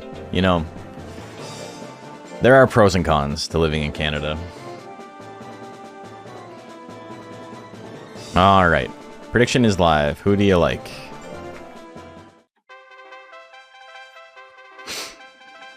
So Thanatos with a little bit less life, but more skill. It's going to make his heavy techs even more accurate. Big Uncle Pete banking on 70 being enough. We'll see if it is. Am I Canadian? I am, yeah. It's been a casual today. I missed 6 times with 63% chance to hit, but at least I have Apple Jacks Pop-Tarts to dry my tears. That's another thing we don't have in Canada. 63% on Thanatos. Here we go. Death Energy, a little bit of an opener, a little bit of a Withering. Ice Spikes, not the best move to use in this situation, but at least it doesn't do any Withering. 2 in a row, probably a bad play. Puts him in the yellow, though. Thanatos has a good play here with multiple death punches. Big Uncle Pete needs to get angry, though. Procs the reel. Pretty spooky. The Death Cutter miss. Oh, baby, is it happening again?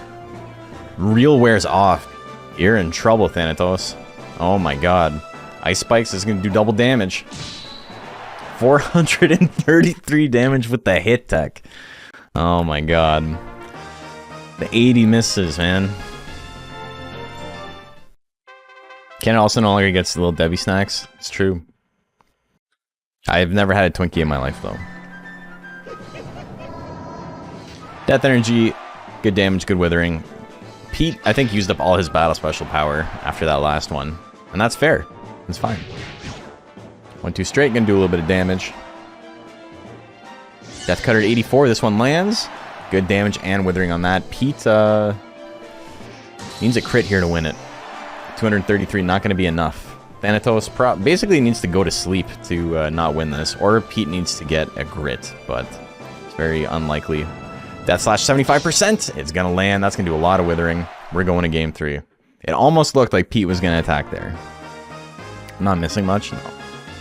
They look terrible. Twinkie is Hostess. That's true. Death Punch can do a little bit of damage, a little bit of withering. No anger from Pete at all. There we go. There's the anger. Angry Ice Spikes. Not the most useful move to use in this situation, but, you know, it's some damage. Death Energy. There's the reel again. There's anger again, though. Death Punch. It's going to be enough. Big Uncle Pete. Hanging on to 50 guts twice in a row, but he dodged enough 80s. I'm happy with that. GG's Freya. Freya wins that one 2-1. Saw reel and got worried. Shinakani and Sussy Germa up next. So that means Pete gets 5th place. And the win over the Kamui. The evil Kamui. Shinakani and Sussy Germa up next.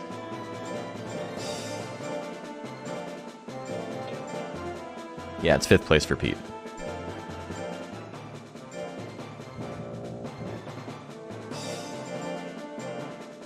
Last tournament, I think he went 1-2, which was pretty funny, but...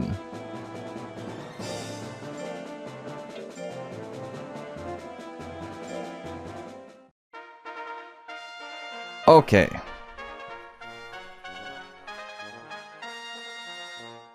Prediction is live. Who do you like? Gets a point for winning 5 sets. Oh, baby. So that's 2 extra points. Plus the point... I get 2 points for beating Selvi. Selvi's got more than 15 points, I'm pretty sure. Good day for me, hell yeah. It's good. It's a second round of tournaments to get points in? Yes. Selvi has 11. Selvi doesn't have 15? What the fuck? Selvi's got that... Selvi hasn't won anything, I suppose. She's just got top 16 every single time. Okay, 54% on Germa. Blast shot miss.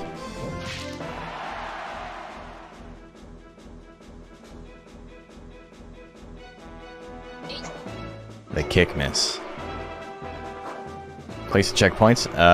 Yeah, I don't have it linked here. I should do that. But, it is on the Discord.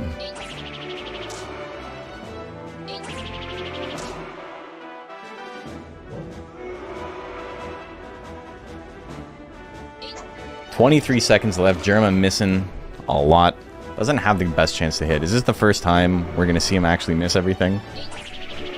Shinakani's got just a little bit more life than him. Not really enough to be that big of a deal, but... You know. His attacks are so cheap. The punch lands at 27? Damn, I guess he's landing his. On points? Oh, I did make it. No, I didn't. That'd be pretty funny. I didn't do that. Points! The fact Freya posted it immediately after is so funny. When you do that, it, commands for... Thank you, Freya. Weapon throw at 20% can hit. Freya bot beat boop. Arrowhead got to... Arrowhead's very good, yeah. Argument for to be made that Raki is better in this format, at least.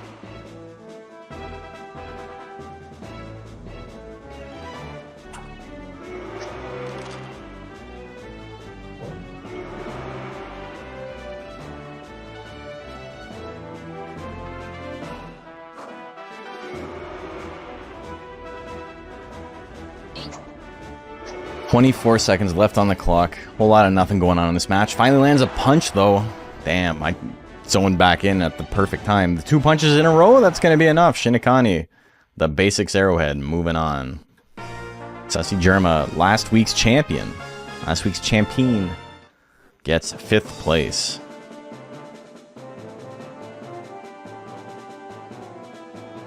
So now... we are into winners finals, losers finals, and grand finals. We got Dry Skin versus Casino Royale up first.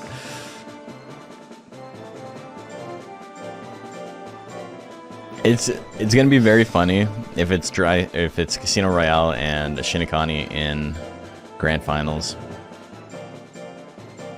Because casinos like really only had to fight tanks. There were a few speed monsters in top 16, but they all eliminated each other. The house always wins, we'll see. Okay. Has run into a single speed build, and it was the Kamui. The Kamui's not a speed build.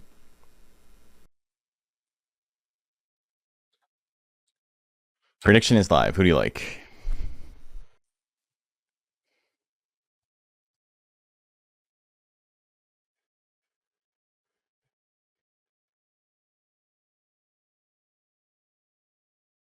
So, Dry Skin's got to get out of the way of that Cyclone. It's not a guaranteed hit. It's just very likely. 57% on Dry Skin. Cyclone at 70, he doesn't use it. He goes for the charge instead, which is going to land. Dry Skin's got a lot of guts. And a lot of life. Pretty good chance to hit, too. Misses the million bites at 40%. A pretty good chance for that. Tail Ash is going to miss at 52 as well. Casino Royale in a pretty good spot here. Brow hit at 84. No crit. So, Dry Skin's still alive. But he does a little moonwalk stutter step. And then he does the jerk. Which is, you know, a little bit BM after you've KO'd your opponent to do a jerk on their corpse. But, you know, it is what it is. Casino Royale wins game number 1. Cyclone at 70. It's gonna land. But it's not enough damage. Oh, baby. And he's angry? You messed up. Tail Ashes still misses, though. He hits the second one. We're going to game 3. Just like that.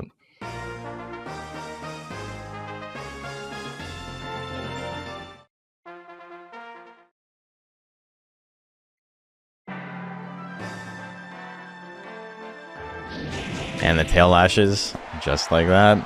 2 in a row, baby. Dry Skin. Playing with your food, Casino Royale. He tanks the hit and moves on to Grand Finals. You got a Nagasaurian in Grands. The power of purple, man. It's good. Maybe we're underestimating the power of purple. 2-1. Okay, we got Thanatos, DX, and Shinikani.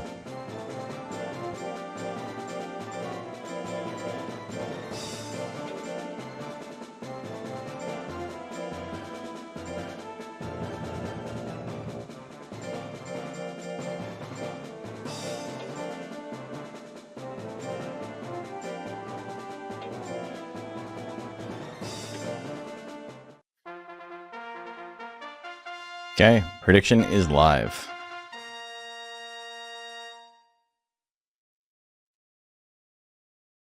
As long as it's not a frame 1 and not a crit, he lives it. That seems to be true. Because as soon as he's over 50 guts, he gets that defense bonus. It's not much at first, but it is technically something. Okay, what do we got here?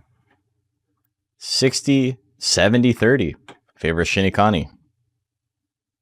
Death energy at 70%. Good damage, a little bit of withering there. Shinikani tanking it decently well, but is he going to tank this? Oh, he does. And he's got that 30 guts lead.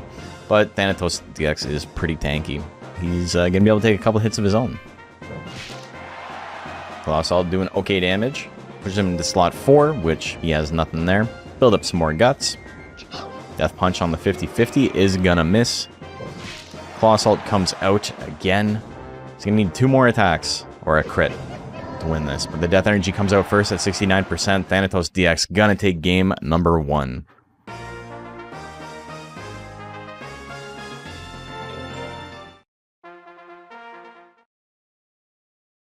Game 2, here we go.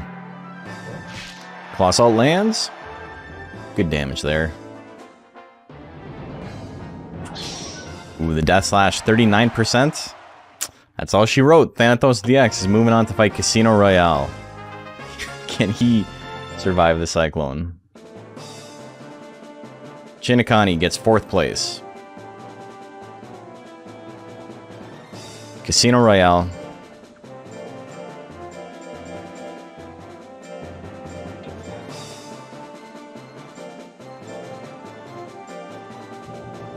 Thanatos DX.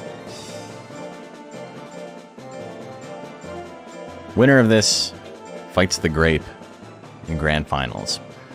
So this is our second and last fight of the night. I'm going to give you guys extra time to bet on this. Because, you know, like I said, it's going to be a short stream tonight. Just finishing top 16. And then I'm going to go to bed early. And, you know, wake up fresh for boxing. Because nothing feels worse than, like, wanting to pass out while you're doing a workout. So, okay, prediction is live. Who do you guys like? Not gonna lie, even if Casino misses and instantly dies, I'm just glad to have had a great showing in my first DXBL tournament. Yeah, you did great. Fought a lot of tanks and you beat their ass.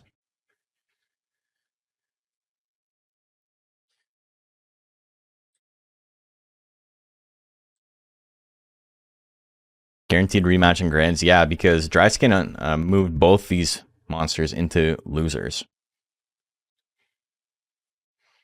So whoever who loses here is double eliminated by the person who got first place. Which is pretty funny.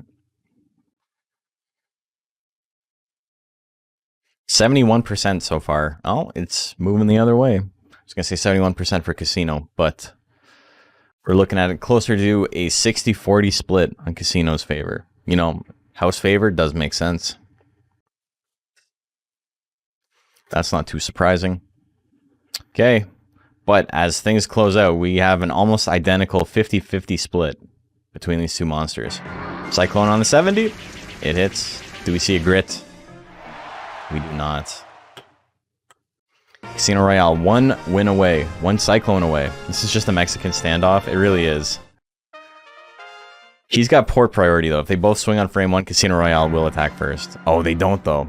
Browhead at 79. Still going to do a good grip of damage. 2 in a row? He's not a one-trick pony. He's got a second trick. Walk forward and flick him in the face. That'll do it. Casino Royale with the very unceremonious 2-0. But that's how she be sometimes. Alright, Grand Finals, guys.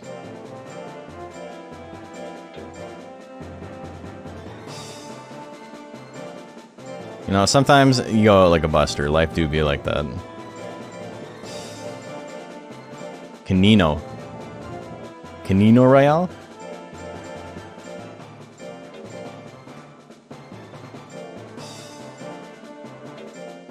Okay, Grand Finals, folks. Prediction is live.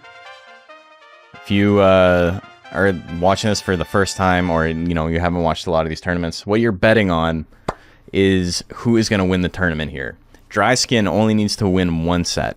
He needs to win 3 of 5 games, and if he does, bada boom, bada bing, tournament is over. If Casino Royale wins 3 out of 5 games, he resets bracket, aka he moves Dryskin into losers.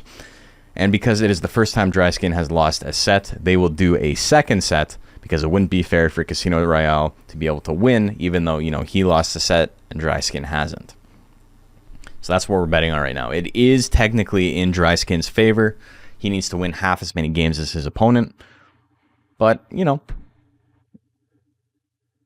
let the bets show that, I suppose. We got 63% on Dryskin. Casino Royale owns the hospital that Thanatos is going to have to go to for that concussion. Yeah, he got a little bit messed up. El Nino Royale, because he's always spinning. Damn. 71% on Dryskin. We got 16,000 chips on the Zoom. Cyclone opener, and it misses. Mamma mia. That's a spicy meatball. The million bites. That's going to do it. Dryskin wins game number 1.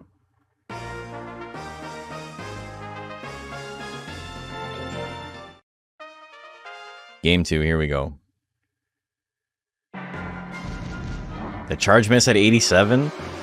Oh, it's all falling apart. Million bites misses, though. Casino Royale is still in this. Another million bites? What's funny is Dryskin does have techs that won't one-shot Casino Royale. Scratch probably won't. Charged? Ooh, not going to do enough, though. Dryskin with a 30 guts lead. What's he going to do here? Fireball at 41? It'd be funny. It misses, though. It was funny, though. 23 seconds left. Hits the tail. Is it enough? It's not. It does put him in the lead, though. The charge is coming out. It's going to land. That's going to be enough.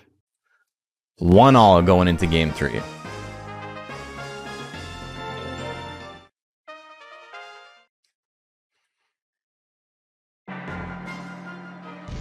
Charge opener.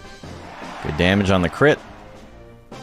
Dry skin with a lot of guts, though. Bite at 40%. It misses. Going to push him back into slot 2. But he walks forward a little bit. Goes for another bite. 3 in a row. Yikes. Casino Royale in a good spot here. Slap might do enough. Misses at 92%, though. Another charge going to come out. Not enough to kill Dry Skin with 8 life. Gets the anger. Just building that lead. Building a mystery. But he doesn't do anything with it. Casino Royale can't really attack in slot 4. Doesn't have nearly enough guts. Brow hit at 79%. It's gonna hit. There's the grit, though. Both monsters have enough guts to attack in slot 1. Who's gonna swing first? What do we see? A fireball? Ooh, 8 seconds left on the clock, but there's the grit. Is he gonna win on the grit tie? 4 seconds left. Both monsters can attack. Will they, though? Move into slot 4. Casino Royale is going to win that one on the grit tie. Game 4, Casino Royale on set point. If he hits this Cyclone, good chance he wins the tournament. Or he resets bracket, but there's the grit. It's not over yet. Dry Skin needs to land something, though, because he can't really rely on dodging. He's been dodging, but he can't rely on it, you know? Million Bites is going to land. Do we go to game 5? We do go to game 5. He gets the grit comeback. Mamma mia, that's twice this monster's been hit by Cyclone and won anyway. We're going to game 5. This is tournament point for Dry Skin and set point for Casino Royale. If Casino Royale wins this, he has to win one more set. Dry Skin lands a single attack and Casino Royale does not grit. He's champion. 2 slaps, gonna bring him down. He's got a lot of guts, though. A lot of chances to attack here. He latches at 55, it's gonna miss, but, you know, he made the right play. Sometimes things don't work out in your favor, but as long as your monster's making the right play, oh my god, he gets grit again. He's got 35 guts, it's enough to swing 2 cheap attacks. Million Bites. He's gonna land white. It's what got him here in the first place. It's what's gonna get him the championship. Dry Skin lands 3 million bites for 3 game wins. Congratulations, Hayes. Dry Skin is our month 2. Week 2, I suppose, lightweight champion. Fun tournament, man. This was great. Wins that one 3-2. He beat the Cyclone build. Your first tourney win? Congrats, man. Let's end this tournament and we'll take a look at the standings.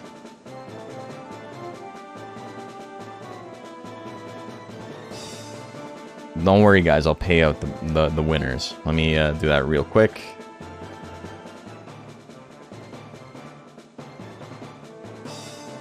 All right. So, here we are. There's so many fucking ads on this, but you guys want a blender? I don't know why there's this many ads. This is not what it normally looks like. Why does it look like this? Get out of here. There we go. Let's take a look. So, Dry Skin with the 7-0. He gets that coveted 7th win. Casino Royale with the 6-2. If he had reset bracket, he would have gotten an additional point for getting the 7 wins. Thanatos, 5-2. Shinakani, 5-2. Big Uncle Pete, 5-2. Sussy Germa, 5-2. And then we got I Want You Died. Ooh, let the dogs out. Unfortunately, I think only gets 1 point for beating a rival. Telemaniac. Frank Spinatri gets the 5 wins as well, so Myth gets an additional point there. And Dayton Airways, Ocean Gate, also in 9th. And then Jam Tillery, Duck and Weave, C4, 621, and Summer Lashes all get a point, making top 16. Too early for the video edit stream. Too late for the tournament, too early for the video edit stream. Yeah, JSND, thank you for the sub, very kind. 13 months, almost a year. But yeah, we are going to end it early tonight. I've already explained why. Don't you get points if you don't get top 4 as Kamui, even if there's a win against rival? No, it's you can win points for like 5 wins and stuff like that. I don't know if that's clear, but they can still get those extra points. They just don't get tournament points if they don't get top 4. Thanks for mentioning that. I might clarify that in the rules. You only get points for like placement if you're top 4. What's next entry? Next entry is welterweight, and I'm glad you guys asked because I'm on top of my shit today. There's the form. I'm gonna post it in the Discord as well, but you guys can sign up now. It's gonna be happening next Monday. I haven't updated the dates on it because I always forget to do that. Let me do that right now. So next week is, let me take a look at the calendar.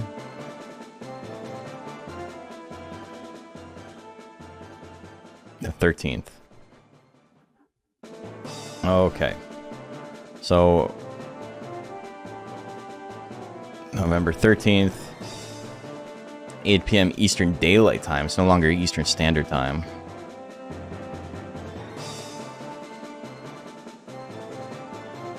Eastern Daylight Time.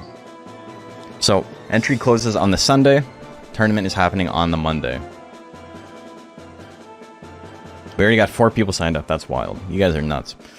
But yeah, thank you guys. This was a lot of fun. I'm happy my boy did well again. I do think Pete is a very strong build. He's not, like, hyper dominant.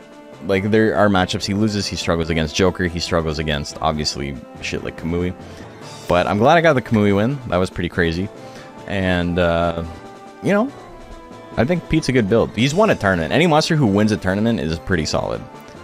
Just because you lose a tournament or do like really badly in a tournament doesn't inherently mean your monster is bad. There's just a lot of luck there. But if your monster wins a tournament, it means they're probably pretty solid.